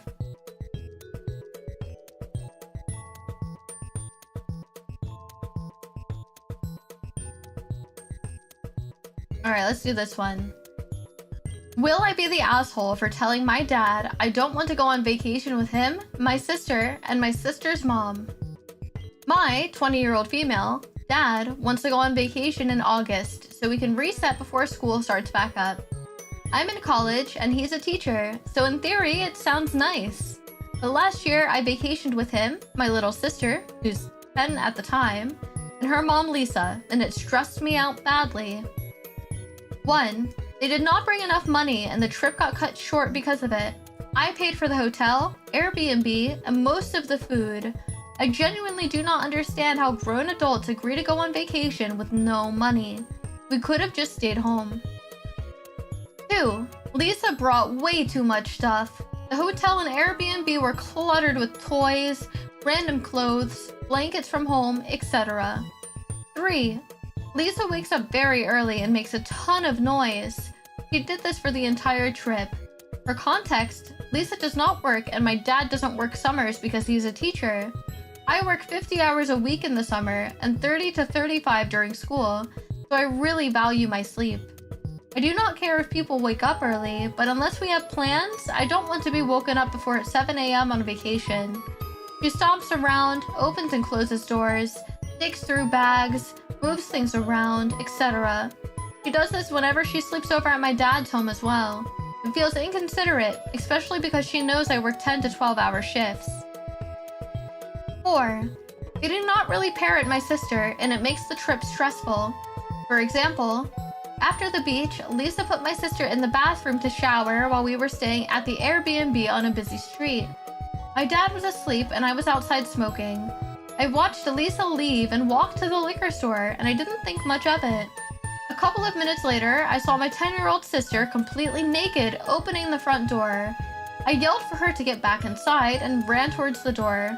My yelling woke my dad up, and then Lisa came back and casually explained that she left her bathroom to shower. I love my sister, and obviously I care about her safety, but I'm not her parent and I don't want to spend my vacation supervising her. This happened more than once. The naked thing happened one time. The lack of supervision is what's happening more than once. 5. The trip was originally supposed to be just my dad and me. He added them 3 weeks before we left, even though we had already planned for 2 months. Then he wanted to leave a week earlier than planned. The crazy part is that they had no money. I do not mind paying for myself and my dad, but adding 2 extra people, including another adult with no money, completely changed the situation. I think my frustration comes from footing the bill while also dealing with all the stress. If they had paid their share... Oh, what the heck? No! There we go. Sorry. Anyways. If they had paid their share, maybe I would not have been as bothered by some things. But paying for the hotel, Airbnb, and food while still not being able to relax or even sleep peacefully really irritated me. So Reddit, will I be the asshole if I told my dad that I don't want to vacation with them again? I say no. You don't have to vacation with anyone.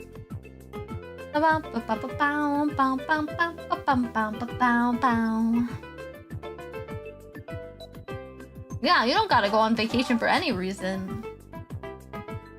Like, you could just not want to go. That's fair.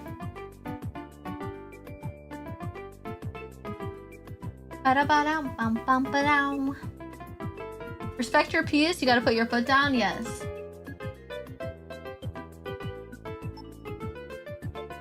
They're taking advantage of her paying for everything? Yeah, that's crazy. 2 adults, by the way. Like, no money? Why would you even say to go on vacation? Literally, just don't. Just don't. Crazy work.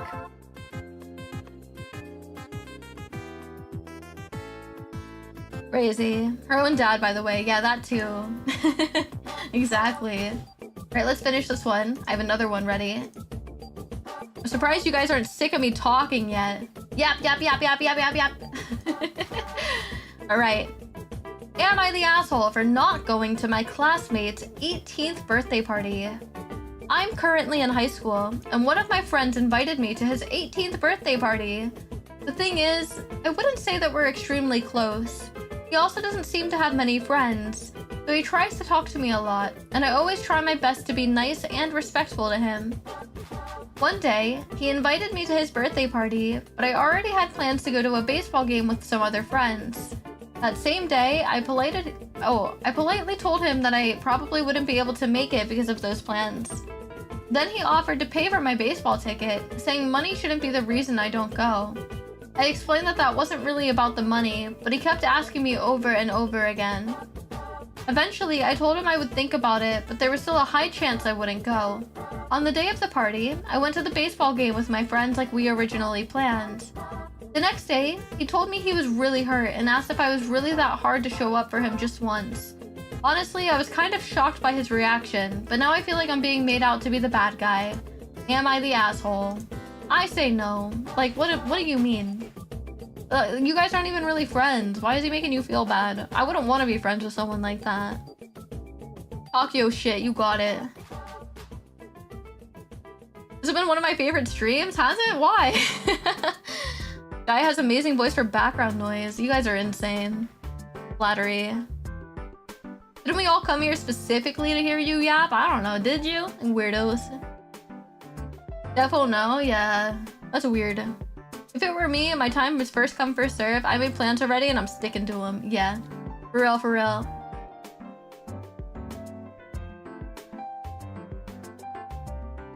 For real, for real. I like stuff like this. It's just fun. I like hearing what everyone has to say. Keep yapping. Yap, yap, yap, yap, yap, yap, yap. You guys can't make me stop. It's been fun to yap about stuff and get perspective. Yeah, you guys have had some, like, interesting takes as well. I've changed my mind in a few of them, actually. Let's see. Are we weird to want to hear you? You just are. You guys are weirdos. Oh no. Oh my god, I miss Mario Kart Wii so much. What the hell? Mario Kart Wii was the best one. Bow, bow, bow, bow.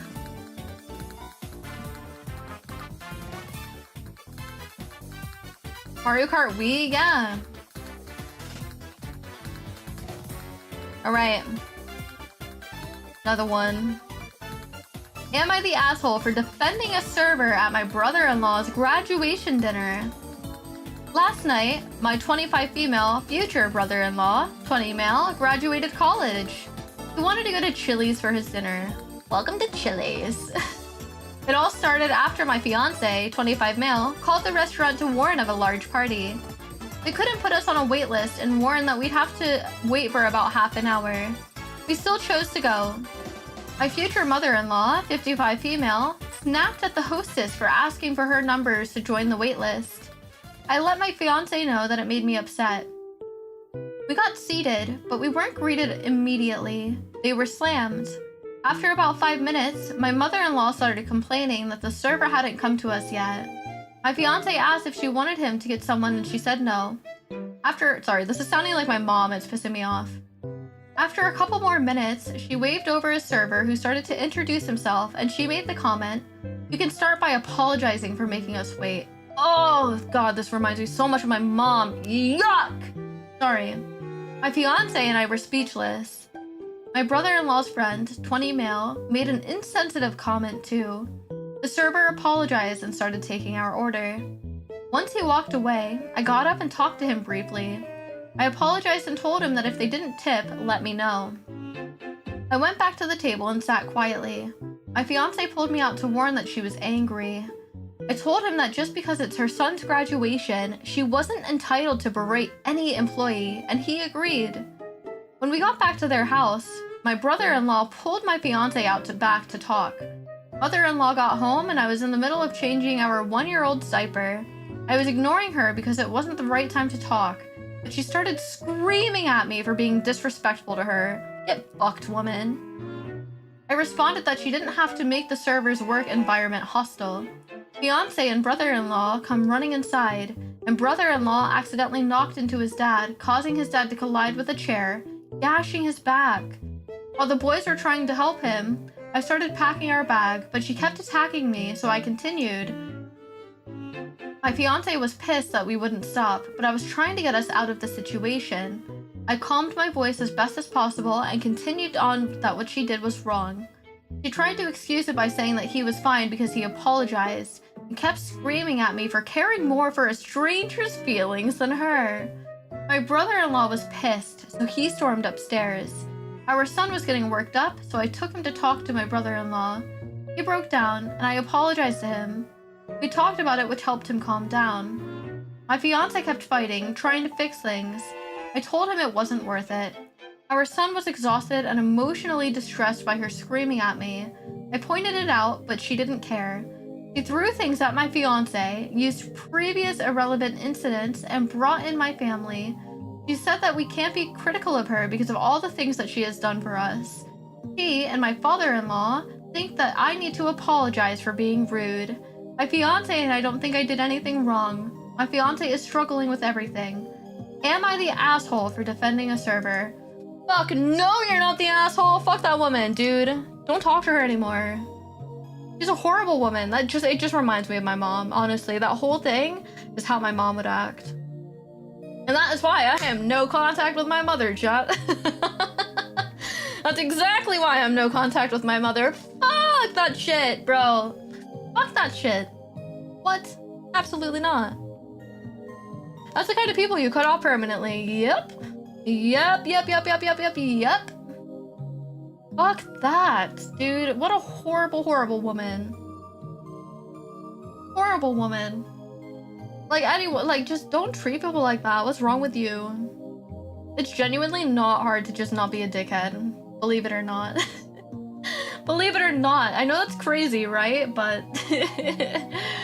wow. That's insane. I can't believe that. Wild. I mean, like, manipulating and treating service like ass, yeah. I do so much for you. Oh, you should treat me better. Go fuck yourself, actually. Genuinely, I just... fucking can't. Fucking can't, bro. I hate that shit. Okay, this one's interesting. Alright. Am I the asshole for not liking the family dog? Some background. After my husband and his ex-wife divorced, she brought this puppy to soften the introduction of her new fiance to the kids. They were 19, 16, and 8-year-old twins at the time. Within 2 months, I am in the family, and a few months later, my husband starts getting calls from the twins saying that their mom is wanting to put the dog down because they aren't cleaning up after it. Fuck this woman! Anyway, so we took the dog in and have had her since. Over 9 years now. This dog is a pain, always in the way, into everything, pukes often, and grows hair so much it needs to be continuously groomed. Did I mention that she's giant? Okay, you guys are kind of coming across like an asshole, a little bit. I'm sorry that you took in the dog, but also there are responsibilities that come with this. Anyway, moving on. Let me continue. As the kids grew up, they never took interest in the dog, and the responsibility fell mostly on me. Well, yes, you can't get a dog for kids. Even though you guys weren't the ones to get the dog, you cannot expect the kids to just care for it. You are the adults. Anyway. I have diagnosed PTSD with forced responsibility as one of the triggers, so I'm always triggered with this dog. It's been 9 years of me feeding, shaving, bathing, walking, brushing teeth, trimming nails, cleaning up after this dog, and taking it to the vet. I struggle getting my husband to help. I struggle and I complain about it, and I don't like the dog. That's actually, I'd be more pissed at the husband. But anyway, you both mutually agree to this. Okay, let me just finish reading, then we'll go on. The last year or two, my husband's kids have started to use this as a reason to gang up on me. They've expressed that they don't want to hear it because they love their dog so dearly, and anytime I even mention not wanting the dog, they use it as a reason to throw fits. And they are all adults now. Today, I asked one of the kids what they would think of the dog spending more time with the neighbors. We're very close and this dog fits them. To me, this is a good solution because they can see the dog when they visit and the dog would be with a family that wants to be with her. None of the kids want her. This didn't sit well with the son and he literally stormed off. I apologized for upsetting him as I'm working on being more sensitive to his feelings about the dog, and he snapped back at me. He proceeded to pack his things and left, but not without taking the time to tell my husband how he really needs to have a talk with me. The kids are now turning 19, 27, and 30. I am an animal lover, so this dog does get cared for well. I believe she feels love, I just don't connect with her. I am her people. We have a second dog who is smaller, and we got a year after this one. That one is my dog, and my husband is her people. The kids complain about my dog whenever they can, and have said some pretty horrible things over the years about the dog and me.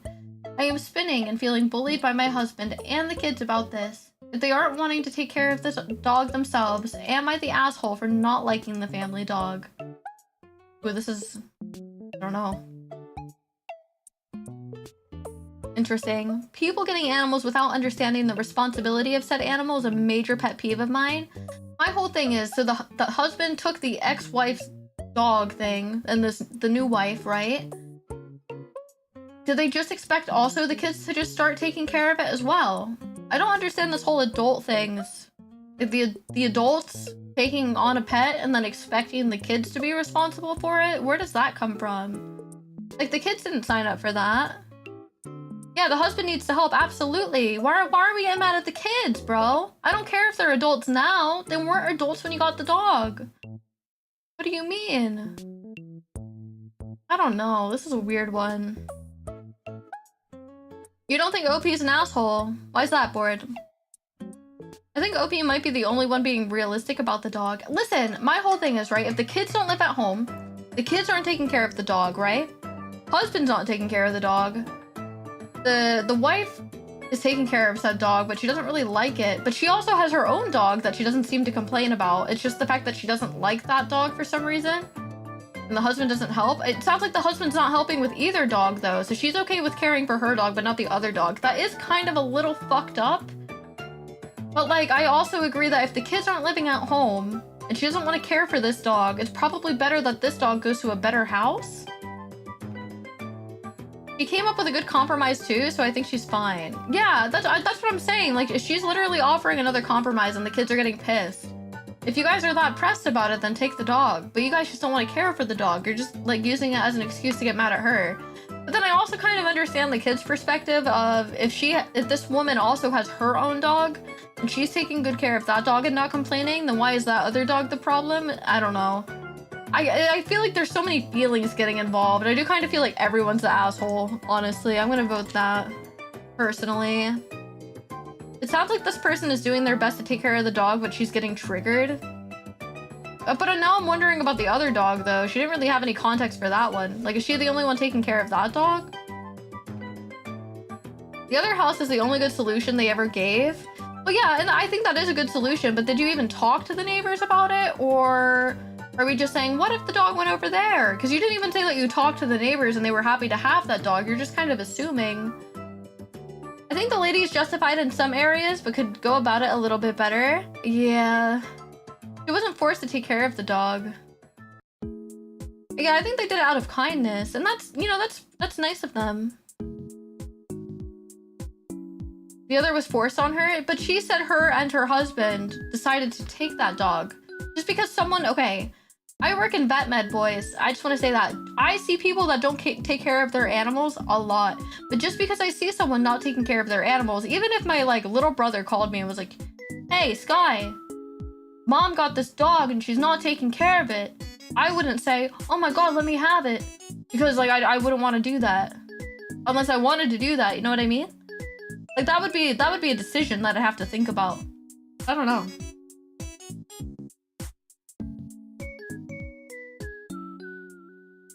Yeah, I don't know. I just feel like everyone's kind of a bit of a dick in some way. Like, I think OP is less of a dick compared to everyone else. I don't know, man. And the husband, though, like, what the fuck is he doing? He's just stepping to the side, just letting his kids talk to her like that? Lady, what the fuck? You need to have a sit-down talk with him. Why the fuck are you letting your kids talk to me like that? Why the fuck aren't you helping me? Crazy work. What the hell? Yeah, I don't know, man. That's a complicated one. What are people saying? I'm curious. So first person said, not the asshole. I'm sure you realize the dog isn't what's triggering you. It's your husband forcing the responsibility onto you. It sounds like there's a bigger issue you need to resolve in your relationship. And forcing all the work on you is an asshole move in a vacuum. But assuming he knows about your PTSD, he's also knowingly refusing to avoid replicating the circumstances that initially traumatized you. Yep, fuck the husband. He's the bad guy here. Yep, he's the worst of them, yep. Absolutely.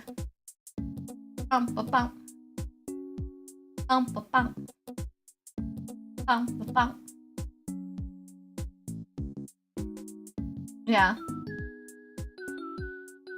I just feel like the kids are using it as an excuse to just, like, give her a problem. Guy? Yes, what, Efreen? Can the husband be curbed if you want him to be? Let's see. Alright, let's do this one. Am I the asshole for dyeing my hair blonde behind my parents' back? Okay, for context, I, 13 male, have always had brown hair. I really hated it, but whatever. I snuck out the other night, shockingly didn't get caught, and I went to go dye my hair with a friend. I knew I was going to get in trouble, but when I woke up the next day, my parents saw it and got really angry. So, more context. I have a Six Flags trip coming up for choir. It was $100, no returns possible. They decided to not let me go. The date is May 16th. The day of the trip. Oh, the date is May 16th. The day of the trip is May 28th. My parents are really making it fucking impossible to deal with. All I wanted to do was dye my hair because I've been feeling very insecure about it and decided to fuck it. Well, don't fuck your hair, buddy. I did it once before with hydrogen peroxide and it made my hair go ginger. But they were less angry. I see what I did wrong, but I feel as though it was very extreme. I'm going to try and beg and everything, but the chances are, if I want to go, I'll never be allowed to go on the field trip in 9th grade. They also took away my phone and I quote, "We're going to start controlling everything about you. Everything. You can keep your shitty ass hair, I don't care, but give me your phone, which you won't get back until your hair goes to its natural color again." Of course though, they were shouting and screaming because they're like that. So, am I the asshole? Well, kid, you shouldn't be sneaking out of your house. I think that was an asshole move. I don't think coloring your hair means you're an asshole, but you shouldn't sneak out of your house at 13. Boy, Sausage McMuffin, thank you for the follow. Crazy name, love it. I mean, they shouldn't be sneaking out of the house. Are they upset about the hair or them sneaking out? Probably both. I mean, this is a 13-year-old child writing this. They're not gonna put in all the details, are they? Initial thoughts are, it's your hair, you do you. Yeah, if it was just hair, but again, guys, take into fact, he literally snuck out of the house to do that. Like, that's not cool. That's probably why they're upset. It's their own hair. They should be allowed to do with it what they want, but also if you're gonna know your parents are gonna hate it, you can't be upset about the consequences. I don't think the parents should be reacting the way they are necessarily if it's just about hair, but also the kid fucking snuck out at 13 years old. That's not cool. Everyone's the asshole for me. That's my vote. That's my vote.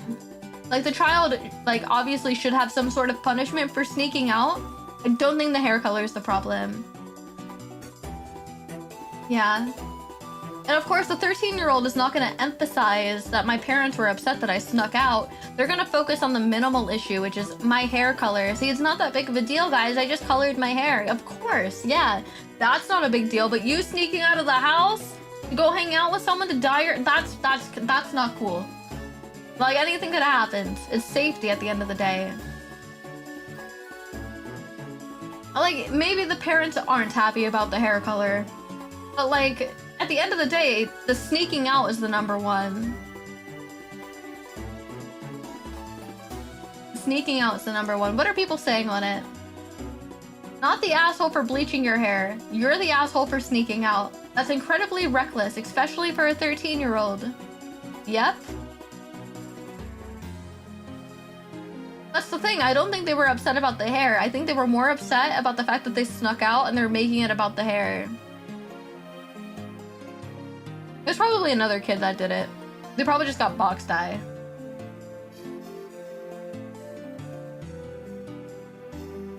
But that's definitely what it was, for sure.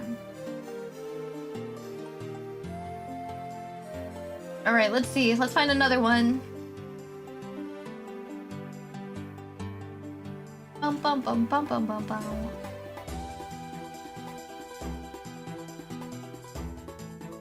Bum bum bum bum bum bum bum bum bum bum. Alright. This one might get me mad. Am I the asshole for wanting to put our dog up for adoption? Partner and I adopted a dog just before we found out we were going to have a baby 2.5 years ago. Pause! Asshole! Anyway. After finding out we were expecting, we made the decision to move abroad to be closer to my family and have a better support structure. We brought our dog down when he was just a puppy and he fit under the seat in front of us. I had informed my partner that once he was grown, it was going to be really hard to get him back to the US. Either very expensive or very time-consuming. 2 years passed and we built our house here and started to settle in. My partner decided that they wanted to go back to school in the US and that I would need to come to help support them and take care of our kiddo while they pursued their career. I'm happy to do this. Honestly, I think it's the best thing for our family going forward as money is getting tight and I feel it would provide the necessary structure to continue living our life as we want to. My partner heads back to the US to start school with our kiddo and I'm stuck here with our dog. Money is tight, and the process of getting him to travel is going to cost around $2,000, and it's caused me to spend an additional 2 months away from our kid. This doesn't only not sit well with me at the moment, but it brings up concerns for our future life plans. Our life plan was to live between the US, the Dominican Republic, and Africa, all places where we have family and wanted to spend our time. As you can imagine, a traveling lifestyle like this is practically impossible when you're having to travel with a full-size dog. And keeping him would prevent our family from doing what we set out to do and had planned on doing. I am suggesting that we put him up for adoption because it seems like it would be completely prohibiting our family's future to keep him. My partner just isn't having it. It doesn't seem like they're thinking long-term on the impact of the situation on our family, and is asking me just to do it without much question. I tried to ask them the hard questions, wondering what their answers might be to some of my concerns, and they just hung up on me because it's overwhelming them. They have also threatened separation if I don't come back with the dog. I don't even know where the money would come from to get him to the US. I wish it didn't seem like the only option to put him up for adoption, as he is my pet too and I love him, but I feel like it would just be better for him as well to have an established, consistent home. Am I the asshole here? From my perspective, it feels like I'm stuck between a rock and a hard place, and I want to do what's best for my family. Bum, bum, bum, bum, bum, bum, bum. Why did you get a puppy if you were just gonna do that? Fuck you! Honestly. Where was that thought when you got him? Yeah, literally, you guys knew what you were doing. That's why the fucking husband is like, if you don't come back with the dog, like, what the hell? The thing is, it sounds like she's agreeing, like, just so you know, it's gonna be, like, a lot of money, and it's gonna take time, and the husband was like, yeah, that's cool. Got this. Why do that then? Why even get a puppy then? If you guys knew what sort of life plans you had, why agree to it? Why not go, husband goes, I want puppy. Why not you go, what about future plan? What? That's just irresponsible. I think I pulled something in my forearm gripping my desk too hard. I was mad. Dude, it's so ridiculous. So many people, when they like find out they're having a baby as well, they're like, oh, fuck the dog. Oh, fuck the cat. Get rid of it. I don't want it now. Fuck you guys, honestly. You think it's just a placeholder for a baby? Come on. Come on. Yuck. Big yuck. Ugh. Booger energy. Gross. This is class A curb stomp, yeah. Probably because it wasn't typed as a 4, like, in the front. Probs. You have to just put the number. Bum, bum, ba da da bum, bum.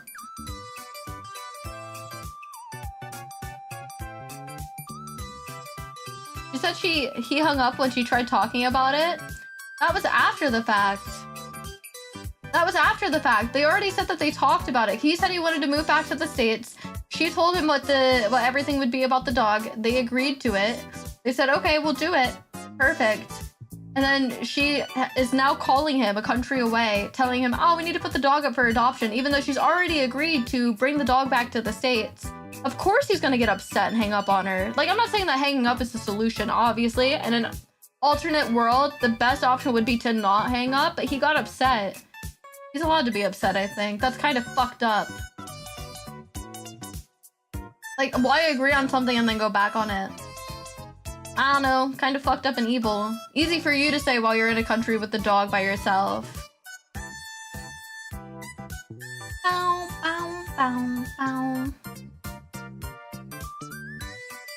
I wouldn't want to talk to her at all for a bit, but you have to because you have a kid. You have a dog. You don't want her to put the dog up for adoption while you're a country away. That'd be fucked up and evil.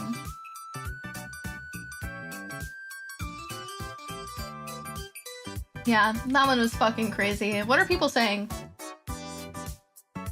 You're the asshole. If money is tight, why are you doing all this traveling if you can't afford it? True! Truth nuke! And then the fees for the dog is part of the household bills. Dogs are forever. You can't just throw them out because you can't pay for it. Yup. Someone else said, you're the asshole. What were your long-term plans when you adopted the dog? The plans to travel come up in the last 2 years after you already adopted the dog? Yep. Can I take my 4 back? Of course you can. You're allowed to change your mind. Of course. We love that. You guys have made me change my mind too. Of course you can. That's the whole point. Debate. I'm cracking the mallet. Alright. Am I the asshole for wearing a t-shirt? I, 23 male, am in the Navy and I've been living with my parents for the past 8 months since I'm stationed near home. I don't smoke, drink, or cause any trouble. That's a bit of context on me. Since I'm a pretty boring ass guy, I also dress basic as fuck. Plain black, white, maybe blue for special days. Recently, I decided to upgrade my wardrobe a bit. I went out to Goodwill and I bought a few graphic tees. I field tested them yesterday. The second I came out of my room, my parents hated it. They told me I looked stupid and I needed to go change. Fuck them. Anyway, I just told them, meh, it's not that deep. True! And I tried to move on. The t-shirt isn't suggestive or inappropriate at all. It just has a wacky design on the front.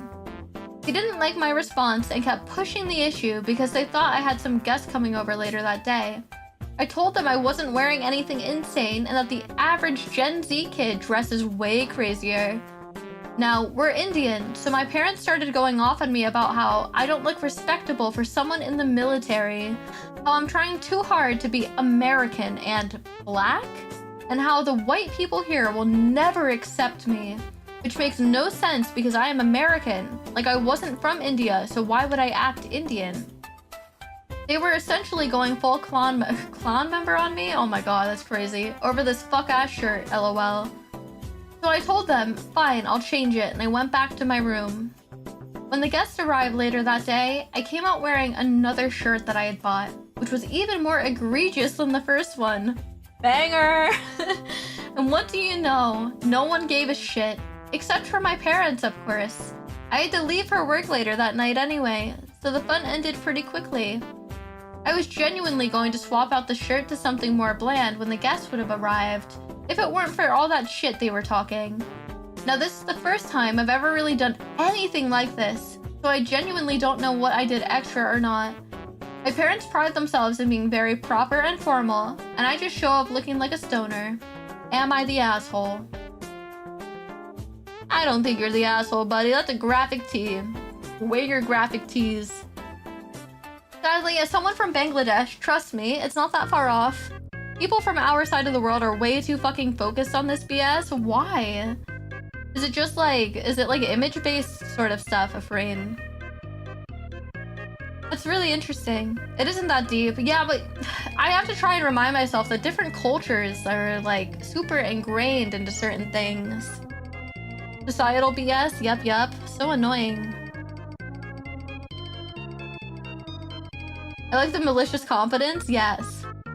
Gotta look respectable since you're in the military. While on liberty, those parents are whack. They see children as bragging rights. Interesting. I don't like that. 2 from me. Add to the 2 list. Oh, ba-da-bum-bum-bow. Yeah, that's crazy. Just a graphic tee, man. My mother used to push me for grades so she could go to her relatives and brag about me. I don't know, that it comes across like so narcissistic to me. Think I'm home and treat me like shit? Of course. Yep. Alright, let's do another one. I have another one ready. Am I the asshole for refusing to host my in-laws' large shedding dog anymore? My husband's brother and his wife visit several times a year and stay with us for a few nights each time. They bring a very large, long-haired dog, around 80 pounds, that sheds heavily and sits on all of the furniture. For context, friends with dogs regularly visit, but it's never been too much of a hassle beyond a quick cleanup afterward. But those dogs are regularly brushed and groomed, and the shedding is manageable. My brother and sister's dog clearly is not regularly brushed, and the amount of fur left behind is overwhelming. We also have a toddler, so our house already requires constant cleaning and upkeep, even without an extra large, long-haired shedding dog in the mix. My husband and I both work full-time, but I end up doing all the cleaning afterward. More than once, I've had to take an entire day off work just to deep clean the house after their visits. I've tried to compromise. I asked them to put a blanket down if the dog is going to sit on the furniture, and I even provided a blanket specifically for the dog to use. But they won't use it consistently. The dog still ends up directly on the furniture and in all the carpeted rooms. I close the doors and they open them, and they leave them open. We also have a decently sized fenced-in yard, and other visitors' dogs are perfectly happy hanging out there during visits. So this is a no dogs ever household situation.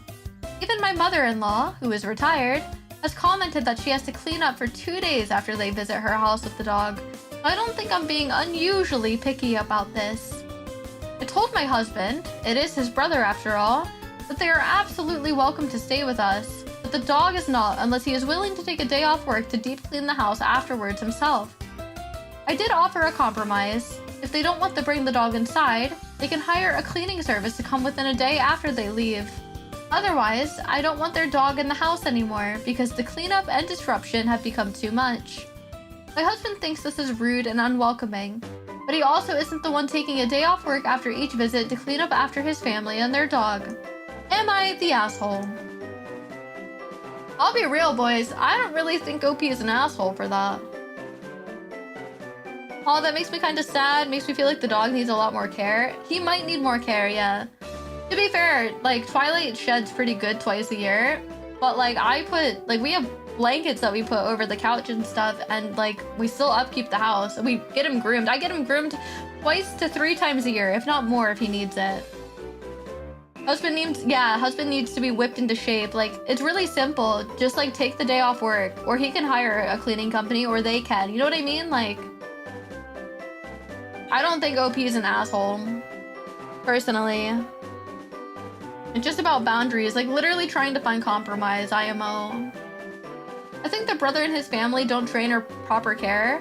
I mean, I wouldn't say anything about training. They had nothing to say about the behavior of the dog. I think they just, like, the wife literally said, hey, here's a blanket. Can you please just put it down before the dog sits on the furniture? And they just didn't do it.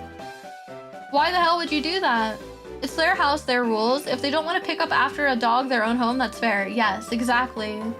It's that simple. You guys know I love animals. I will fully defend an animal whenever I can, but like, first of all, the dog did nothing wrong, but their owners are ass. Like, I think having boundaries in your own house is valid. Absolutely valid, yeah. They're just irresponsible, yeah. Literally given a chance to like not do shit. Problem with the guest, not the pupper. Exactly. The pupper's not the problem, but because they are not being respectful with pupper can't come.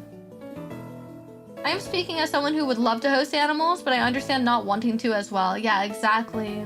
Exactly. Especially because, unfortunately, you can't guarantee that everyone that has an animal is properly caring for their animal, right? Properly brushing their coat, properly getting them groomed, properly training them. Like, you just don't know until, like, you're actually in the moment with them. And then you find out the hard way. You know what I mean? I mean, realistically, guys, how often do you hear Twilight on stream? Like, sometimes you can hear him.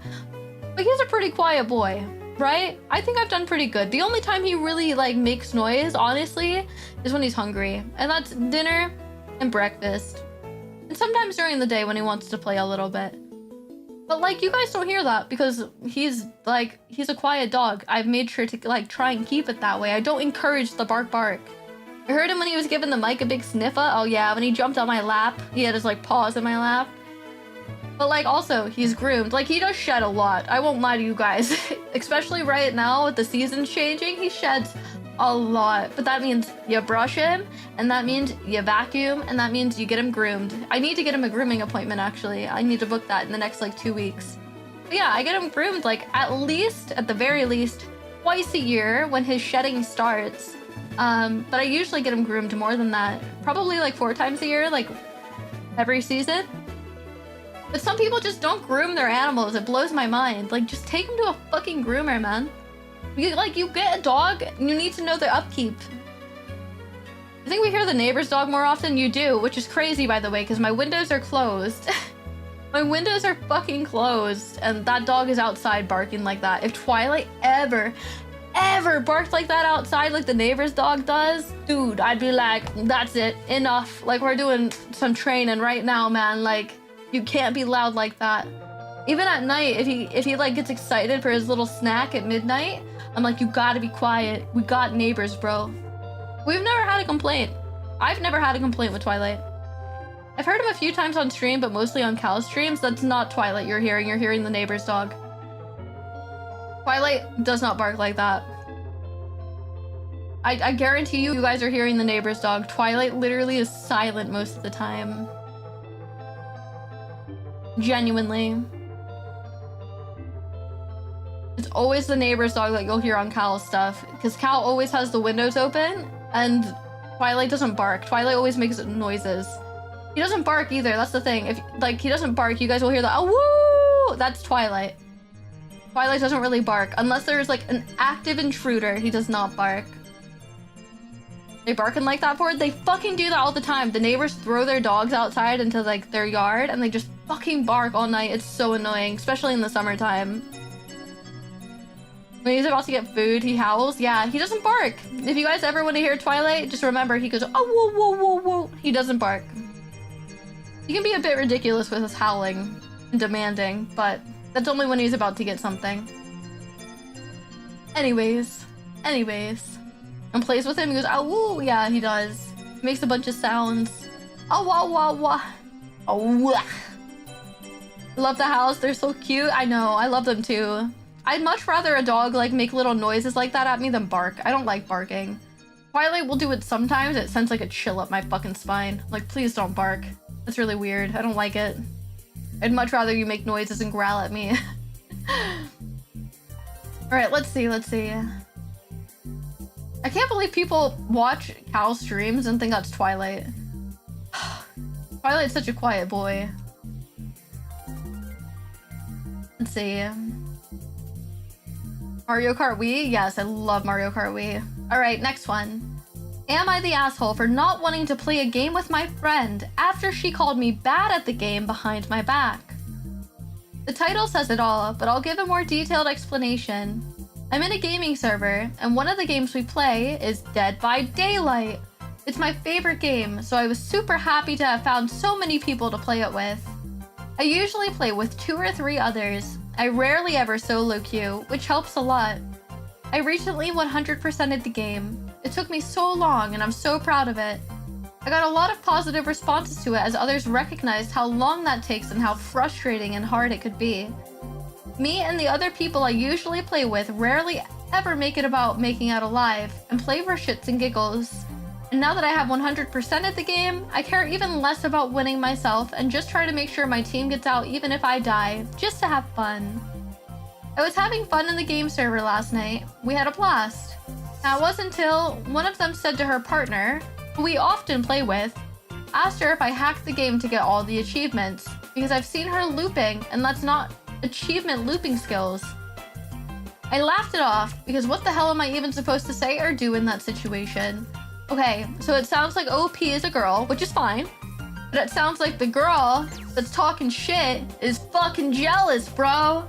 You fucking 100% the game then, motherfucker. Dude, I hate a jealous pick-me-ass girl. I hate a jealous pick-me-ass girl. Anyway. With that, no achievement on Dead by Daylight requires any being skillful at looping. The only one I would remotely say you have to be kinda good for, but you can be shit at the game and still get it by using different tactics like hiding all game and not caring about your team, is the Adepts. For those who don't know what those are, it's achievements where you have to make it out alive with specific characters. It's easy to do which is easy to do since there spawns a hatch you can go through once you're the last one alive. The one who told me was laughing too, she told her wife, yeah, she did, as a joke. At first I was like, well, let her think I'm smart enough to be able to hack the game, but now it's weighing down on me. Now with all that is said, I feel horrible. It's my favorite game, and once upon a time, this game was all I had. I know it sounds so sad and pathetic, but I do honestly feel like this game kept up so many bad thoughts away at times. I feel like all anyone sees when they play with me is a noob or someone who just hacked the game to get all the achievements. I've been called bad as a joke before, but it's happening more and more often. And yeah, it's probably a skill issue. I'm most likely just really bad at the game. But this one hit hard. I don't want to play with her anymore, and I don't know how to go about it. I don't want to be that asshole that goes, you called me bad, so now I won't play with you anymore. But the fact that she said it behind my back and that it wasn't just saying bad, she was straight up saying I was hacking the game to get my achievements.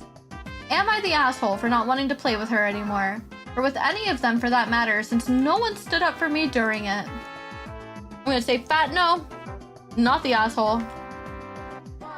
It's not pathetic to find escape from stress of life somewhere, yeah. Hi Pardew, welcome in. How's it going? Whoa! Nay! Oh my god! Hi! Hello, how are you lovely? How was your stream? Hi! Hello, if you guys are new here, hello. My name's Okami Sky. You can call me Okami or you can call me Sky. I'm a ghostly wolf god VTuber.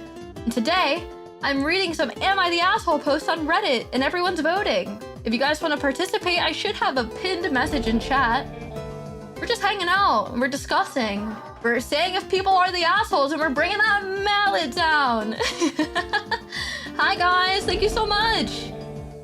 How's it going? Hi. Hi Raiders. Not the revenge raid, true. She was tasting weird things she found on the floor. Oh my god, yes, I love that. Me too. Can I join? I want to join. Sniffa? Okay, one sec. Ah, you guys stink today. Yuck. A wolf with heterochroma, that's me. Hold on, I'll zoom in, one sec. Bum, bum, bum. Hi. Bum, bum, bum.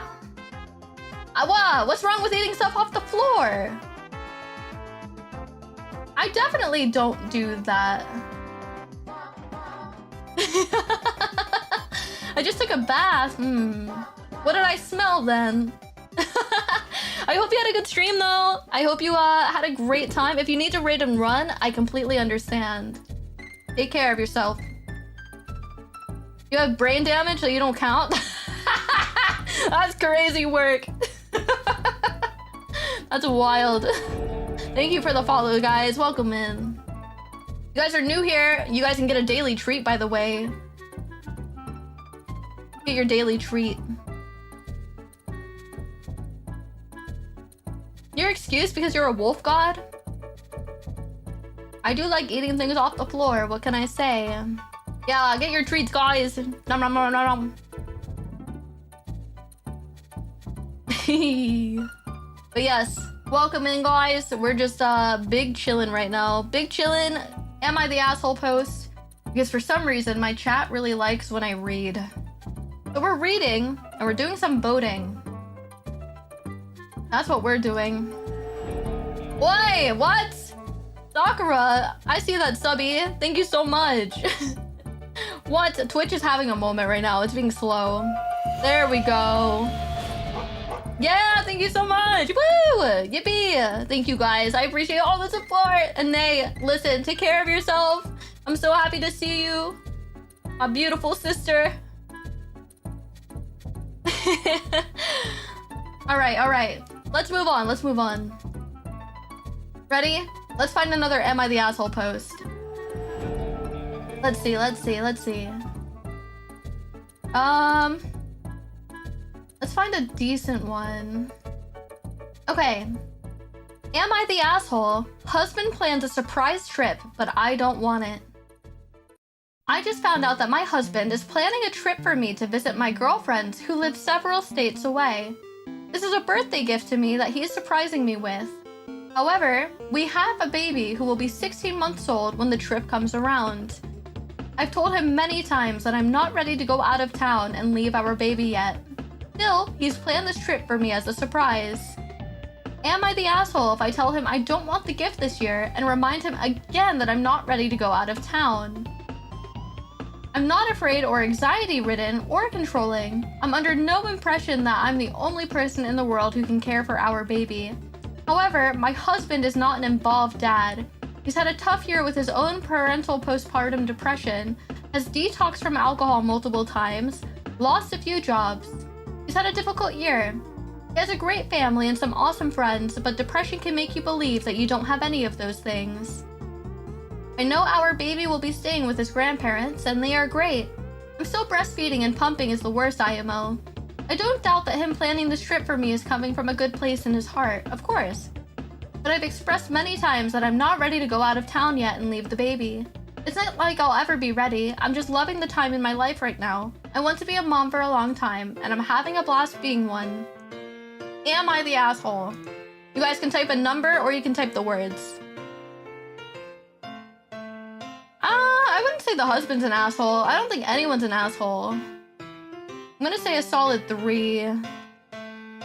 He's probably just trying to do something nice. So I'm gonna say nobody's the asshole. What?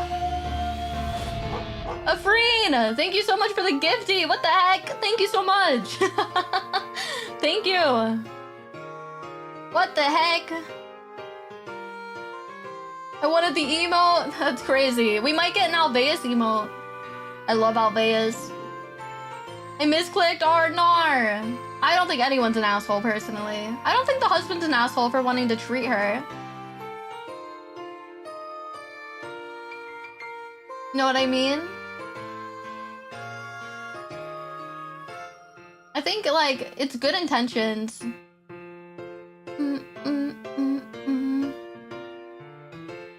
She made it aware that she wasn't comfortable with traveling, but planned regardless of that. I could say an asshole move.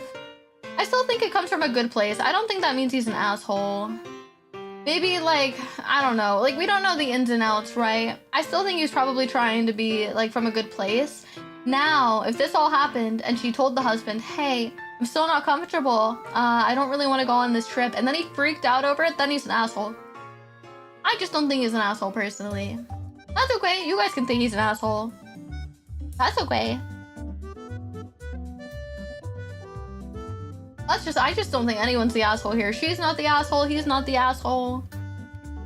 Yeah, I don't think he's an asshole. No, I don't think he's an asshole. Like, he's probably just being like, oh, maybe this will just be good for her. Maybe he I don't think he would have forgot. Maybe he would have. I don't know.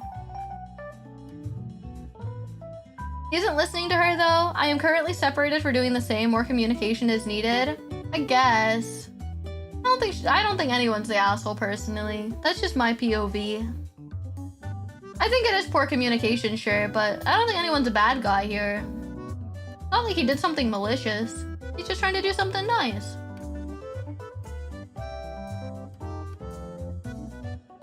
I think poor communication in the fact that, like, she told him Cal, but he still did it anyway. Like, that kind of poor communication. Still failed to respect boundaries. It wasn't communicated well. Yeah, I mean, we don't know the ins and outs, do we? That's fine. You guys win. Yeah, I guess he did kind of over. I guess. I mean, I wouldn't really say that was like, I don't know. Maybe she was like, I don't really know if I'm ready yet. We don't know. We don't know the ins and outs. Maybe more info needed, but I don't think either of them are assholes. A lot of it depends. Yeah, I agree. So I'm gonna finish the poll for now. Let me see if I can find another one. I got another one, boys. There we go.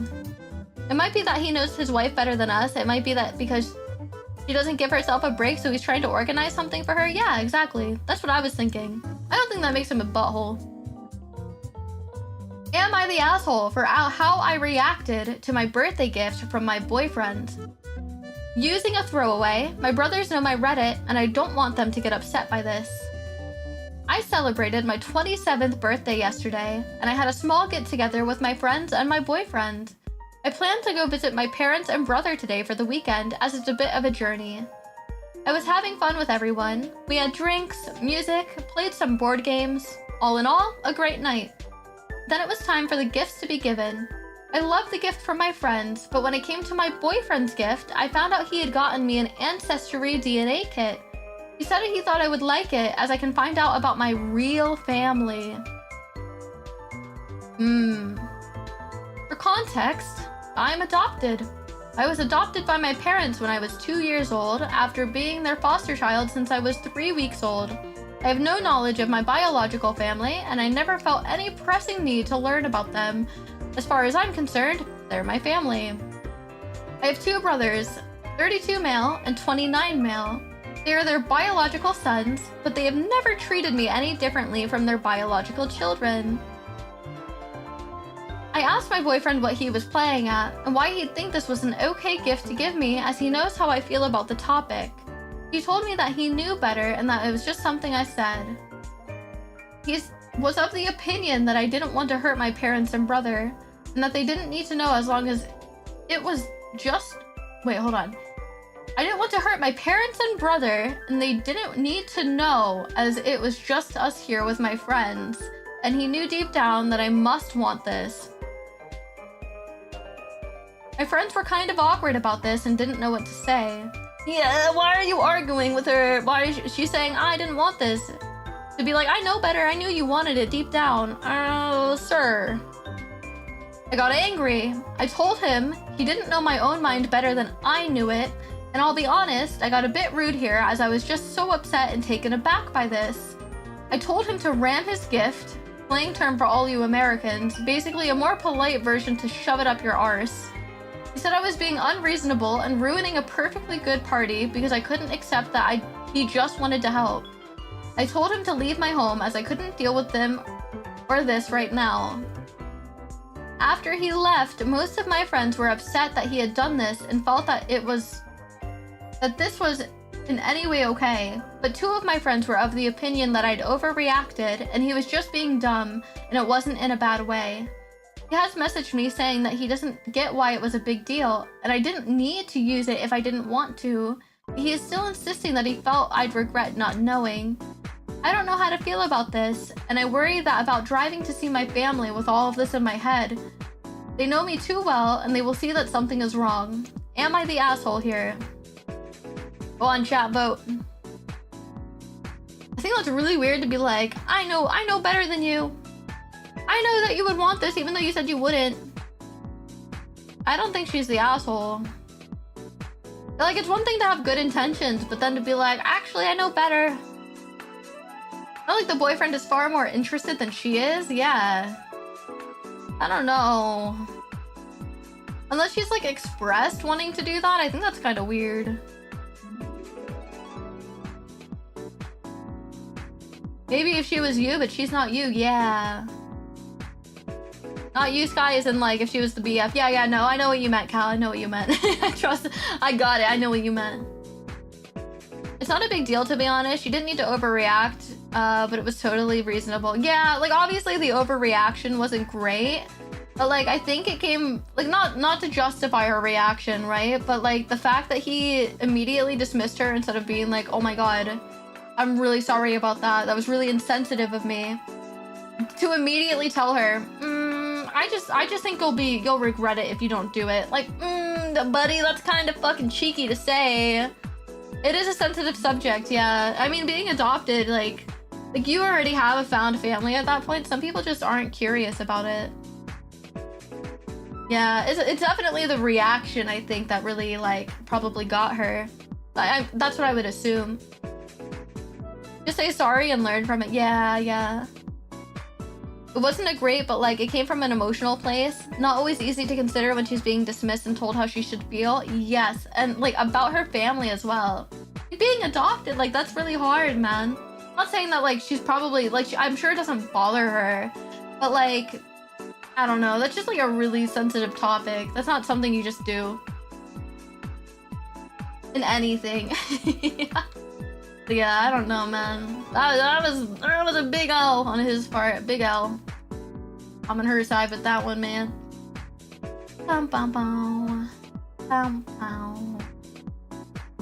Oh, okay.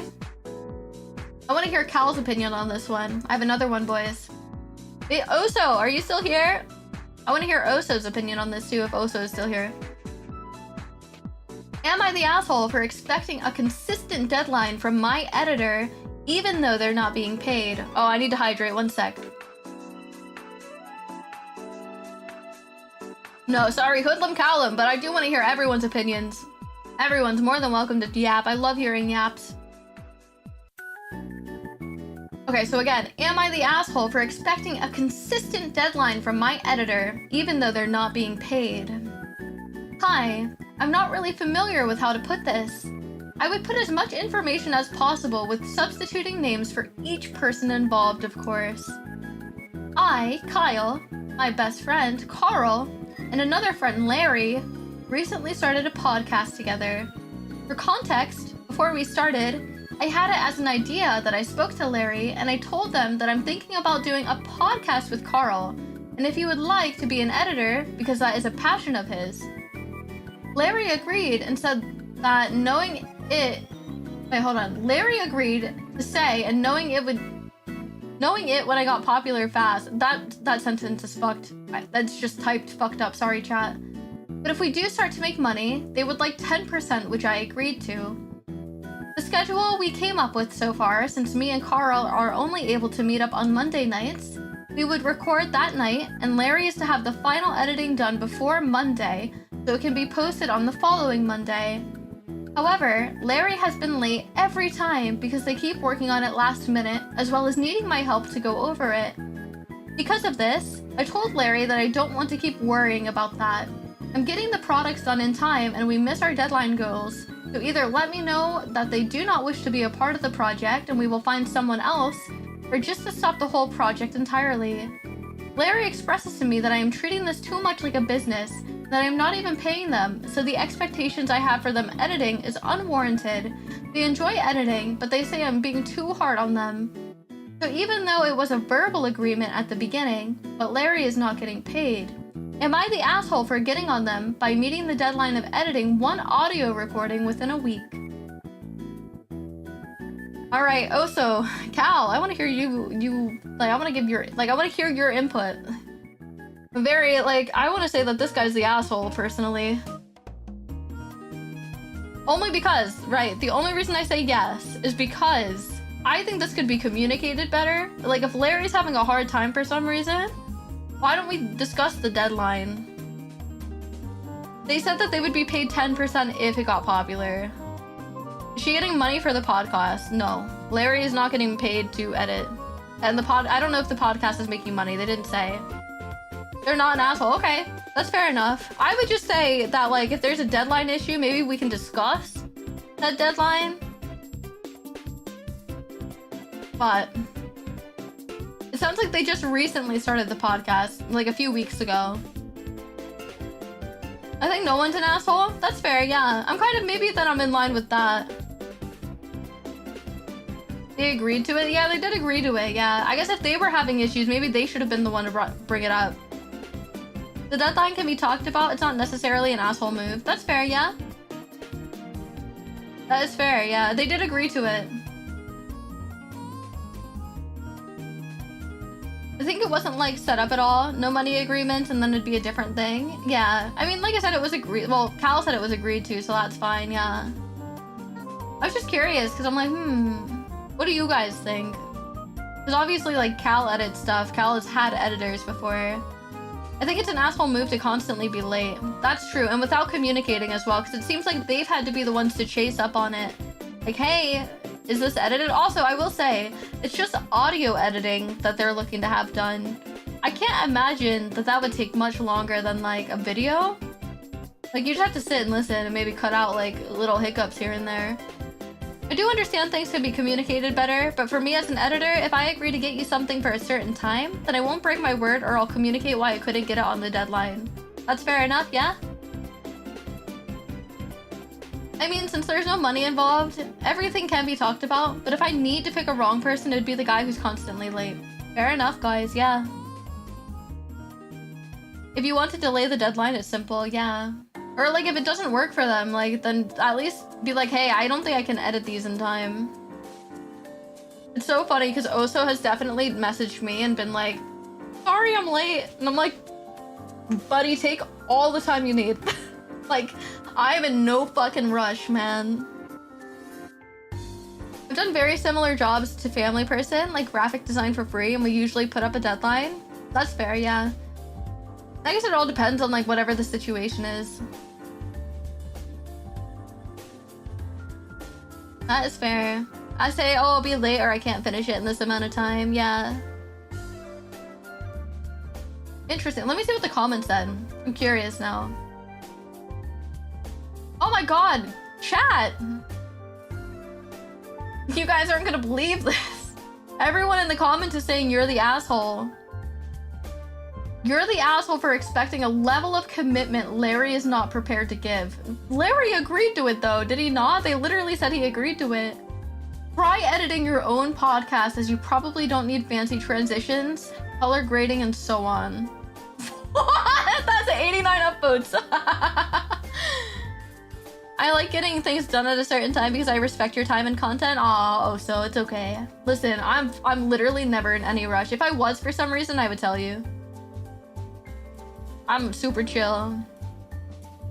Larry's a grown-ass man with a dick and balls. You should communicate. For real. He did agree to it though, so I don't understand why people are saying you're the asshole for expecting a level of commitment Larry is not prepared to give. Larry agreed. What do you mean? Someone else said 65 upvotes. You're the asshole for expecting someone to work for free on your hobby that they clearly have less interest and motivation in than you do. People have lives. Larry agreed.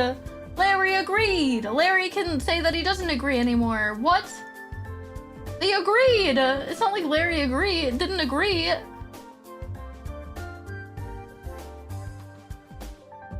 Interesting.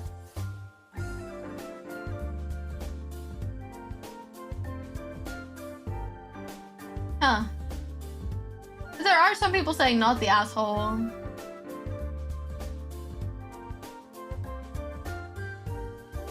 Someone else said, this isn't a question of being an asshole or not. It's a question of alternatives. Can you get a decent editor to work on time for 10% of potential proceeds? If so, go get that guy. Or at least tell Larry that you will if he keeps being late. But if you can't, you better be nice to Larry because he's all you have. I think that's fair.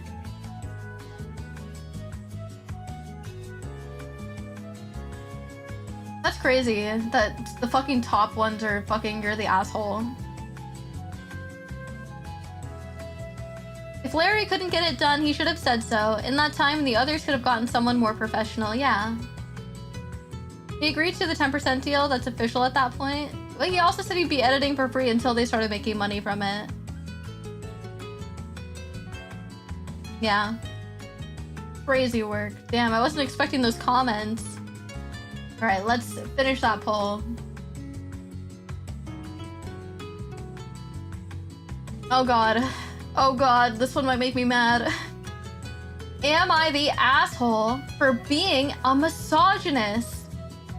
I, 32 male, had a best friend who got a girlfriend like 2 years ago. A small bit of context. She's my friend's abusive ex's ex-best friend. His ex cheated on him, and she, I think, got scammed by her. I already didn't trust her because of this.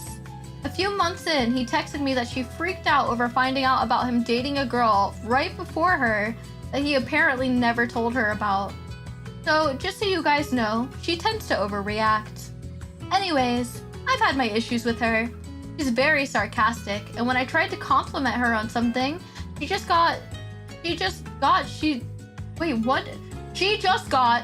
said something like, thanks, I paid a lot of money for it, which was just completely unnecessary.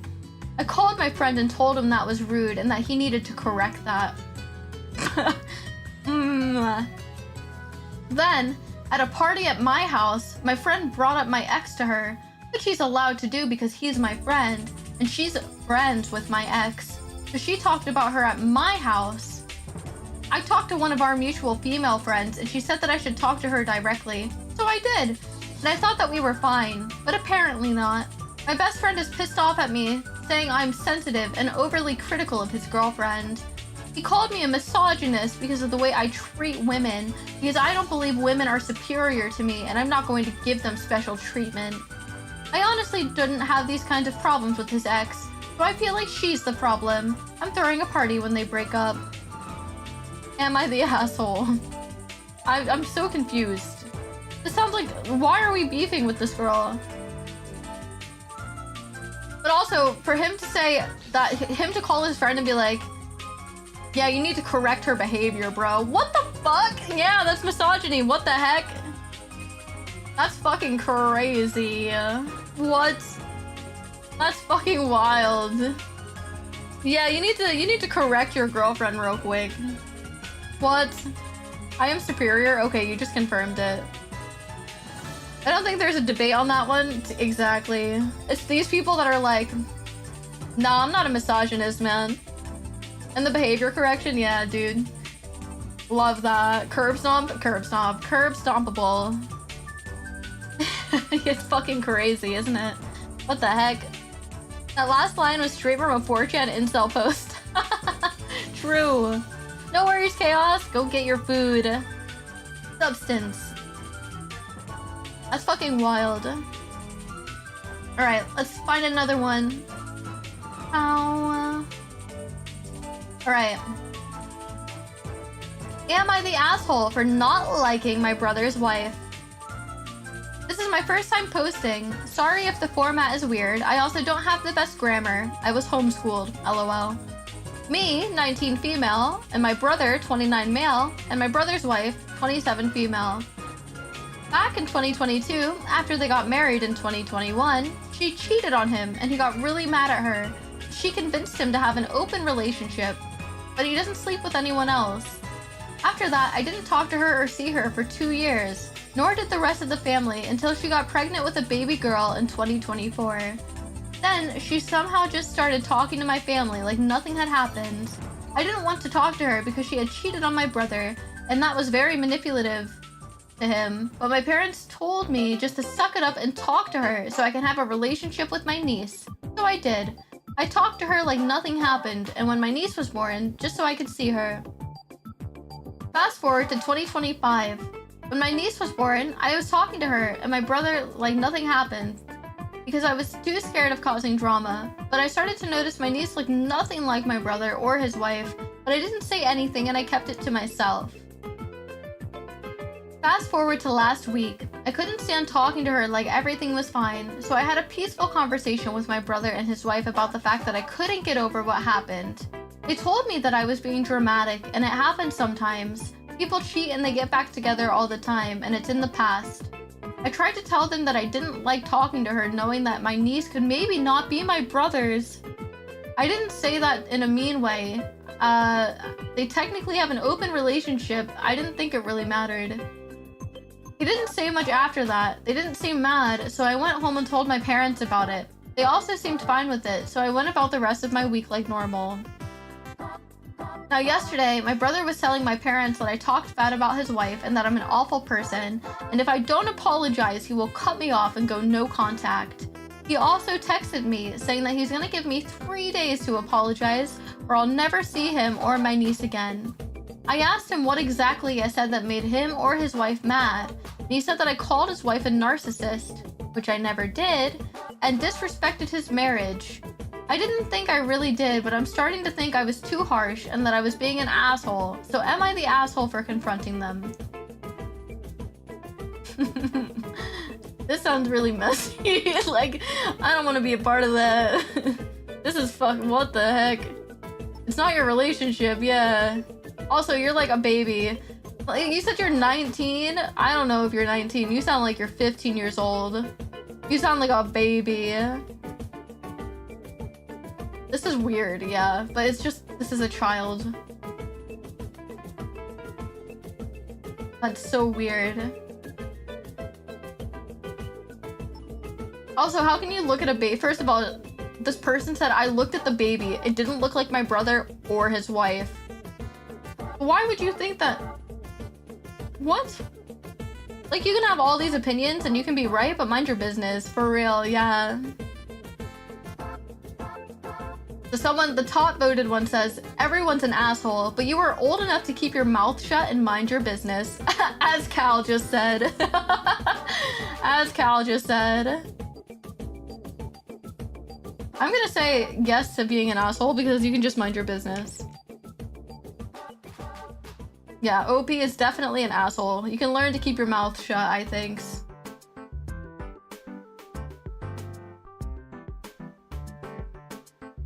That's crazy work. It wasn't necessary? None of what he said was necessary? Yeah. What she said. I missed most of this one. Is the baby an asshole? The sister, the little sister's an asshole, yes. Yeah, I don't know, man. Who fucking cares what the couple does? Like, that's all their bullshit. Fucking crazy.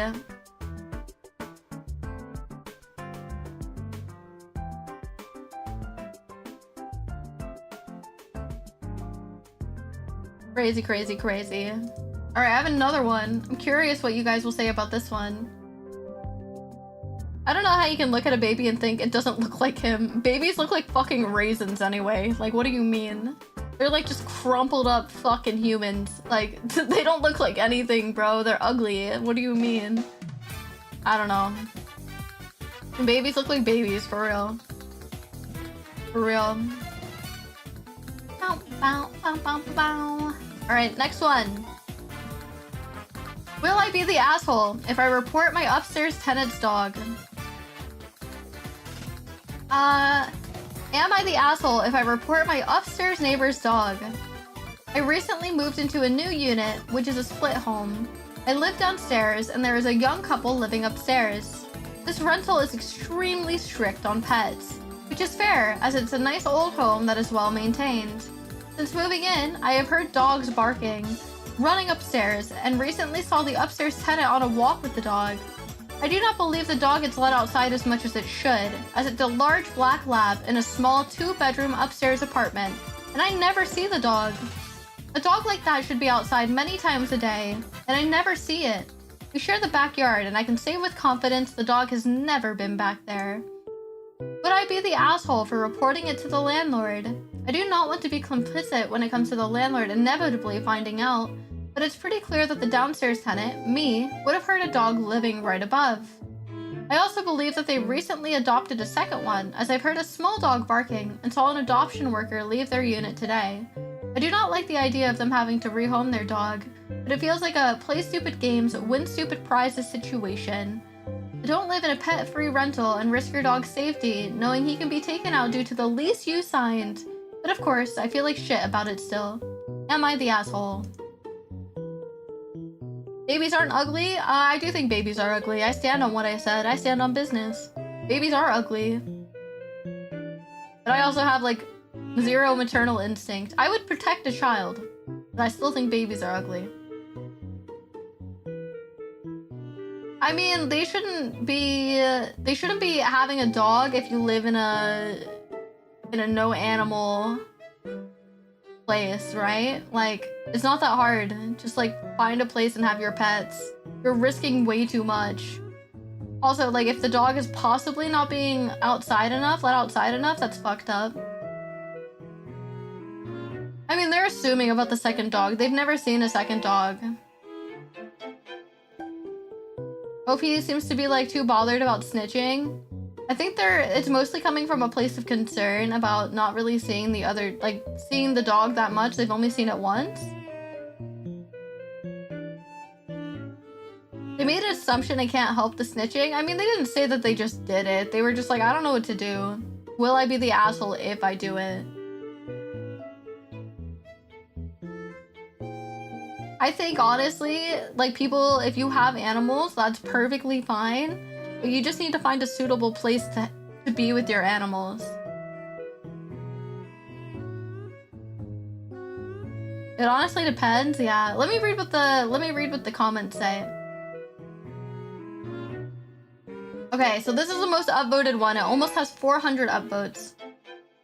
Not the asshole. So basically, you picked a pet-free rental specifically for allergies and anxiety, and they're stacking up dogs up there like it's a kennel. Talk to the landlord. Well, that's a bit dramatic. I wouldn't say that they're stacking up dogs like a kennel. That's crazy. I don't agree with that.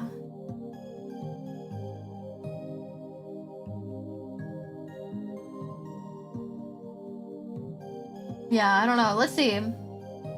Reddit sure are creative, yeah. So the second one has almost 300 upvotes.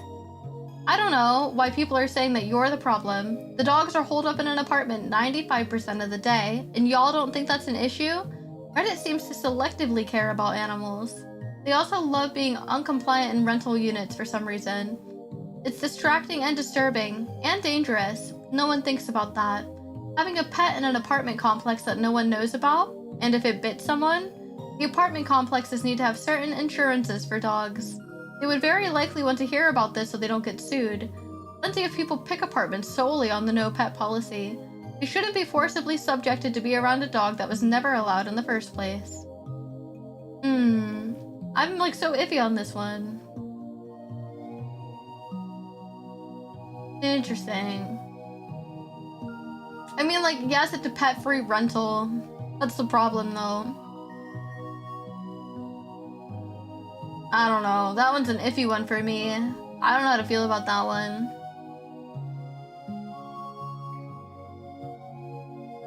Yeah, I do agree, but I don't know the family situation. Yeah, that's the other thing.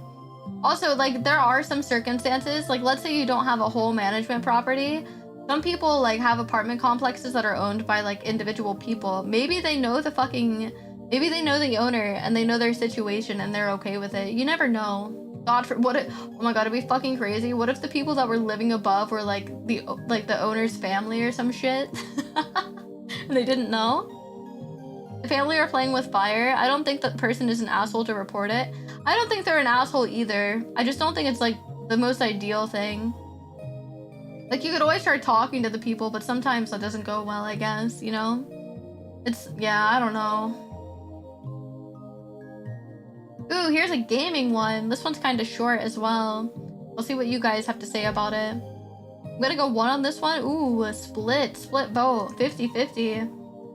That one is kind of a difficult one, to be fair.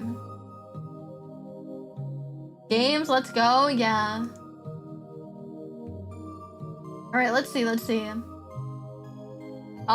Tenebris. Next time. I beat you to it. My bad. I was too quick with it. Okay, for the gamers in chat. Am I the asshole for wanting to play how I want? Me and my friend were playing Baldur's Gate 3, and I wanted to attack an enemy. But to get to the enemy, I needed to walk through a sleet storm, and they kept yelling at me not to do that, because I could end up prone and it could damage me. But I had 84 health, so I said I would be fine, but they kept screaming at me not to do, saying that they would have to heal me. So I told them I never asked for healing, and that made them angrier until we were forced off because my dad said he didn't want to hear people arguing, so he had us turn it off. So am I the asshole in this situation? Because I kind of feel like I am.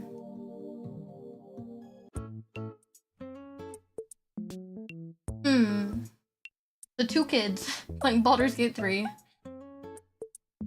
I mean, like, who fucking cares if he walks through this sleet storm? Let him learn his lesson. I say no. I say he's not an asshole. Bow, bow, bow. Your playstyle, yep. I agree. That's kind of the whole point of multiplayer. If you're, like, so worried about what your party is doing, don't play multiplayer Baldur's Gate. It's that simple. Find a different game to play. Find something else. Really. I stepped away to take care of kibbies. How has it been? It's been okay. Yeah, just play single player for real. Hydrate? Okay.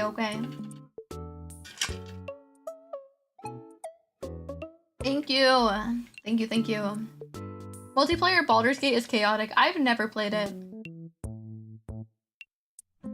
Since their dad told them to turn it off, they're obviously his guests. So too. Yep.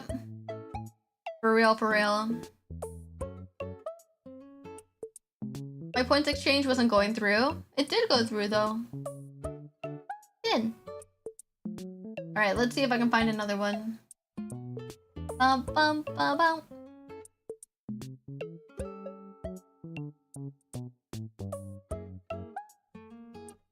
Okay. This one. Here's a new one. Am I the asshole for forgetting to wish my partner a happy birthday early in the morning? So previously, the day before my girlfriend's car window cracked, and I helped her look around for a company to replace her car window, she stated that she would pay it in a credit card. The day of, which is today, her birthday, I wake up early in the morning, say 6-7 a.m., and I get straight to working on a call center. This morning, I got a message from my manager that ruined a bit of my mood, so I was stressing over it. I completely forgot to wish my girlfriend a happy birthday, and I asked her to hand me her credit card for the mobile window repair service instead. When she left, she texted me saying why I did not wish her a happy birthday and that she was sad. The best thing I could do is tell her what I wrote here and apologized and wished it through text, which of course I wished it again in person. There was no plan to do anything for her today because I spent over $800 to plan her birthday day on Sunday. We'll be taking her skydiving, which she absolutely loves, and take her on a hike and a dinner afterwards. It was supposed to be a surprise, but she insisted on knowing the week before, last week. I was saving for it to be a special day for her today. Now she is extremely upset and telling me that she doesn't want me to plan things and that I won't plan things for her. She then proceeds to tell me to cancel the plan and skydiving tickets for her, since she said, "You didn't wish me anything. Don't wish me anything anymore, sorry. You can cancel the tickets, I don't want to go anymore." I apologized countless times, and I couldn't say anything over the phone since I was working in the call center. I didn't mean to text her happy birthday and it flew over my head in the morning. Am I the asshole? I made a mistake! Made a mistake, girl! Why are we gotta cancel everything? He literally spent over $800, girl! Girl, get it together! What? Get it together, girl! Yeah, he's definitely not the asshole, man. He's at work. He just forgot. It's not like he didn't forget that it was your birthday. He's overreacting for sure, yeah. Dude, that's crazy work. Like, he didn't forget, but he just forgot to say it. Like, he just forgot to verbalize it. He literally had so many things, like skydiving, girl! Girl, he's taking you skydiving. And dinner. And a hike. My girl, please, calm down. It's okay. He only forgot to tell her early morning. Yeah, because he went to work.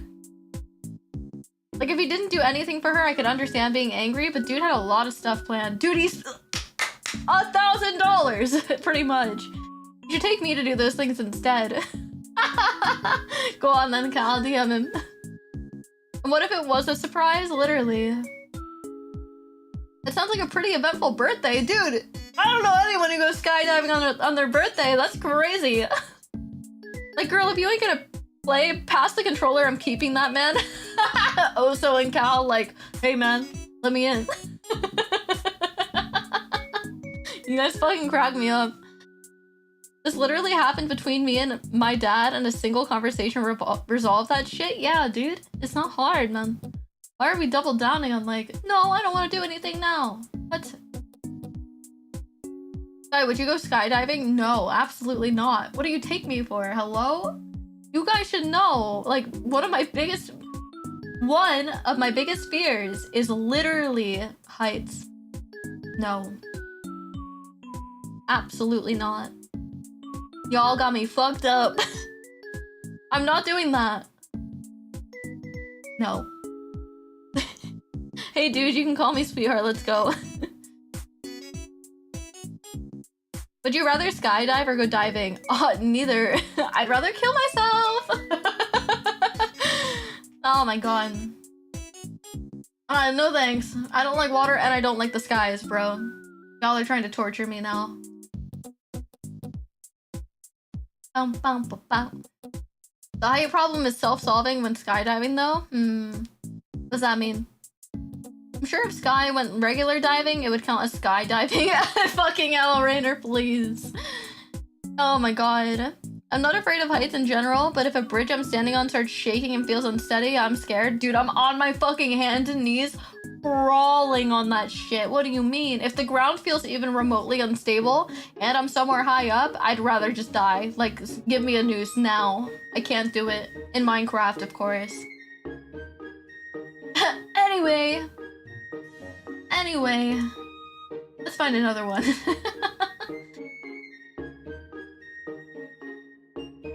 Am I the asshole for scaring my cousin?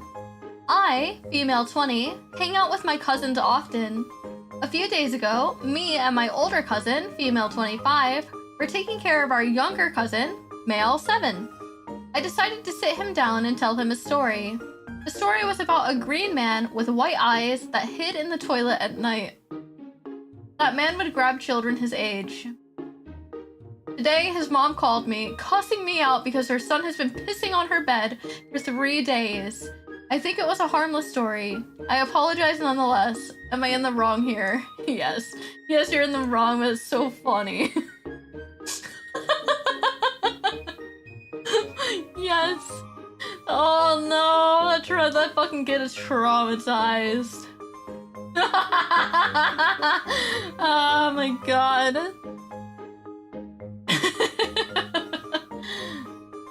That poor kid. No, she was definitely an asshole for that a little bit.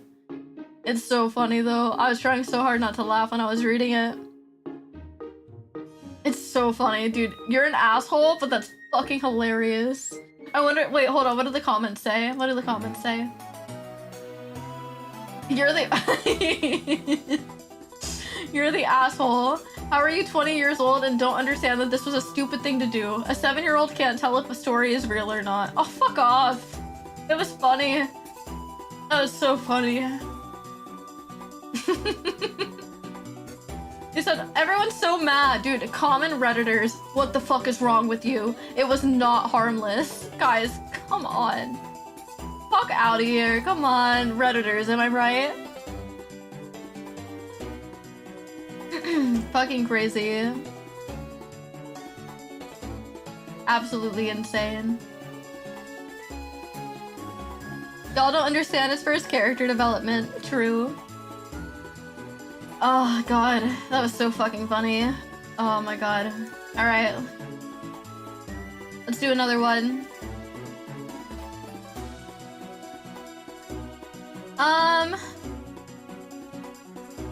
Am I the asshole for moving out of my parents' house? I, 24 male, have a rather uneasy relationship with my parents, 60 plus. Growing up, my goals and dreams were largely their goals and dreams, so whenever— What? Heck, thank you so much for the raid! Oh my god, dude, I just saw my arms start moving. That freaked me the fuck out. Thank you so much. I hope you had a good stream. Welcome in. Hi. Hello. I'm yapping. All right, let me start over again. Hold on.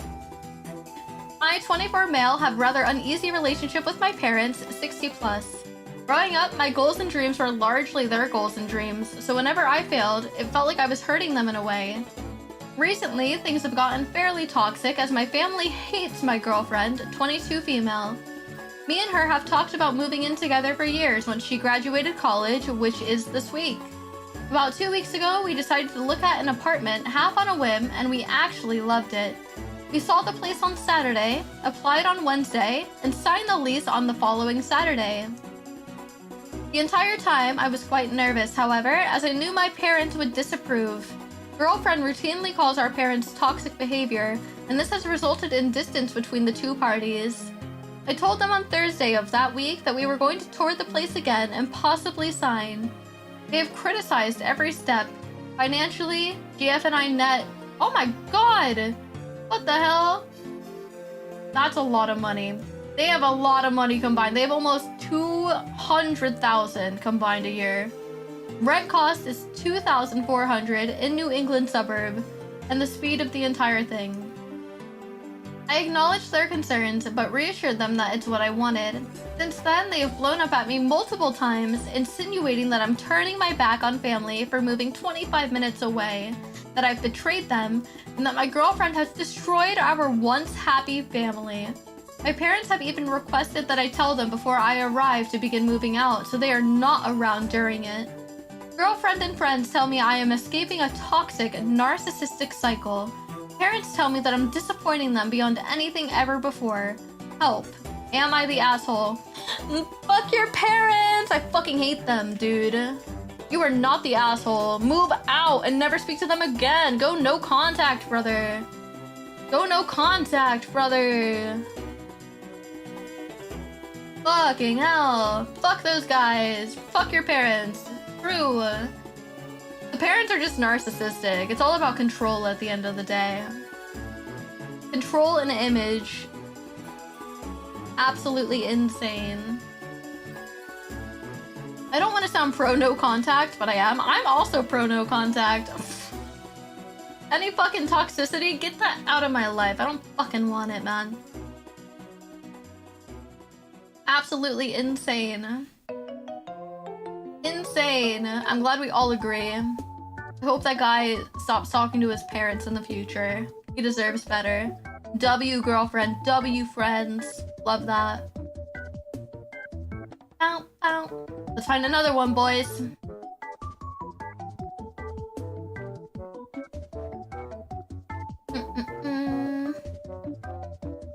Alright, here's a nice one. Not really nice, but... Am I the asshole for not letting my friend copy my homework? There's this girl that I started being friends with in middle school. Well, at least I thought that we were friends. The first few years, she kept asking me, hey, can I copy this? What did you get here? Etc. Normal school stuff. I don't know where or when she started seeing me as a homework copy from machine. I don't even put my backpack on my chair. The first thing I do, she says, hi. She doesn't say hi or how are you. It's always, can I take your homework? When the teacher actually grades them, my friend says stuff like, what if the homework is wrong and it ruins my grade? Excuse me? If she was scared of a bad grade, she should have done the homework herself, right? Anyway, she gets an A because I actually care about what I'm doing and starts acting all confident and stuff. I understand being happy, but it's not the yes, I'm proud of it going well, or phew, that was unexpected. It's super confident and proud where it almost comes across as a super high ego.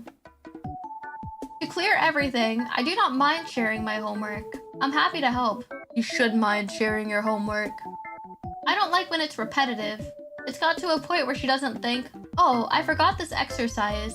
It's where she thinks, nah, I won't do it because I'll just copy off of this person. It's like a granted thing. I did this. It's my fault. I should have said no the first few times. I asked her why she doesn't do anything. She said, I find doing other things more important. I ask her what. She replies, like sleeping, eating, resting. I thought we all sleep and rest. Apparently, I was wrong. I don't sleep or rest. I do homework because that's me. Thank you for the follow, Zachary. Welcome in. I gathered my courage and I told her to stop. She said, oh, okay, and ignored me ever since. Not a hi, not a bye, nothing. She's been hanging out with me just for ink on a paper, I think. Am I a bad friend for breaking a habit we both had? Am I the asshole? Not the asshole, buddy. Nope. That's what I think. Not the asshole. Not a friend. Bum bum bum bum bum bum bum. Bum bum bum.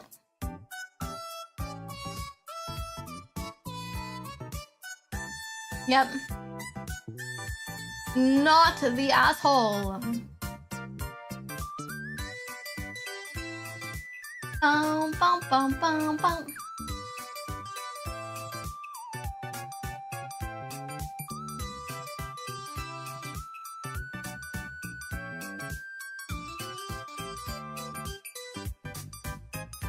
Not the asshole, but defo in need of some parental supervision. I mean, there's no parents at school, so.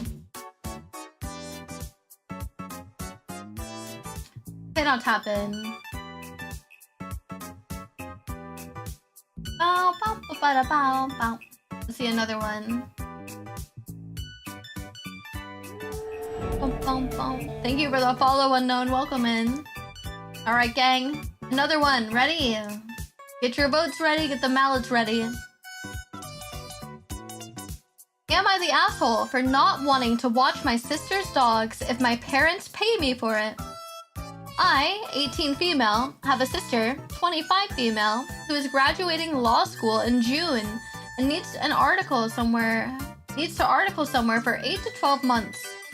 My sister has applied to a bunch of places, but has only heard back from one, which is 7 hours away for 8 months.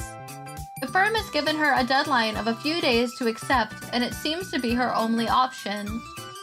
A few months ago, we had a discussion about me watching the dogs if she had to move away.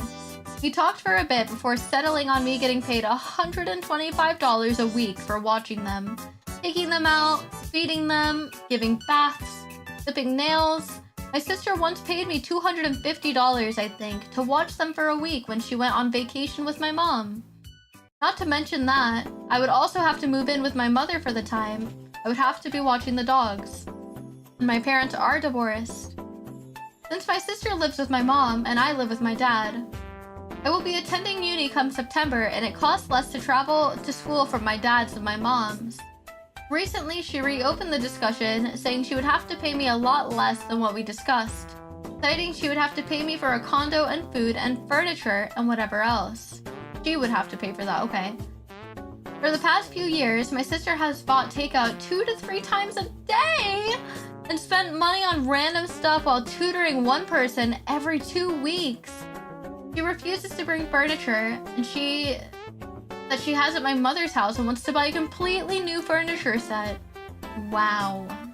That's crazy. Oh, good night, Heck. Thank you so much. Thank you again for the raid. Take care of yourself. Where I live, it's very hard to find a part-time job, and I've been searching for 3 years with no luck. I have very little money saved and mainly rely on my parents to support me, and hope to use the money my sister would be paying me to lessen the burden on my parents by using my own money for going out. My dad is in some debt, and I decided to move in with my mom for the summer to give him a break and try and save money since my mom is a bit better off. So when my sister said that she would not be able to pay me the agreed amount, I got upset and argued with her, saying how she could have saved that money but she didn't. My sister then went and cried to my mom, asking if she could subsidize paying me, and then that somehow transformed into my mom and dad paying me themselves for only 3 months, but way less than I wanted, and then it turned into paying me for the whole 8 months for a TBA amount. I argued with my mom, and I feel really bad about it, but I explained to her that I don't want to be a burden and cost my parents much more, especially because they are likely to also help pay for my sister in moving. I also explained that if they pay me, I'm not going to be allowed to ask for anything else, like snacks or the random takeout, because they will be further in debt and can't afford it. I find it so unfair that my parents are paying for my sister when she could have saved more money by eating less takeout or tutoring more. There is so much more I have to say about her, but I would be over the word count. Maybe it's because I'm really upset and not thinking clearly, but am I the asshole? I say, she is not the asshole personally. Absolutely not. Fuck sister, fuck parents. I mean, the parents are trying their best, I think, but your 25-year-old sister that has dogs and eating takeout 2 to 3 times a day? That's fucking insane. Dude, that's crazy. Like, eating takeout, I think once a week is already kind of crazy, not gonna lie. That's already insane. 2 to 3 times a day is fucking wild. That's wild to me. The sister is the asshole for sure, yeah. That's just crazy. Absolutely mental. Can't believe that.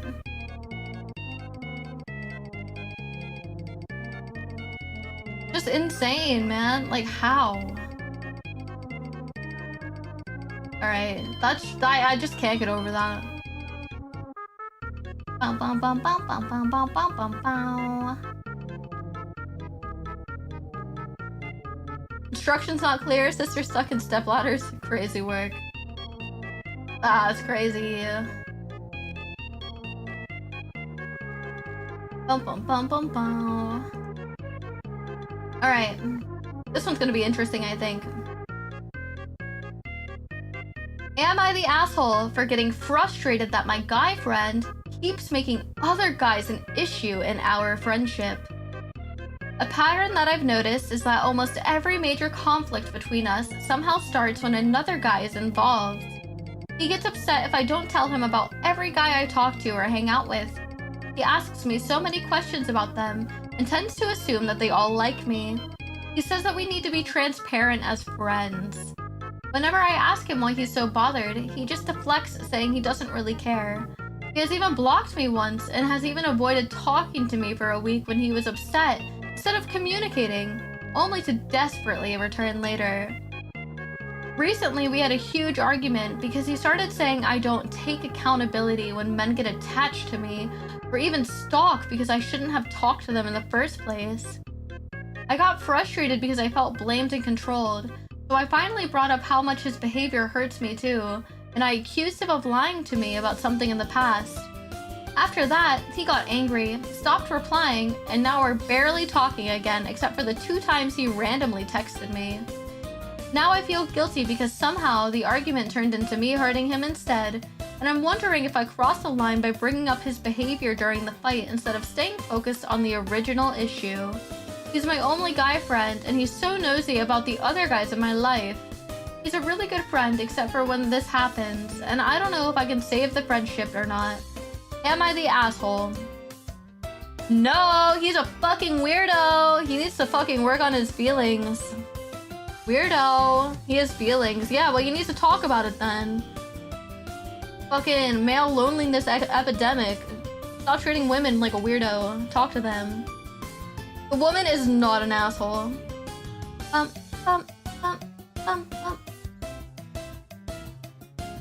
If a guy, like if one of my guy friends was like, who are you talking to? How much do you talk to him? I'd definitely not speak to you ever again. Thank you for the head pats. I only follow good girls. Thanks.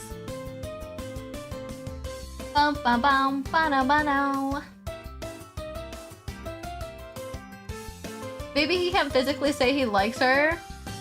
What, is his mouth fucking sutured like shut? What do you mean he can't physically say it? Listen, I know this sounds really difficult, right? I know this is really difficult, but hey guys, I like you. It's so hard to say.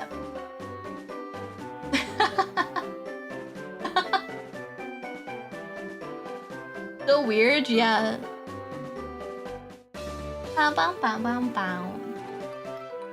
For some people it is, well, get over it. You can't be controlling what someone says or does.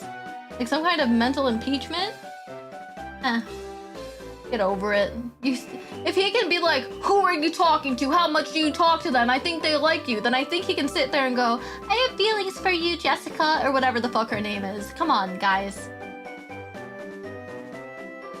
If you want her, just say it. For real, for real. How about we just say it instead of being like, You could, yeah. I'm cute sometimes, every now and then, when I'm not feeling a little evil. Forgot to do this for the I like you. Why aren't we clipping it? Fucking hell. God damn it.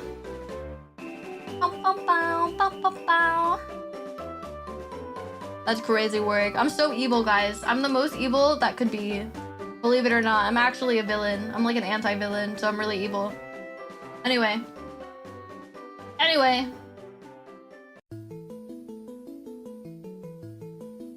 Let's see. Alright, here's one.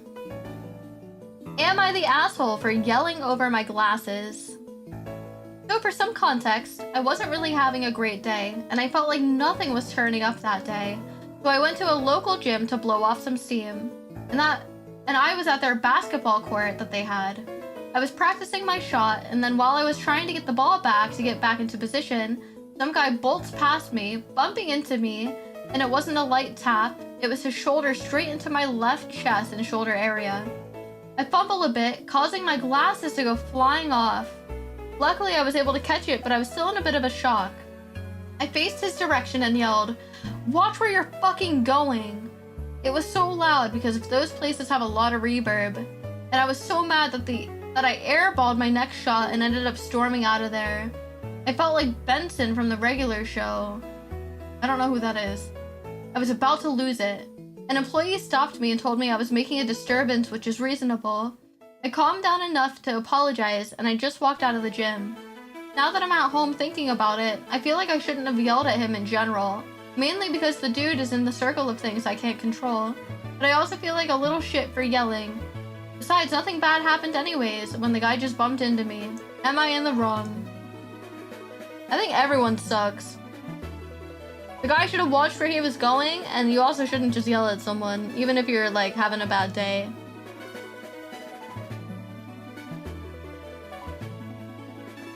Hi, Yura. How's it going? Hi.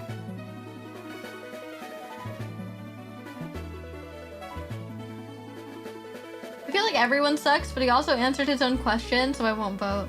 I'm gonna say everyone sucks. Ba-da-ba-da-ba-da-bow. Whoever reacted a bit, but both are wrong, yeah, I agree.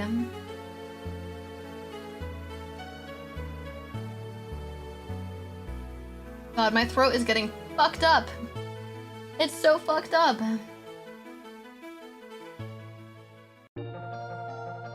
I think it's human reaction to yell, especially when your glasses, which are expensive, might have been broken. That's fair. I just don't think it's right to ever yell at people, even when you're upset or frustrated. I did just drink some water. See? Watch. I drank again. I just drank. I'm feeling waterboarded. Or some milk. Ugh. I could never just drink milk. Could never just drink milk. That's crazy. That's crazy work.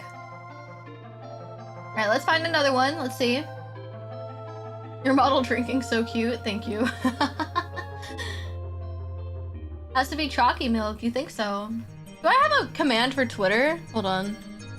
I don't know if I do. Do I have a command for Twitter? I do have a command for Twitter. I'm surprised.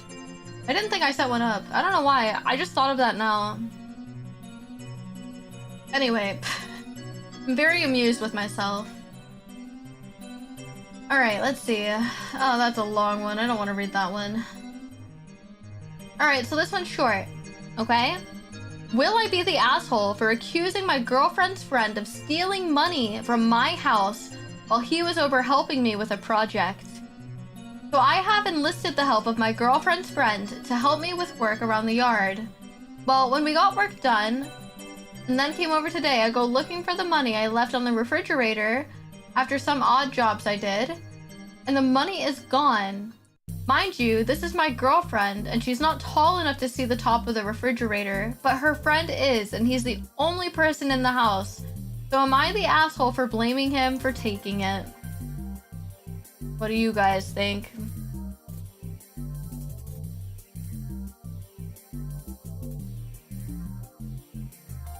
I mean, you could have misplaced it, but if you're like absolutely certain that there was money up there and that's the only person, I would just ask him. I don't think you're an asshole for like approaching him about it.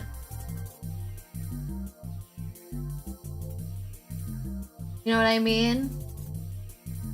Communicate for real. I would ask, yeah. I would also ask. I don't think he's an asshole for thinking that though. Personally. Just asking and not accusing. Well, as far as I know. Oh, no worries, Kuga. See you later. Thank you for hanging out. It was nice to see you. I would ask, but don't immediately be accusatory. Yeah, exactly. See you later, Kuga. See ya. See you later. Have a good night. Yeah, that's what I would do.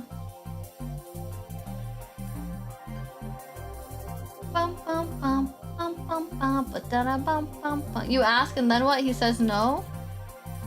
You just have no money? Yeah, you do have to kind of put your foot down on it. Be like, hey, you're the only one that's been in the house.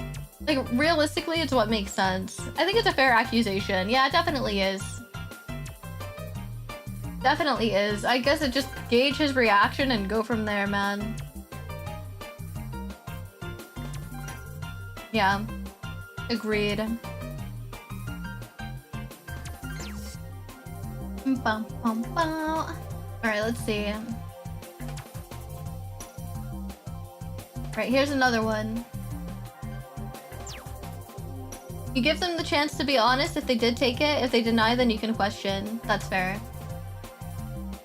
Am I the asshole using a +1?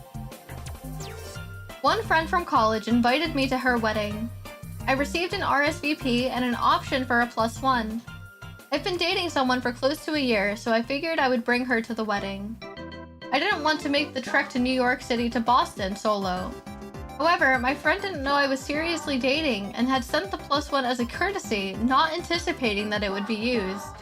When my friend, the bride, found out, she was pretty upset, and all weekend my partner was iced out by the bride and the other girls in our friend group from college.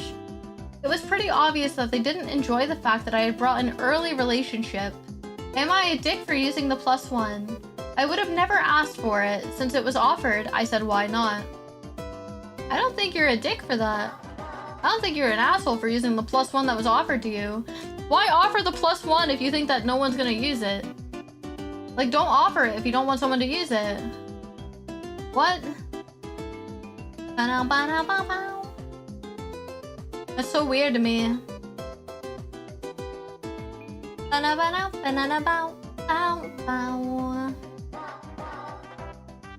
Don't offer it if you don't want to have it used. Yeah, exactly. Why are we icing out the partner? For real. Why offer if not wanted? Yeah. Yeah, like, don't ice out the partner as if they did something wrong. Don't offer me food if you don't want me to accept it. It's just anything. Don't offer anything if you don't mean it. You can't get mad at someone for accepting an offer that you've given them. You know what I mean? So weird.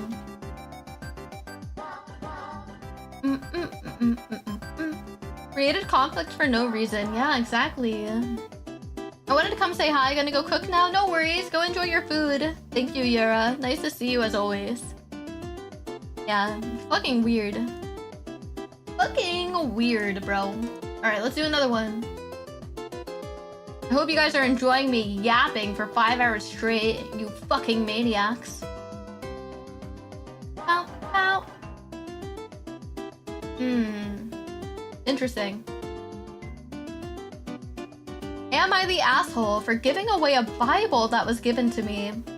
2 weeks ago, I was in class and the teacher asked, "Who among you goes to Christian churches?" I raised my hand and she gave those who raised their hands Bibles. The thing is that the Bible the teacher gave me was a Protestant?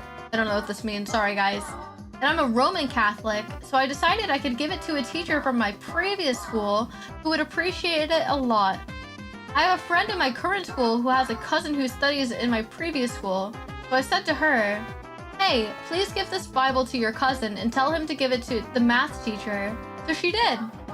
Today I was talking to my mom and I decided to bring up what I did, and she said it was rude of me to give it away. And it was something that was given to me in the first place. Is she right? I don't really think so. It's not like he had bad intentions. You're talking about food. Remember that I didn't do my insulin injections. Get on that. Go take your insulin injections if you can. If it's in the time frame still. I'm gonna say no. I'm gonna say not an asshole.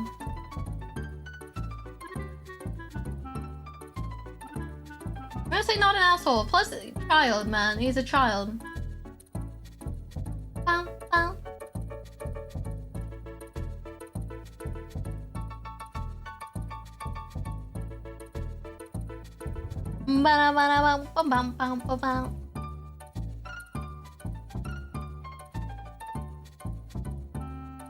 I'm staying out of this one mostly. I'm not religious, so I don't know what to think, but it seemed innocent enough for me. I mean, it seemed innocent enough for me too. I'm not religious either. Yeah. Hold on, I need to move myself over a little bit. I put my cloak on.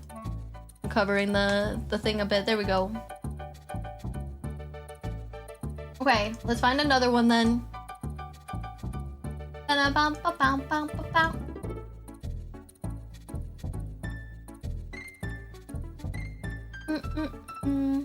Yeah, I don't think it was a bad gesture.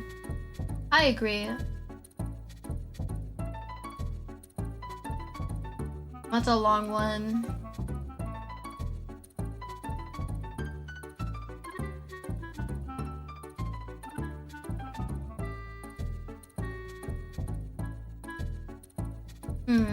I keep finding really long ones. Sorry, boys.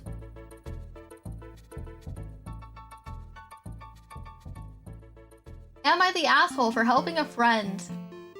Am I the asshole for helping my friend, who is also my boyfriend's cousin? Jordan, my friend/cousin, and Sam, the boyfriend, have started hanging out more now that Jordan is in town. The more we all hung out, the closer of a friendship we got, and have since done dinners on Tuesdays and late night games on weekends, because we all work different schedules. Jordan recently has gotten broken up with by his girlfriend and has been coming over more consistently. The night that they broke up, I gave Jordan a hug as a way of showing that I care. The next morning, I told Sam about it, and it turned into a huge fight. Since then, Sam has been avoiding Jordan and not communicating to Jordan why he is pushing away. When Jordan has problems, I always let him know I'm here for him and that both me and Sam care for him. It always seems to help in the moment, but Sam does not seem to care for this. Since the hug, Sam has brought up multiple things in the past, what feels like leverage to the relationship and causes arguments when asking not to bring things up that are not relevant to the current conversation. This has been going on for quite some time. Am I the asshole for giving someone a hug and letting them know that I'm there for them? Okay, so OP's boyfriend is pissed that she gave her friend and cousin a hug. What the fuck? You got some deeper problems, my man. OP is not an asshole. You're allowed to give your friends and your cousins a hug. Fucking boyfriend making it weird up in here. What the heck? What the heck? Some people, man, literally. What? Genuinely. What? That's even if they weren't family, like, what the hell? Weird. Yeah, it's so weird, man. It's her own cousin or whatever, but I don't know. Problems deeper, maybe. Maybe, yeah. Mayhaps. So weird. More common sense problem? It's just weird, man. Just weird. Genuinely. Well, got an ick from that? Yeah, genuinely. It's so yucky. So gross. Ba-na-na-na, na-na-na-na-na-na.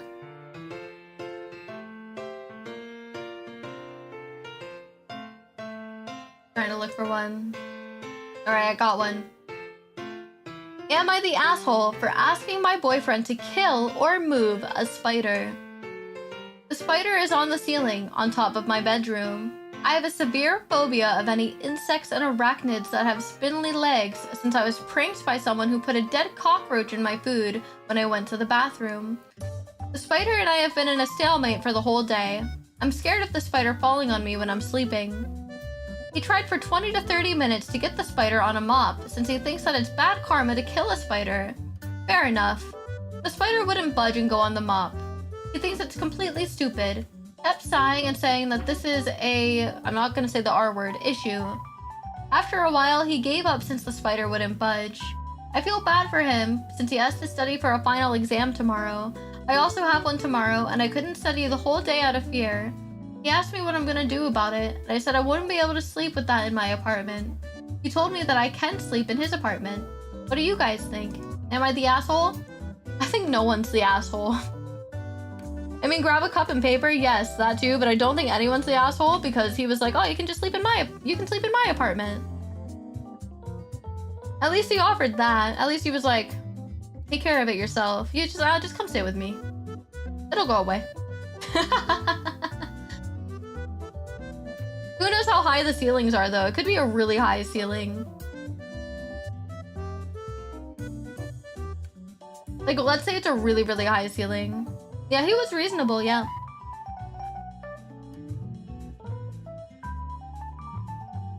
Yeah.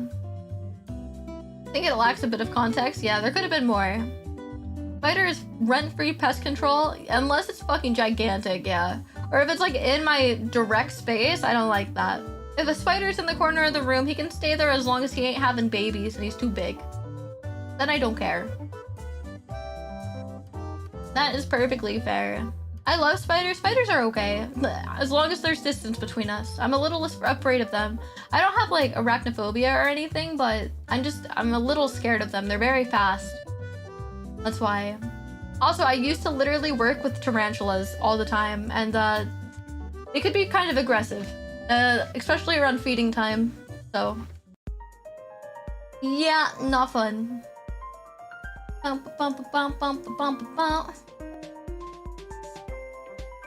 Literally same twin. I'm chill with them until they touch me. Yeah, exactly. Tarantulas are fucking huge. No one saw a farmer grab a horsefly off their horse and put it in the pocket and fed it to a spider? Interesting.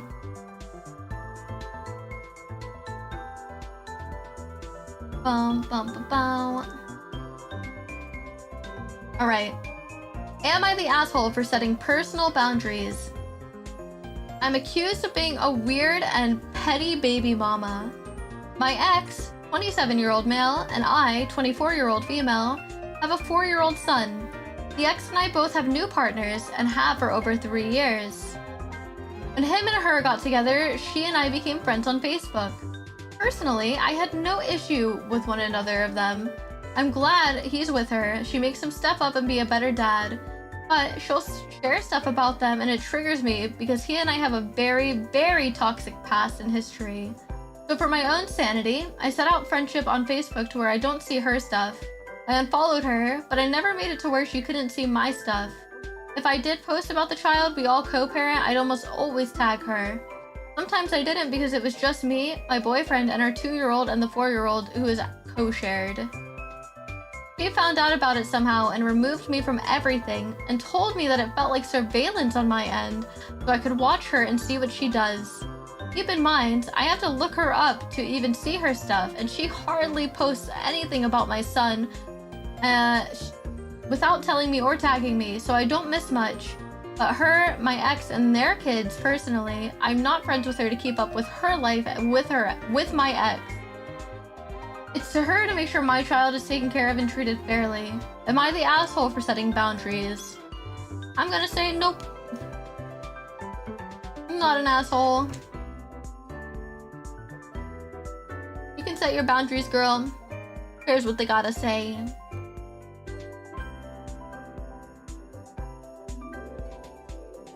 Yeah, I agree. Bum bum bum bum bum bum bum bum bum bum bum. Not an asshole at all. Yeah, I agree. I agree entirely. Yeah, they weren't bad boundaries. It's not like she like unfriended her. She just like unfollowed her, which means that you just don't see their stuff. Boundaries are healthy. Yeah, exactly. Exactly. All right, boys, listen to me. Listen to me, listen to me. I'm kind of tired and I've been yapping for 5.5 hours. So, I think we're gonna find someone to raid. Thank you guys for hanging out with me. Thank you for the raiders for staying and hanging out. If you guys want to be a part of the Discord, we have a pretty cool server with pretty cool people. So feel free to join. I am on Twitter, as you guys have seen before. So yeah, and I post the new stream schedule tomorrow on Twitter and Discord and on YouTube. So yeah, I did amazing. Thank you guys. Thank you guys for sticking around and listening to me yap. I appreciate you all so much. Thank you. Yes, that's our raid message if you guys want to be a part of it. Dude, my voice just cracked. Did you guys hear that? Dude, my throat is fucked. But we're gonna be oh my god, I was gonna say we're gonna be raiding tomorrow. We're gonna be live again tomorrow. We're gonna be live again on Tuesday as well. Probably some more Pokemon Champions. But we'll see, we'll see. But yeah, let's find someone to raid. Again, I'll post the schedule tomorrow and I'll let you guys know what we're doing. Let me see who is live. Yeah,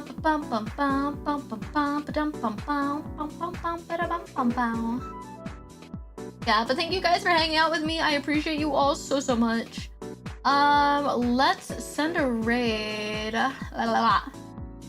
Let's send a raid over to Vampy. Oh my god, oh my god, she's so cute right now. You guys are, if you don't already know who Vampy is, you guys are gonna love her. All right, gamers, thank you guys so much for hanging out. Thank you guys for listening to me yap, and thank you for bringing that fucking mallet down on some of these assholes. We'll do this again in the future. It was a lot of fun. All right, gamers, I'll see you guys later. Have a good night. We'll be live again tomorrow and Tuesday. Don't forget the YouTube channel as well. I have lots of clips and uploads. All right, boys, I see you guys later. Have a good night, guys. Bye-bye. Bye-bye-bye-bye. Bye.